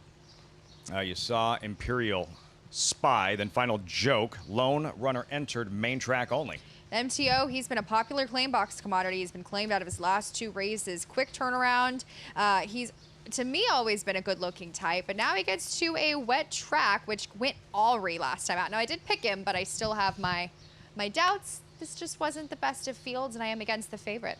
Trained by Jorge Delgado, who, in case you're just joining us, unveiled a most promising 2-year-old earlier today. It was the first 2-year-old race of the season. His name is Regents Park. He cost $1.4 million, purchased last summer at the Fasig-Tipton Saratoga sale, and Regents Park did not disappoint his debut. I was just so impressed with him physically. Now, he kind of looks to me like he's probably going to be that 7/8 miler type. He does have the size, but I will say, it's more of the substance that I was so impressed by. He's got this muscle mass, this power in his hindquarters and through his shoulder. And while he just put this race to bed, when speaking with Jorge Delgado, the 2-year-old stakes in Saratoga, that's their game plan and likely where he ends up, as we will head to Saratoga next week, and so will this horse, I assume. Saratoga special, perhaps. And this is a you question. This is an Acacia question. This is a Maggie question. His disposition and just kind of how he carried himself pre-race and shortly thereafter. It was so classy. And when you're looking at these 2-year-olds, particularly on debut, and this was a shorter field, it wasn't the best of fields. We can understand that. But he was just a statue, and he had 2 handlers when he came into the paddock. But I mean, from top to bottom, he couldn't have handled himself in a more professional way. Couldn't be said for a stablemate. So just the way he acted, the class about him, the air about him certainly gave the impression of a high-priced individual that he was. And sometimes you cannot buy class. It's intangible, and he certainly seems to have that kind of asset. Can't wait to see what he does next. Again, onward to Saratoga, always such a big part of our focus every summer at the Spa. Impressive debut from the expensive colt earlier today here at Monmouth Park. 2 minutes out to this 8th and final $16,000 claimers off the turf for the main track. Polly is track side, and starting with number 6, Gaelic Heart of Gold. Polly. Yeah, I'm going to take a shot with this horse for Ben Perkins. I just, when I look at this race, it looks like the 1, the 6, and the 10 are the 3 major players in here. Remember Green Windbag, I think you got to take a shot on beating the 1 here for Paco Lopez and Michael Dini, a horse that came from way off the pace on the turf to get the job done. But 6-5, and right now the fixed odds are almost even money, so I don't think this horse is going to float up much, but took 8 times to break his maiden, got the job done at 70 cents on the dollar. If Paco gets this horse home, my goodness. The 10 in here, final joke for Strike Stable, popular in the claim box. Good effort last time out when winning, stretching out to 2 turns for the first time. And that's what happens today. Your worry is, playing maidens for the first time against winners, always a adjustment and really tough to gauge what they faced in the maiden ranks compared to winners ranks. But I do think the 10 is a major player in here. And that's kind of why I landed on the 6 Gaelic Heart of Gold. Got out of the maiden condition, as a 3-year-old, now as a 4-year-old, has run okay efforts. Like you guys were saying, a lot of this horse's races have been over wet surfaces. So I think at 3-1, you're kind of getting a square price in here, Lafitte. So I'll take a shot with the 6 at a little bit of a price. But Paco Lopez looking for a 6. I was in the media room and I was talking, and I didn't realize what's the record here for most races won by Paco Lopez. 7. He's done it 3 times, Lafitte. 3 times. That's insane. That's why it's just looking at the 7th race, the feature, and the fact that he did not have a mount. It was scheduled for the grass. His mount scratched, and he didn't wind up with a mount in the 7th, and the fact that somebody else actually had a chance. Right. It's a Paco/Sonny Memorial Day here at Monmouth Park. That's for sure. And I agree with Paul. If he manages to get this horse home, I'm pretty curious to see if he can. He just had so many opportunities on the grass. But sometimes, with these horses, maybe they can wake up a bit on a different surface. Some of those turf runners, you can't completely dismiss them because sometimes they can kind of skip over that sealed surface and take to it. So he does so for the very first time. We'll see if he does continue to carry that consistent turf form. Your top selection. You can explain why in a moment. Final joke. Let's revisit his maiden score. Last Saturday, $12,500 maiden claiming company. He's favored Megan in and finds a group he can handle. He did, but I also enjoy the fact that Fratellone, who will run 2nd in this race on your screen currently, he came back. Well, you'll see Fratellone got the edge on him. He was in front of him down the lane, and he managed to really rally back and have some tenacity there down the stretch. Now, I know this was a cheaper race, but Fratellone came back to dominate. a maiden 16 field on Saturday here with a 64 Beyer speed figure. So it is formful, and I just didn't find as much form kind of sorting through this race. And I'm anticipating that Chantel will have this horse forwardly placed off the likes of the runoff speed, more than likely we'll see, of the 7 Chaos Coming. Is he clear the quickest on paper? Chaos Coming, I would Chaos assume Coming? so. I would assume so, but sometimes you just never know. I know that Paco's on a horse from the inside that just doesn't have a lot of speed, so that kind of takes him out of the equation. I would assume the 7 will be controlling. So where, in a perfect world, what does it look like? What is a win, in your opinion, for Final Joke and Chantel Sutherland? It's not a far outside post position with all the scratches, but still, what's a win going into the first turn? You have to get good position going forward, as our very own Richard McGlory will say, and having him tactically met from the outside, hopefully getting him over to save a little bit of ground and have him right there off that pace, I would assume is what he needs. But I gave the number 8 Imperial Spy a little bit of a look as well. And you're looking at the man with 5 wins thus far, Paco Lopez, on Red Sky Morning, the favorite for this 8th and final. For the call of the nightcap, Matt Ditterman standing by race 8, Monmouth live on FS2.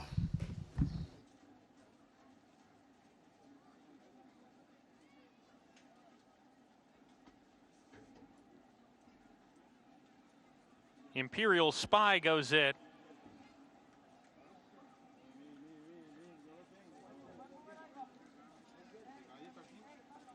Chaos Coming is loaded, 1 back. Final Joke to the outside post. Here's Final Joke, the main track only entrant. We're ready to go in the finale. And we're off in the nightcap. Jovia's first, popped out of the gate, goes to the lead. Chaos Coming taking the 2nd position early. Final Joke in the 3rd spot. Red Sky Morning moving up to come and challenge the 2nd place horse approaching the first turn run here. And then comes Gaelic Heart of Gold and Imperial Spy as they corner into the first turn run. Jovia's first is just that. In front, leading by 2 lengths early. Red Sky Morning running in 2nd. Chaos Coming to the outside. Gap of 2 to Gaelic Heart of Gold. The gray horse slips inside of Final Joke, the main track only entrant. 2 clear of Imperial Sky at the rear as they approach the backstretch. Jovia's first takes off now. Opens up about 4 lengths at least, maybe even 5. Jovia's first down the backstretch run. Red Sky Morning happy to let that one coast on a loose lead, but is clear and has opened up a good margin here. Red Sky Morning happy where he's at 2nd. Final Joke has passed a few runners into 3rd. Gaelic Heart of Gold into the 4th spot. Chaos Coming back towards the back with Imperial Spy as they hit the half-mile pole. Jovia's first, only on top by 3. Ryder takes a peek back. Red Sky Morning getting a little bit closer while Shown More Rain 2nd. Final Joke on the outside. Gaelic Heart of Gold is staying on the rail, rounding the forward turn. Imperial Sky Park deep, 4 wide, trying to produce a run from last, and Chaos Coming is dropped out of it as they hit the quarter pole. Jovia's first, only in front of length. Red Sky Morning really needs to pick it up. Paco Lopez all over that one. Inside Gaelic Heart of Gold. Riding the rail as they come down the lane. Far outside is Imperial Sky as they come down the stretch. Jovia's first on top. Gaelic Heart of Gold making a move up the inside. And it's an eye-catching move. Going to the front is Gaelic Heart of Gold. Gaelic Heart of Gold riding the rail to the lead under Jomar Torres. And Gaelic Heart of Gold to win the finale on Memorial Day. Battles for 2nd. Photo between Imperial Sky and Jovia's first. Final Joke was 4th in the nightcap. Riding the rail to victory, Gaelic Heart of Gold. 5-2 in the end. Well done, Polly. Gaelic Heart of Gold in the 8th and final on this Memorial Day at Monmouth Park. 20/20 vision's always crystal clear. This horse is the only runner with a win over a wet surface. Gets that trip there up the inside under Jomar Torres, and he's just had the consistent form now. Technically taking a drop down in class, but you're honestly getting a great price for this horse, considering the fact that the favorite was way over bet with that Paco money. And as for Final Joke, just kind of chasing, never really managed to make that rally there underneath Chantel Sutherland. Concerns about the main track and pedigree regarding Red Sky Morning, clearly not unfounded. He was spinning his wheels, rounding the far turn. And sometimes that happens, maybe just trying to wake a horse up. It was a nice plan, but at the same time, from a betting perspective, he just was a little bit of an underlay there. But Paco money, if you did follow him around today, you out there handicapping at home, you did get paid. Did just fine. Yeah. He's going to have to settle for 5 wins on this afternoon. As Paul mentioned, 3 times he's won 7 races here at Monmouth Park. That'll wrap things up for us. For Megan, I'm Lafitte and Paul Duca. We'll see you next weekend. And then Greg and Richie will see you guys up at Saratoga for Belmont Week. Yeah, we look forward to it. Great job, both of you. That was the most wild wage. The horse should have been 95-1, not 9-5, if anything. Yeah, it just shows you when the public jumps on a hot rider like that, they'll bet blind to that rider. Sharp Spark back here at Belmont last time on dirt. It was a win at 1 1/8 miles. Yeah, and then moved way up in company to the $50,000 level on turf, gets back to dirt, and this is an easier spot. A start allowance for horses that started for 16 or less. There's Passion, Jamie Rodriguez. Speed, we saw Anthony Ferraro win a race yesterday, I believe, with a horse that was coming out of Tampa. Centavo has Christopher Elliott. Yeah, just the recent form has kind of gone a little bit sideways, but their race is good enough, 3 and 4 back. The one you like, Register, off the claim. The key to Register is he has to be involved. He does not run his race if he's in behind horses. He doesn't need the lead, but he needs to be forward. Jimmy Ferraro Barn with Tiz Marcus. Yeah, Tiz Marcus coming off of some Arkansas bred, coming off of some efforts at Oaklawn that were good, and last seen at Aqueduct, that was real good for 10,000. Tried to do a gate to wire last start. Screaming Uncle wound up just short in a 10,000 claimer. Well, Ruben Silvera seems to get speed out of horses. Screaming Uncle always shows more speed when Ruben is involved. And Glint, big price on the outside. Yeah, big price would be a bit of a surprise. 5 minutes away from this 8th race on the card, this starter optional claiming 1-turn mile. That's where you could play all the action, including the Belmont at Saratoga with a $25 free bet in the Belmont Stakes. Use that code at sign up, Belmont25. Also get that $200 deposit match, new customer bonus as well. And play with us Belmont at Saratoga week, all summer long at Saratoga and beyond at NYRABets.com. So 5-1 on the 5. Register off the claim, Ilkay Cantermachi. And we'll see. Definitely he's going to need to take a bit of a forward move, but you look 2 starts back. I mean, this horse has one of the better races in the entire field. Yeah, but the key to him, and listen, horses have styles too. Some horses don't like kickback. They don't like to be crowded by other horses. Register wants to be a free runner. Now, when I say that, I don't mean that he needs the lead to be effective, but he needs to be up in the battle, up in the fray, and clear of any kickback. Let's go downstairs to Acacia.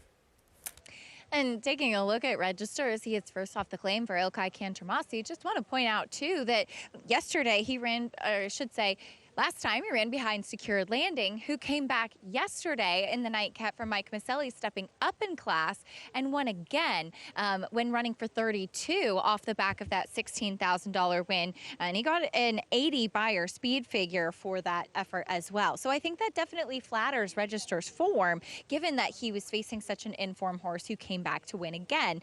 Now, Register moves to the barn of Ilkay Cantermachi. I think he does a great job, but I will always say I do typically like to take horses when they've been with him a little bit longer.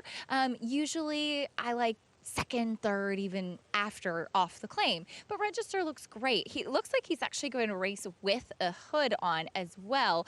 He does have a shortcut blinker plus a hood that is covering his ears, so to muffle out sound. As he comes from the barn of Dave Donk, Dave runs pretty much everything with a hood in the paddock, and then they usually take it off after saddling, just to a step to keep everything quiet, but looking like Register is actually going to run with that equipment as well first off the claim. He had a big warm-up, moving well. He broke slowly last time out. I agree with Richie. I think that the key for him is to get him involved into the race. Now taking a look at a couple of others. The number 6, Tiz Marcus, returns to the Jimmy Ferraro barn and returns after facing Arkansas bred Company at Oaklawn last time out. And he was in a chasing spot in his most recent effort.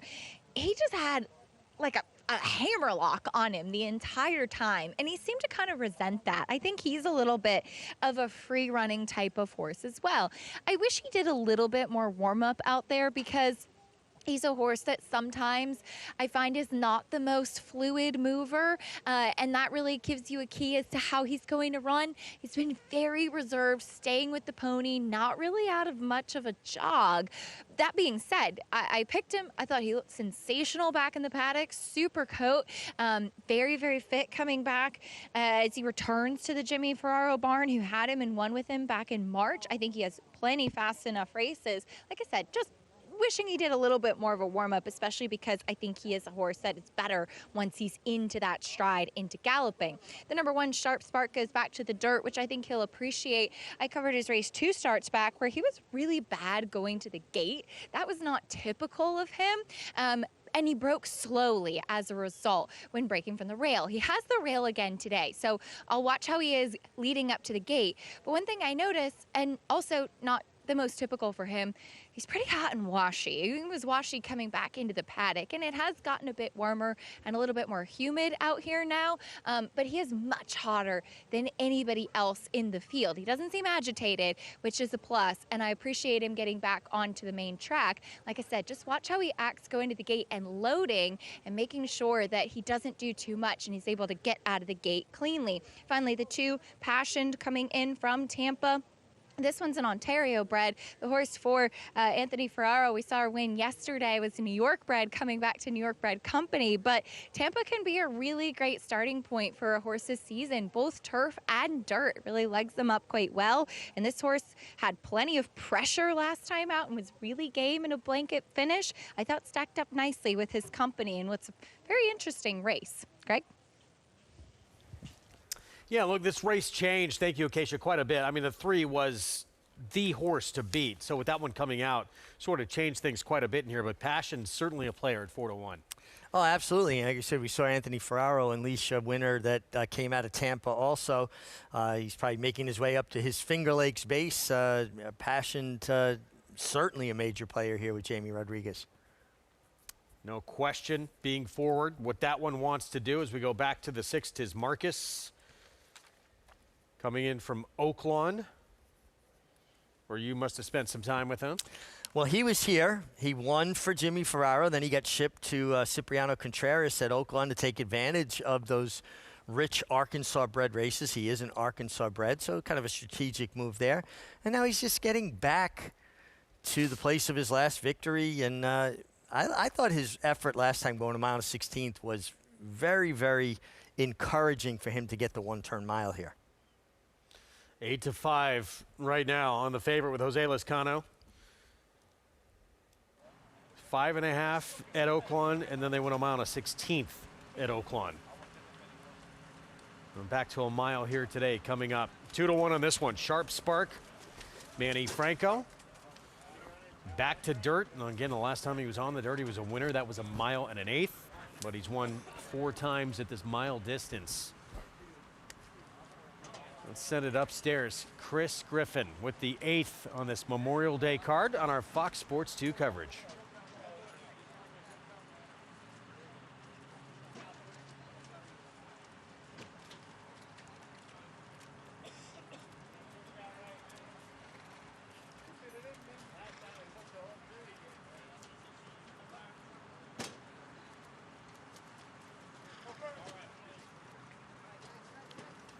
Centavo, register. Tiz Marcus.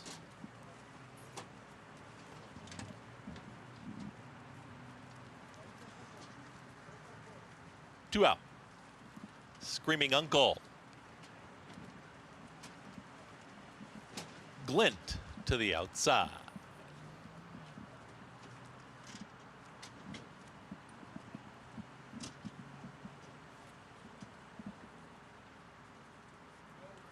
All set. And they're off. Tiz Marcus broke right on top in the green cap and towards the outside. Here comes Screaming Uncle.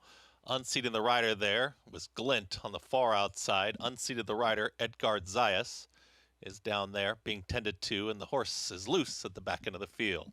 They come out of the chute, hook up with a backstretch, and Screaming Uncle is in front. Tiz Marcus is back to second. There in third is Register.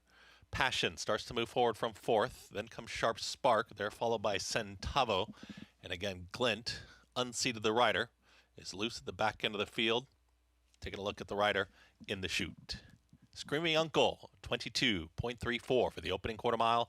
Tiz Marcus clearly in pursuit from 2nd. Register in 3rd. Passion starts to run on here from 4th, is in tandem with At the Rail, Sharp Spark, and Centavo. They're into the turn, and the leader is still Screaming Uncle. Outrider got to the Loose Horse. Loose Horse has been colored. Screaming Uncle is up top, is up by 3/4 of a length. Tiz Marcus is within range. Sharp Spark to the outside has taken a clear 3rd, and here comes Sharp Spark and Manny Franco with the move. Register is back in 4th. Passion trying to run on in Centavo. They reach the top of the stretch. It's Screaming Uncle who is the leader. Screaming Uncle, Tiz Marcus, and Sharp Spark catching them with every stride. Tiz Marcus is in front. Sharp Spark is trying to pick up this leader. Tiz Marcus to the inside, battles on with a neck advantage. Sharp Spark, these two down to the line together inside the final 16th. The head bob either way. Tiz Marcus to the inside, Sharp Spark to the outside. Give it to Tiz Marcus to win it. Sharp Spark then came Register and Screaming Uncle. Tiz Marcus outgames Sharp Spark for the win. Obviously, our concern right now with Edgar Zayas, who we saw go straight up into the air, thrown from the 8 Glint. We've heard that, obviously, during the call, you heard it as well. Outrider caught up to Glint, waiting to get an update on Zayas. Yeah, I mean, it don't really know exactly what happened, but it was kind of scary as high in the air as he was thrown into. But Tiz Marcus, very game, met the challenge of the one Sharp Spark. Thought he might have been drifting a bit late. It'd be something to kind of keep an eye on. But he was already well out in the track, though, to meet that challenge.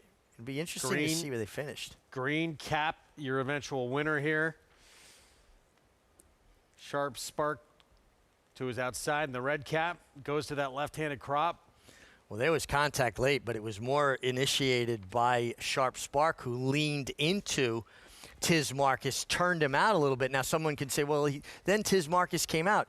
When horses get touched on the hip or pushed into, they have 4 legs, and they're a 1,000-pound animal. It'll turn their shoulder out into the other horse because it tips their hip or their hind end towards the inside. So it's kind of like an 18-wheeler, right? You know, you're going to have that little bit of a swerve out. This was a perfect example to me of Sharp Spark needed to stay away from him. Don't engage him. Don't make him go forward. And when you touch him like that, you're actually pushing him forward. See the inquiry sign up with the 7th Screaming Uncle out of the gate, and that happened pretty early on with Glint. Yeah, they are looking at the 7 here. The 7 is blinking, the 4th place finisher who wound up setting extremely fast fractions. It was kind of a spectacular fall. I really hope Edgar's okay. Trying to get you an update as soon as we hear anything. Back to Monmouth to wrap up their Memorial Day card. Gaelic Heart of Gold, Ben Perkins Jr. barn. And a win sprinting at Laurel last year is a 3-year-old, and now picks up the 2nd win of the career, going longer. The Perkins family have been winning races in New Jersey for long before I was even riding. Nice to see them still getting it done. They trained for the new farm for many years, Chig Stable. This is a nice effort. Nice to see Joe Martorres get in the winner's circle. How about Wesley Ho? A couple of seconds on the card today and a big price with Joe Villa's first. 6-4-8 finish to wrap things up at Monmouth. Gonna take a timeout. Derby winner, get ready to get back in action. Golden Tempo. One more work. Jose Ortiz was aboard for the last. It's coming on Friday, and then it's off to Saratoga. We'll have a preview next.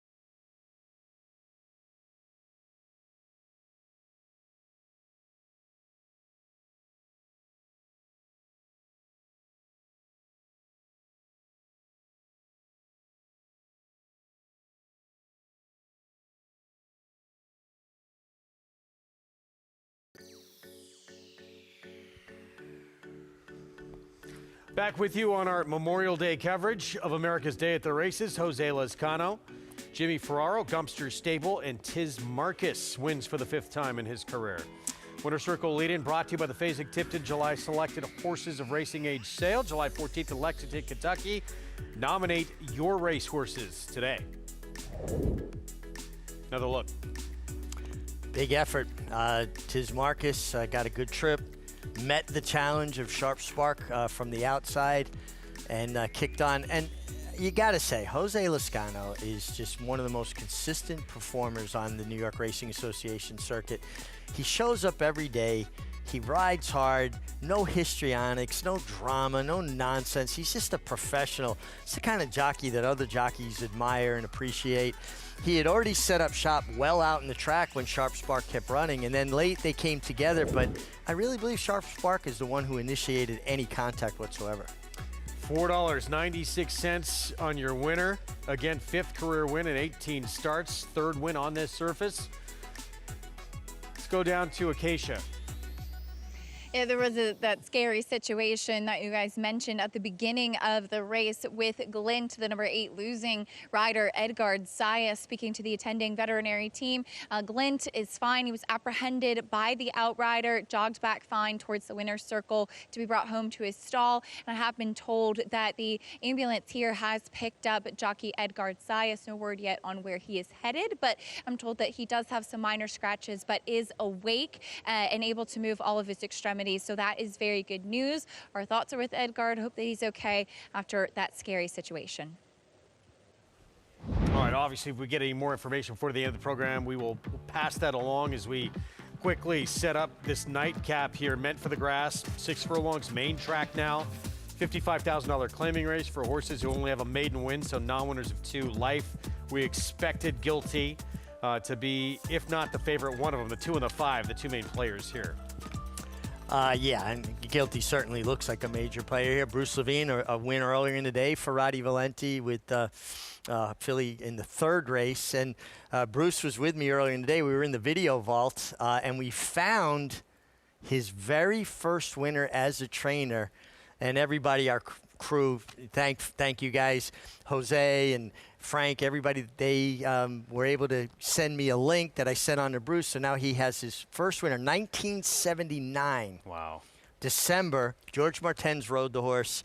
And, it was fun. We were in there. You could get lost in that video vault for hours.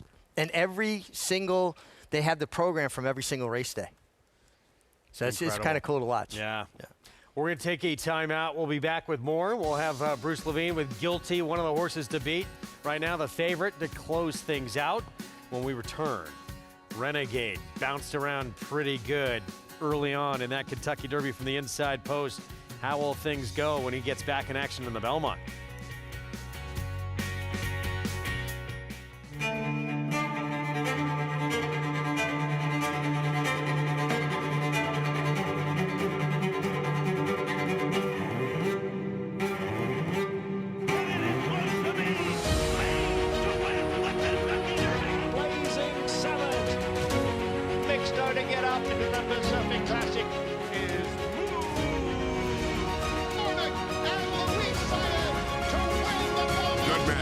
The classic sire. This is where it all begins. These are the recruits for next year. They're going to be part of our roster, part of our team. The pavilion, it was jam-packed. It has remained jam-packed. Phenomenal feeling in the pavilion, on the grounds, in the back ring. You have a chance to make 5, 10, 100x. Big sale with a lot of quantity, but they're going to sell over 4,000 horses here. We had quality racehorses today, I believe, that will go on and we'll be reading about in years to come. Keeneland Sale, you got to be here. A reputation of excellence isn't built overnight. Day by day, year by year, decade after decade. For over 100 years, Claiborne's commitment to quality has led to unrivaled success.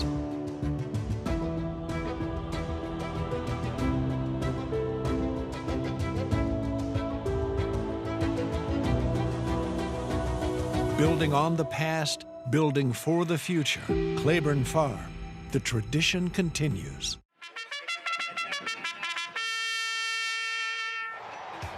Monmouth Park summer season rolls on with live racing action every weekend with a $12.50 first post. Play the win early and late 50-cent pick fives, boasting a low 15% takeout.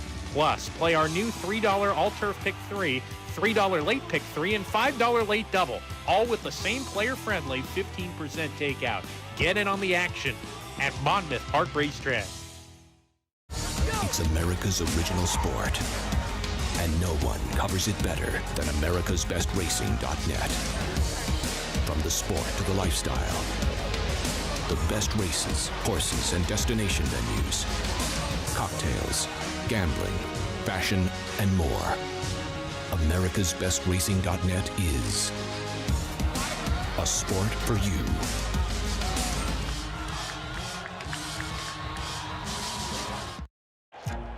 Every racehorse has a beginning. For Bond Racing Stable, it all begins right here. At Song Hill Thoroughbreds, generations of horsemanship come together to breed, foal, raise, break, and train the thoroughbred athlete. From first steps on the farm, to mornings on the racetrack, to the winner's circle, every horse is cared for like family. Want to be part of Bond Racing? This is where it all starts. Visit Bond Racing Stable today.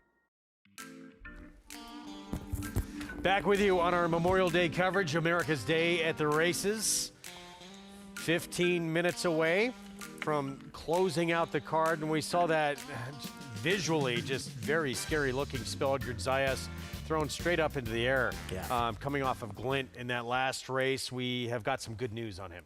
Yeah, he was able to walk into first aid on his own power. And for people that don't know, there is medical staff on hand here.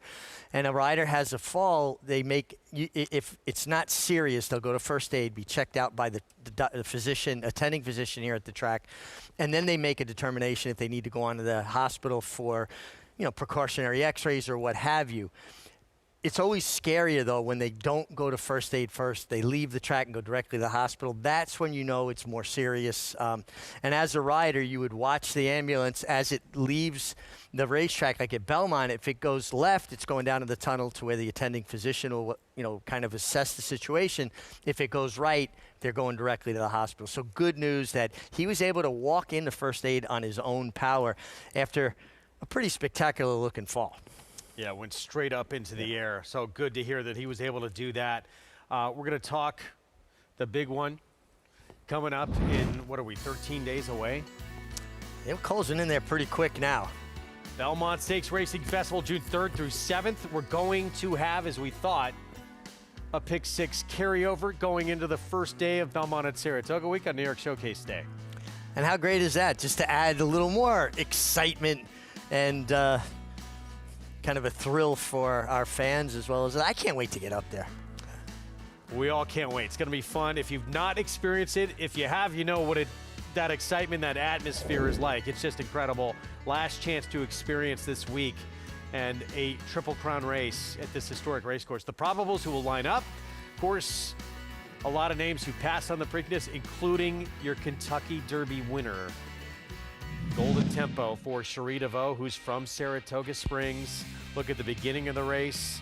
Horse who was dead last early on. Horse who was coming into this race dealing, not a big issue she talked about, but some cracked heels for Golden Tempo, and it turned out not to be an issue at all. Well, I mean, that's good news, and that's something that a lot of racehorses have to deal with, and it's not, anything super serious, but you want them as comfortable as possible. I love this ride from Jose Ortiz. He just allowed his horse to drop out, get in a beautiful rhythm, and it turned out to be all the winning moves, and he got the last run. Now, he didn't break super fast, slightly got squeezed. I mean, he was able to extricate himself out of that without having to steady too much. But here he comes with the last run. He's going to angle out so nicely to the clear, followed his brother's wake into the stretch. And this is the only time I ever heard of two brothers finishing 1-2 in the Kentucky Derby. Two of the finest riders in the game at this point in our history. Jose, rolling by Arad for the victory right there. And Golden Tempo, just his 5th career start with a Kentucky Derby victory from last. to first with that 7-wide trip. Just fantastic, and in partnership, obviously, with the Phipps family and Vinny Viola. Vinny Viola, his second Kentucky Derby win. He had a win with Always Dreamin', he and Anthony Bonamo, and he's a 2-time Stanley Cup winner as well. I like that. Yeah. Golden Tempo back on the work tab. This was on Saturday at Keeneland, working with a 4-year-old stakes place runner. So Sandy, the plan is, and Jose Ortiz aboard for the work as well. One more work Friday, then they head to Saratoga on Saturday. It's a perfect example of why it's so important to watch works. You put time aside for a minute here. 5 furlongs, a minute, 2/5. He was doing it like it was an open gallop. Jose never moved a muscle. He was always comfortable, always well up within himself, and the gallop out is strong. He might be coming into this Belmont even better than he was coming into the Derby. I mean, he's still a very lightly raced colt. He'll probably need to. I Not agree. to take that Derby away, that was an incredible performance. 100%, yep. But, yeah, look, you got horses, several, who come in with just better credentials, have run faster races, and not going to get that. You wouldn't think that the race is going to fall apart the way it did in the Kentucky Derby and the Belmont. No, and you wouldn't anticipate having as much pace on. Just the Derby lends itself to a faster pace than normal for the distance. It just does. The atmosphere, that incredibly long run through the stretch the first time, they build up a lot of momentum. And it's a big field, so jockeys are much more position conscious. They're trying to avoid those traffic jams that you're going to get with more of a closing type. But Jose stuck to his guns.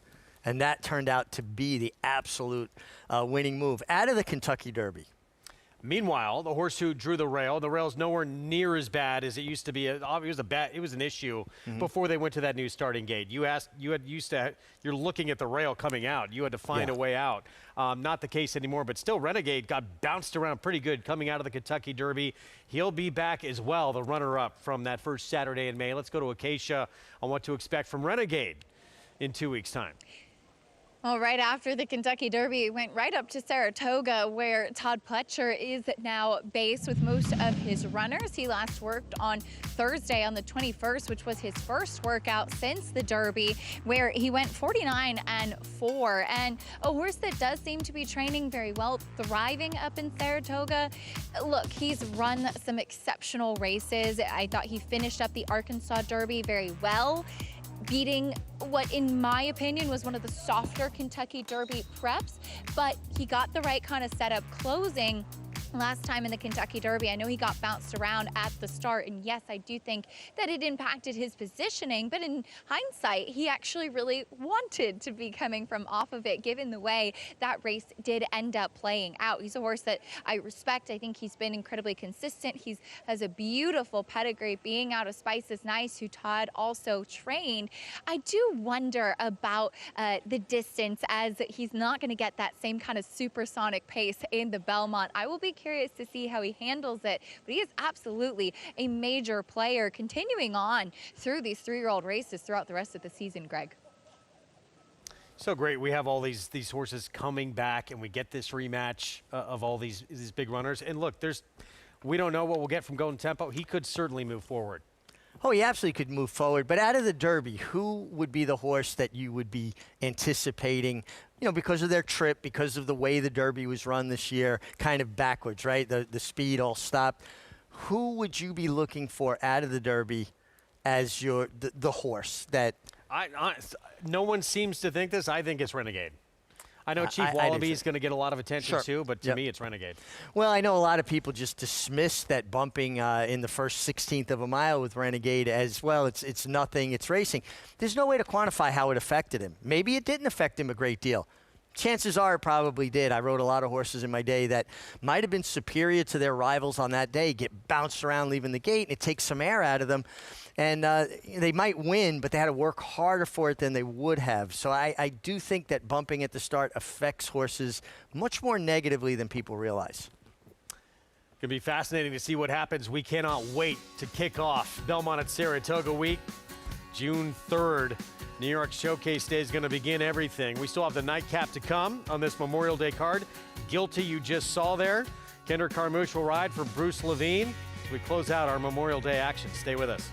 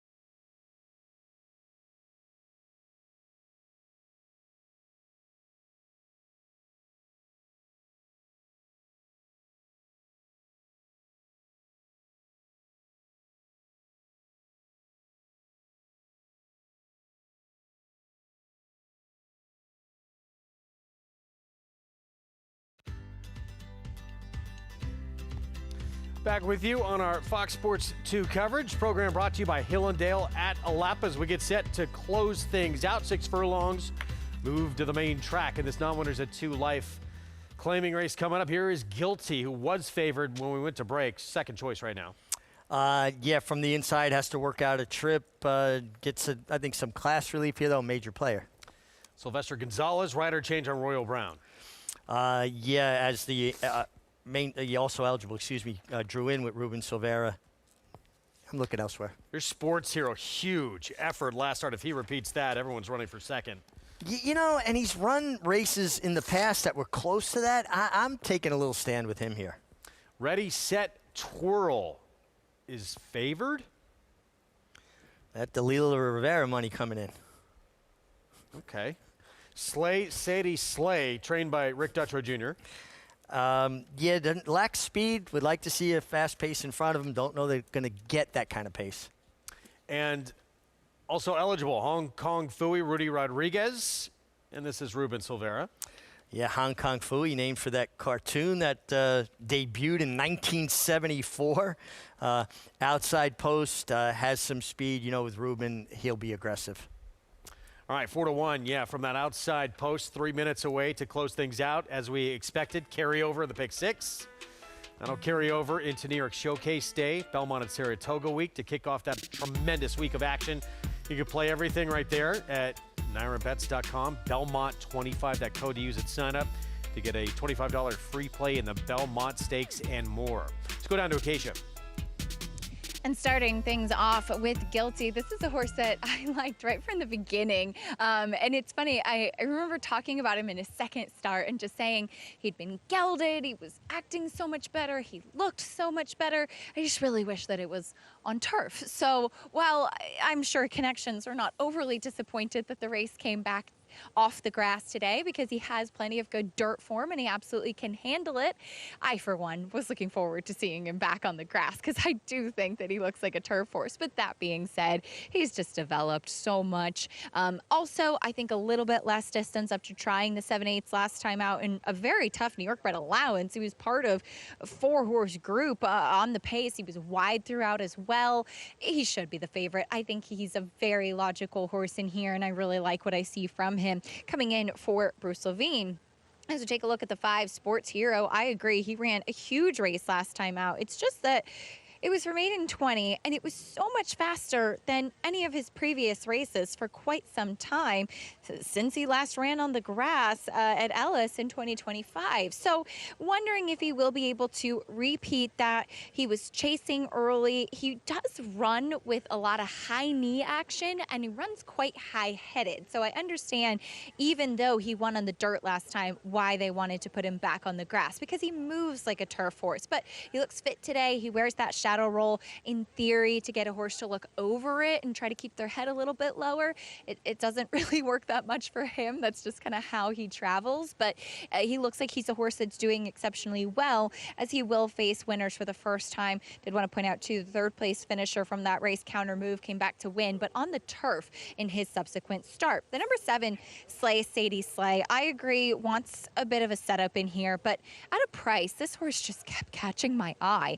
I know he was very disappointing in his last couple of starts. He did break his maiden on a wet track, and he was taken up pretty sharply at the beginning of the race last time out. He got sharper as they went out, and he just never really looked to be moving comfortably last time. He warmed up fine. I'm wondering with Jose Lezcano aboard today if we will see him try to get him into the race a little bit more.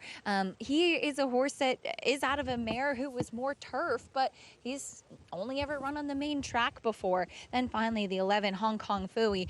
Love the cutback in distance for him. I know he's got some size, but he is a very energetic individual. He got really revved up leaving the paddock, in fact, and he is one that does tend to get quite sharp, so he acts like a horse that wants to sprint. He has the demeanor to go shorter, and he was entered to do exactly this, which is run on the main track, Greg.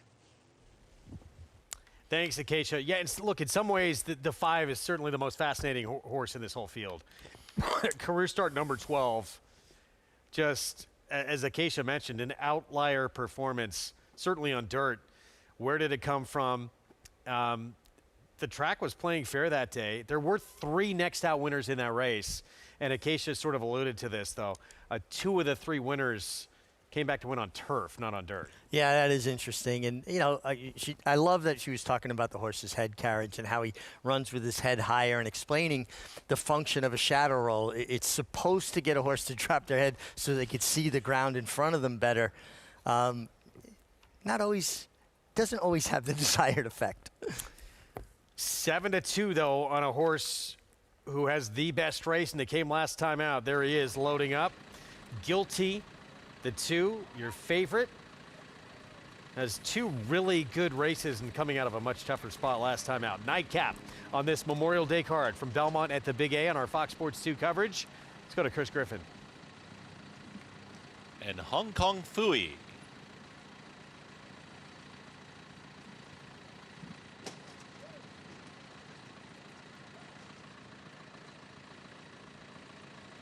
Hong Kong Fooey.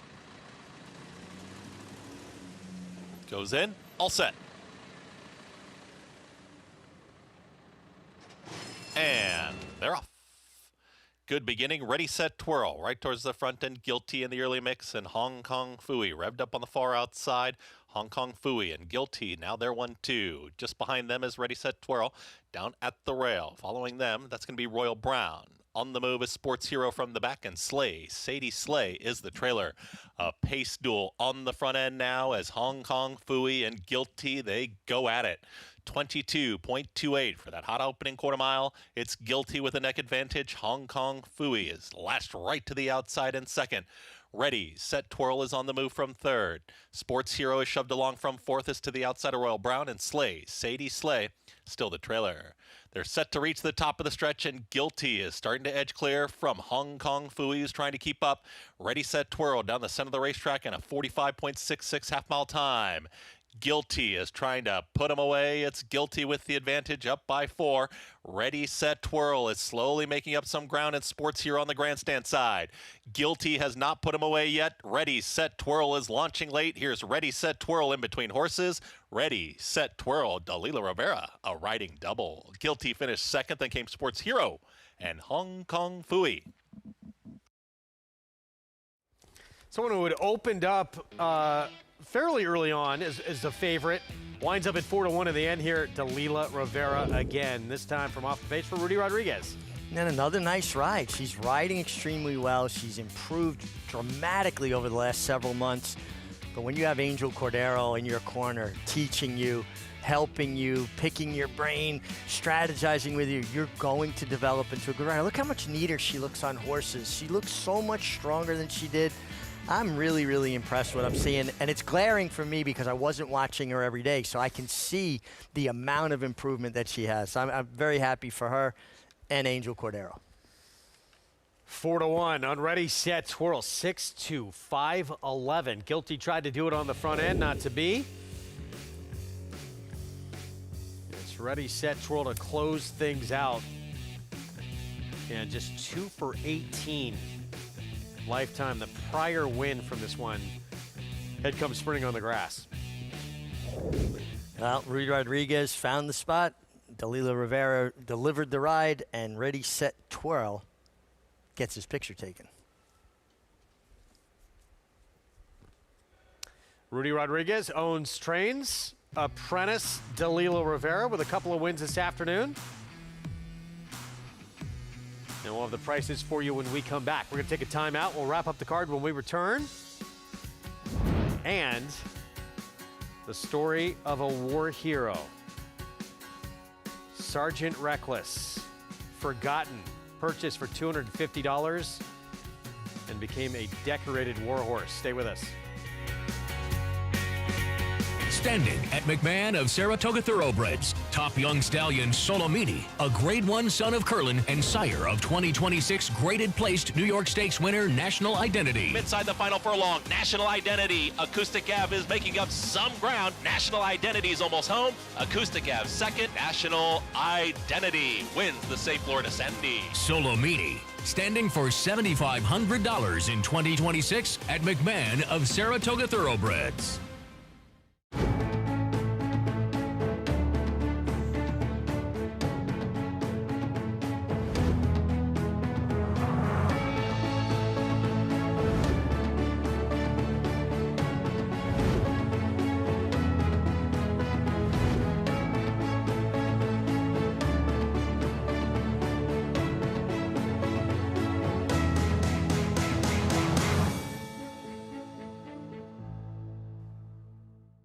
A provision in a bill passed this summer reduces the tax deduction for wagering losses from 100% to 90%. This unfair change would tax horse players on a percentage of their losses, could cost over $1 billion in handle, and threaten thousands of jobs in the racing industry.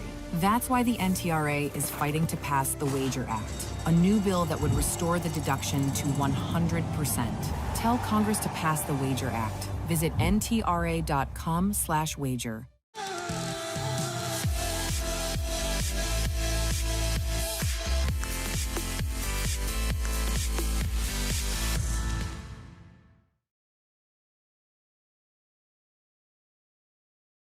Saturday, join us on America's Day at the Races for special team coverage from New Jersey's Monmouth Park and Lara, paired with live coverage from Maryland's Laurel Park. We're on track live from both tracks Saturday, noon Eastern on FS2. Racetrack Television Network brings you every race, from every track, on every screen, every day. With monthly packages starting as low as $5, RTN gives you great value and access to more live HD streaming and race replays than anyone. Visit RTN.tv today to sign up and watch on almost any device, including Roku and Amazon Fire. RTN has packages that start at $5 per month.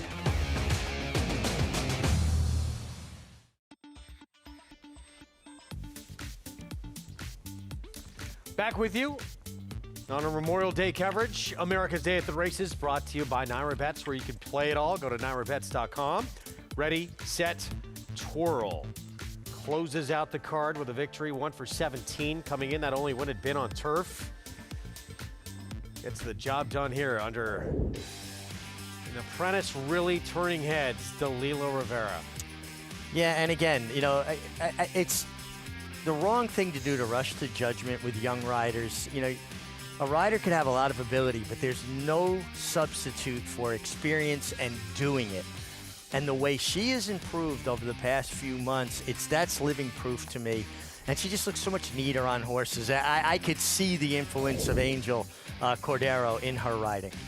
$10, 10 cents for the win. Pick 4 over $900. Pick 5, drum roll please. $6,645 and a pick 6 carryover into Belmont at Saratoga Week. $23,616 and change to just make things a little more enticing on New York Showcase Day. Next story, one that we've told you many times before, but it never gets old. The story of a forgotten mare during wartime who went from a mere pack animal to war hero.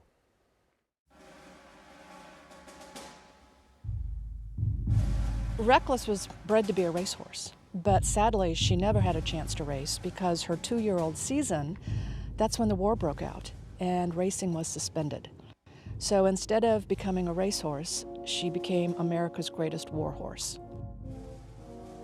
I think what impresses me most about Reckless's story in the Korean War is that they bought this horse at a race park in Seoul and turned it into a combat enabler. Lieutenant Eric Pedersen was the man who purchased Reckless for $250, and he was the commanding officer of the recoilless rifle platoon. They decided to put her through hoof camp, which was the equine version of boot camp. We hear about on-the-job training. This was the epitome of it. Literally, this horse was trained to lie down under fire, to protect itself, it knew how to avoid obstacles and barbed wire, and truly after just a couple of show and tell on the fly routes, the horse would do it by herself. They would take her up and down the hills to get her used to carrying the pack saddle and the ammunition on her back. These canisters of ammo were very large, and before Reckless came along, the men had to pack this themselves. The camaraderie between Reckless and her men was something special. She was the only animal in camp, and so the Marines became her herd, and she would follow them anywhere and everywhere. She would even sleep in their tents at night. She would follow them into the mess tent and eat breakfast and had bacon and eggs. Even after a battle, she would have a beer with the guys. The fact that Marines could depend on the horse to do the resupply routes, that means it wasn't just a horse to them. It was somebody that they were in the fight with. What started the battle for the Nevada cities is at 7 o'clock at night, 3,000 enemy soldiers descended upon 3 outposts in this area. Reckless's men were guarding Outpost Vegas. They, of course, were overrun, and so Reckless's mission began that next morning. Started loading her up with 6 rounds at a time. By the middle of the day, she was up to 8 rounds at a time. She knew what her job was, she knew where her men were, and she would go up to the guns by herself. There are stories of up to 50 times in one operation that she ran a supply route by herself. That frees up Marines for combat and for other things. So I believe that that's the most impressive part about the horse. She carried 386 rounds of recoilless rifle ammunition. That's over 9,000 pounds on her back. Incoming fire was so fierce that the men couldn't hear themselves talk, and Reckless was in the middle of all of this. Under artillery fire and mortar fire, she continued to do her resupply mission for the Marines, and especially having been wounded twice, and that not having deterred her to continue to do her mission through the end of the war it's really astounding. They had a ceremony sending her off in October of 1954. Is when she left Korea. She was the guest of honor of the Marine Corps ball that was at the Marines Memorial Club in San Francisco. And she waltzes through the lobby and gets in an elevator and goes up to the 11th floor, sachets out of the elevator into the ballroom. She spied the anniversary cake over on the table, and before the guys could get a hold of her, she was up to her nostrils in it. And then after that, she moved over to Camp Pendleton. At Camp Pendleton, while Reckless was there, the Commandant of the Marine Corps promoted her. There was a 19-gun salute in his honor, and a parade of 1,700 troops walked by to salute her. She had 3 colts, and she had a filly. Sadly, the filly died at a month old. Unfortunately, all the colts were gelded, so there is no bloodline for her. Her story just kind of disappeared from the pages of history. And what's interesting is she was as famous as Lassie and Rin Tin Tin in her day. She was an iconic hero. And when she died, her story made the front page news in newspapers across the country. And she was buried with full military honors. I first came to light on the story of Reckless at the National Museum of the Marine Corps in Quantico, Virginia, where a statue by the same artist who did the statue that's behind us was erected to honor this great mare. I think Staff Sergeant Reckless's legacy is going to be that the courage and the dependability that she showed in combat made her truly what the saying is, not just a horse, but a Marine.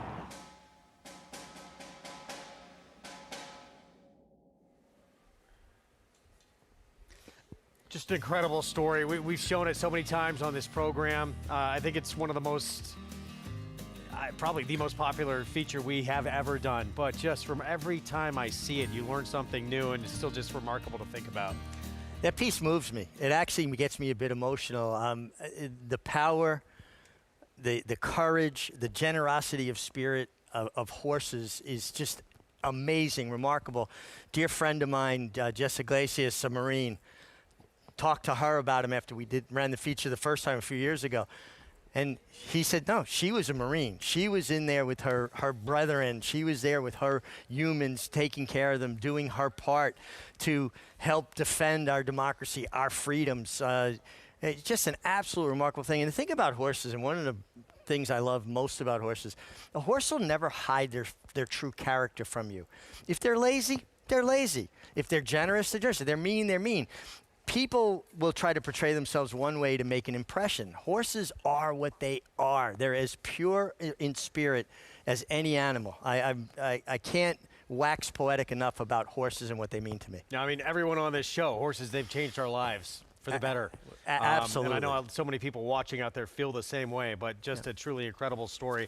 Belmont Stakes right around the corner. We cannot wait to get there. It's going to be my next show, actually.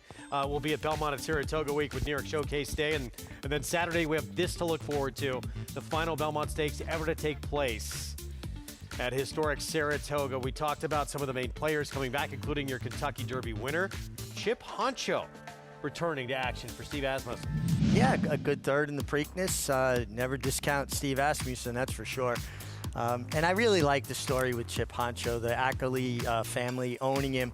And they were such integral parts of not only Steve Asmussen's career, giving him his first graded stakes winner to train in Valid Expectation, but Todd Pletcher as well, his first graded stakes winner with Jersey Girl. Yeah, how about that? What are your thoughts on Potente? Anytime Bob Baffert's in the mix, got to pay a little extra attention. Yeah, discounting a Bob Baffert runner in any kind of a big race, particularly Triple Crown events, is probably a fool's errand. I'm not seeing it. Not going to pick Potente. Shock me if Bob Baffert wins the Belmont Stakes? No. Not at all. He was lightly raced going into the Derby. He sort of, I don't know if you want to say it was the wise guy horse there. He might be the wise guy horse that's going to the Belmont. Chief Wallaby's going to make start. Number 5 for Bill Mott. Passed on the Preakness. He was 4th, beat 3 lengths in that Derby when adding blinkers. What'd you think of his Kentucky Derby? I thought he had a difficult trip, big field. I thought he ran well. I guess the biggest impression, though, is that he was close to a very fast, pace that melted down. And he finished best of the group that was involved there early, right? So I think you got to upgrade him off of that, the way the Derby was run. Renegade rough race. Commandment, we probably expect better from. Sure. Chief Wallaby, a little more seasoning. So Emerging Market was so lightly raced. So many names that could emerge again. This third and final leg of the Triple Crown. That is right around the corner. Next show is Saturday, 12 Eastern time on Fox Sports 2. And then June 3rd, it is Belmont at Saratoga Week. Get tickets if you can. If not, we got you covered with all the coverage on Fox Sports.